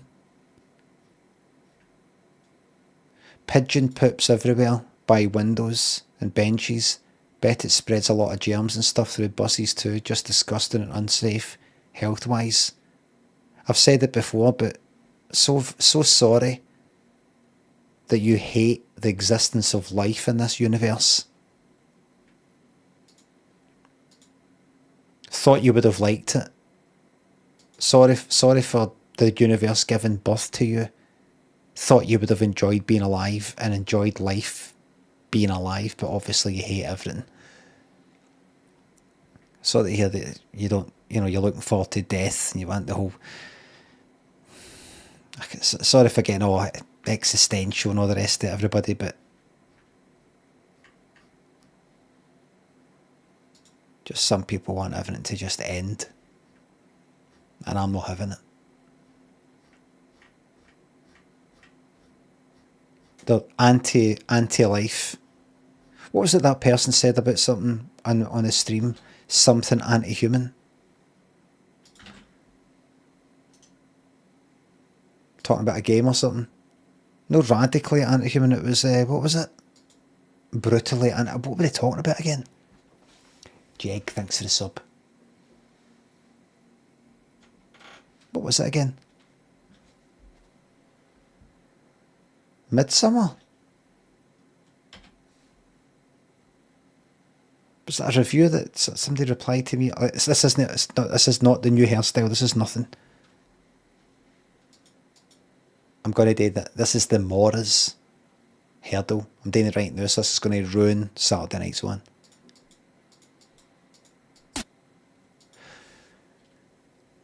No. Don't rush into it. Do not rush into it. Don't rush into it, folks. I know what you're thinking. Never going to give you up. It might be. But you know what I think it is? I don't.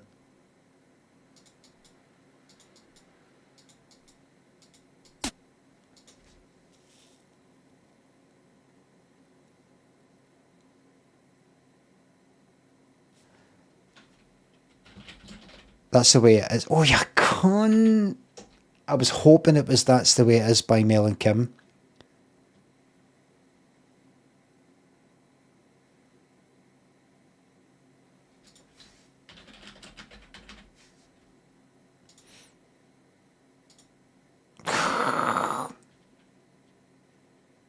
See, I thought it was this. Right. The first thing you might think is this.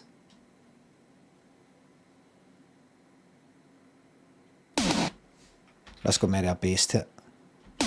Reverb and goes too quick. Then you might think, well, what I thought was That's the Way It Is. All made by the same people, that's why it all sounds the same. This here.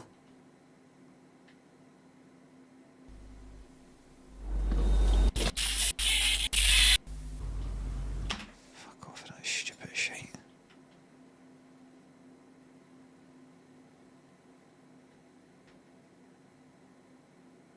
Criterion Collection. Take your time. Get it ready, make sure it's... Alright, it's nothing like... Well, it's like it, but it's not.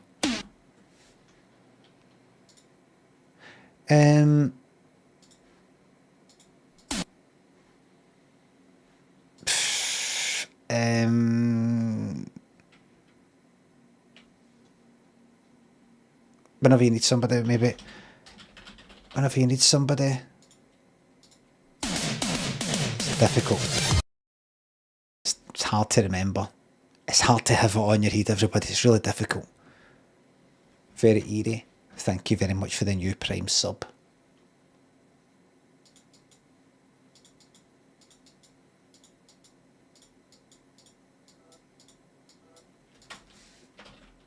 Relax. Was that it? That's what you're playing? Did you not hear that? I heard nothing. Listen.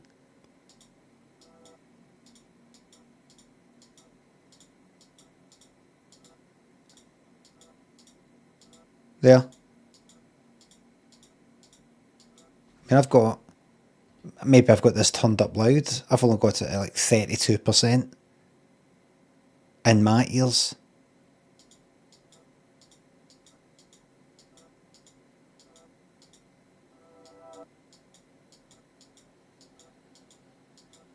It's just that I just heard it.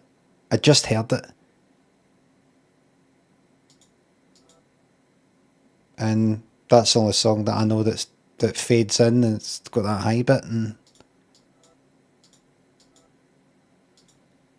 we'll never have production like that of its likes again. Never again. Never again.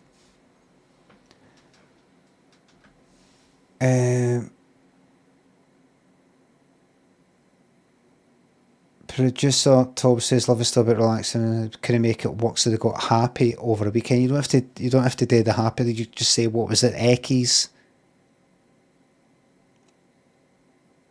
Coke.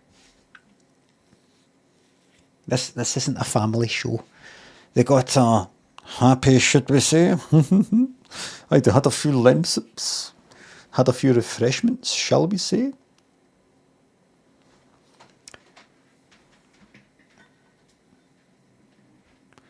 Everybody, I just want to apologise for my appearance tonight.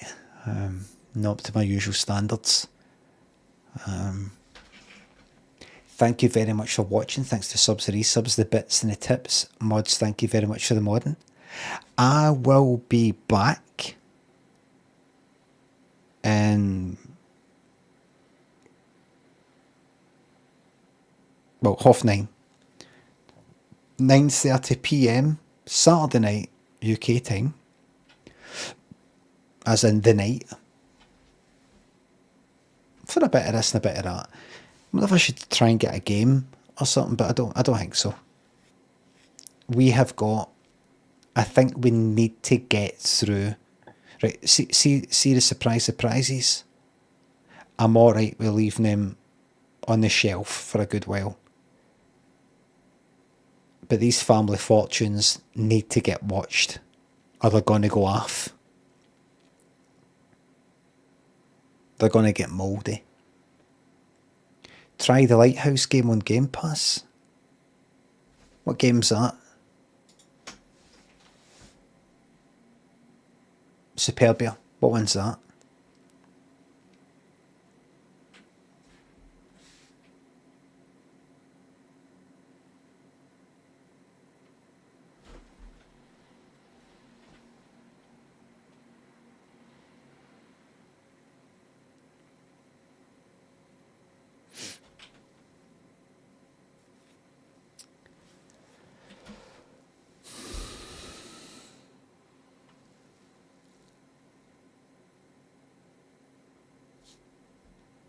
You are a lighthouse with legs and join up a bird. That sounds really good.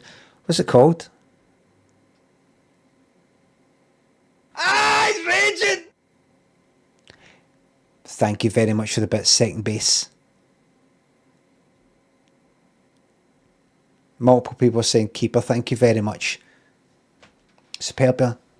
The Lighthouse. It was called The Lighthouse. Aye.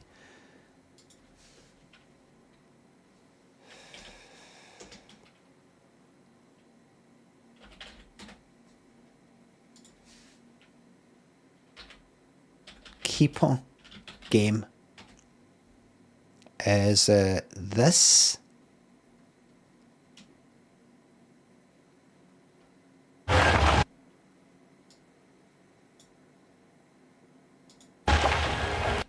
You might think of words like sturdy or perhaps even charming. Or that. cleverly reimagines the often forgotten seaboard structure, reframing it as a lovably sentient scout on a journey through... What's that? Imagines the often forgotten seaboard structure, reframing it as a lovably sentient scout on a journey through a living world. Blending a kaleidoscopic art style with nostalgic adventure game mechanics, Keeper hides an emotional story underneath all of its I don't know visual about that. pizzazz. Do you know what? Actually, I glanced at this. I think somebody maybe recommended it. And I think I just dismissed it instantly. Because A brain-tickling odyssey that stuck with me far beyond the credits. it's the sort of thing that every frame I paint is so fuck, man. After being separated from its flock while evading a flood of bat-like creatures, a seabird named Twig is drawn to its possessed, claw-like peak. Despite there not being a single line of dialogue across the approximately 6-hour runtime, I found myself wholly invested in their plight. It's so fuck. What was that game that I thought was boring as fuck? It wasn't. I think I saw a review on IGN. The person was talking about how emotional and invested they were. What was it again? It was like I was taking these like it wasn't sheep. It was something like that up a hill. It was them that made Herdling. Aye, that. The reviewer, maybe IGN as well. Gone like I was emotionally invested, and I was fucking bored. It was just the same thing again and again. It wasn't like what was it? What was the previous one? Was it Far Lone Sales? That's why this doesn't mean it doesn't mean anything to me that it looks really good.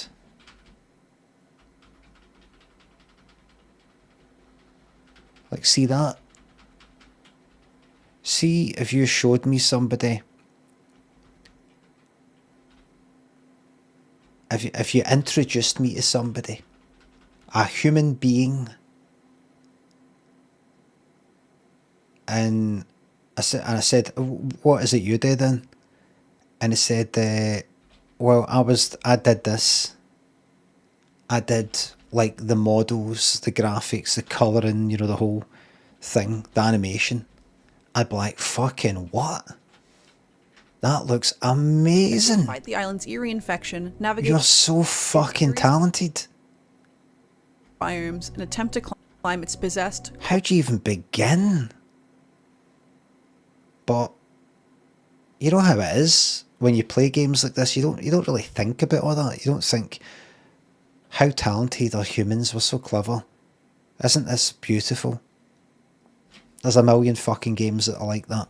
Like peak. Despite there not being a single line of dialogue across the approximately 6-hour runtime, I found myself wholly invested in their plight. It's like films, you know how you can watch a film, tons of fucking time and effort has went into making it, and it's just fucking boring. No, thank you. I'll find something else to do. Fruit Machine, second base, thanks for the bits, thank you very much. Fuck games, TV forever. I do like Mattel, but I do like my games. But I just know that, see, looking at this, Testament to how dynamic the pair felt in motion. It helps that Keeper is one of the most visually interesting games I've ever played. The island's topology is wavy and confusing, like an ant farm, with the towering summit somehow sitting at the edge of most frames, teasing you with its proximity. Every nook and cranny of its surreal, painterly world hides vast wells of depth with craggy coral, forgotten cave structures, and vibrant twisting vines intersecting like details in a Where's Wally book. see that there? See that? See going through that? I know I could play something like this and go, this is really fucking good. I could watch something like Far Lone Sales, having never played it, or Journey, and look at it and go, it's alright, it's a wee bit boring. But I really liked it, games, both of them. Really, really liked them. So this could be the same, but I've also played games that look like this, or like the other ones, and they're fucking shite. I mean, I don't like them. Far Lone Sales, the sequel, I don't know, Under the Water thing, whatever the fuck it was that a boat? Just didn't fucking like it. Changing Tides, just something just dragged on, or didn't have the wee upgrades, or I don't know. So I can imagine playing this and the real going, painterly world hides vast wells of depth. you go there, there's a branch that comes down, and vibrant twisting you vines turn it up, intersecting comes like details in a down. Where's Wally book. The use of fixed camera angles arms. here is particularly inspired and evokes a cinematic atmosphere once cultivated by games like Grim Fandango and Silent Hill.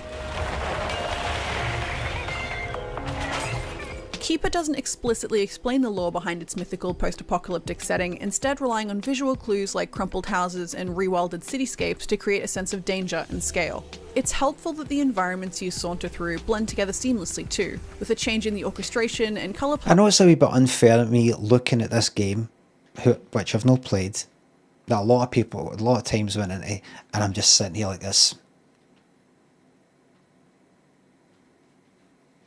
I'm just sort of fighting against this, I don't know, voice in my head, or that person's voice.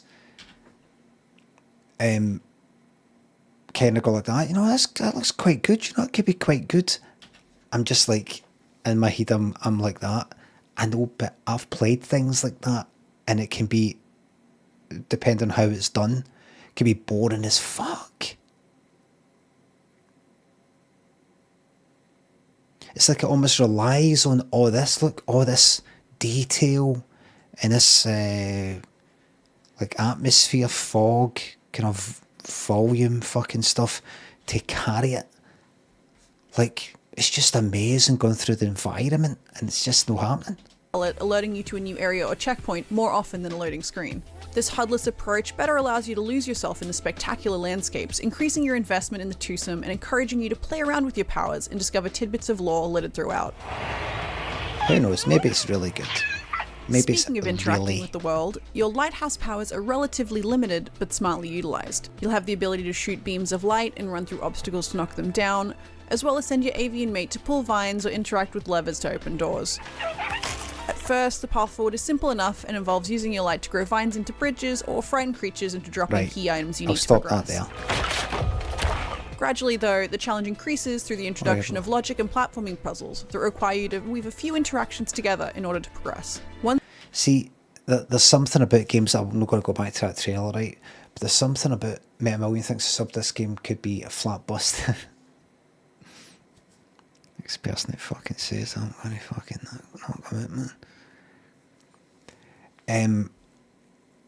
I know what it feels like to play a game like that and have your hopes up, and then you start to realise you're getting a bit fucking bored. Oh, right, there's that vine thing, got to send the bird thing up to pull the lever, right, come along here, can I get through that door, shine the light on it, right, now I can get through that, I'm using all my powers, let's walk up the hill for half an hour. Stray was like that, I Stray.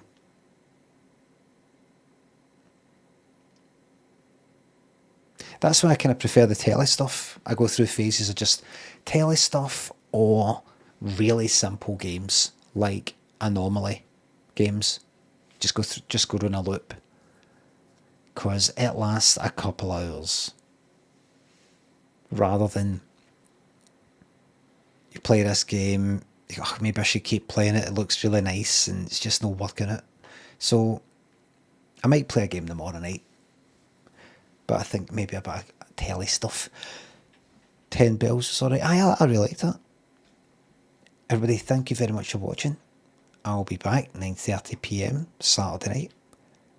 Until then, yourself a lovely wee sleep or whatever it is you stay. Okay? Bye for now.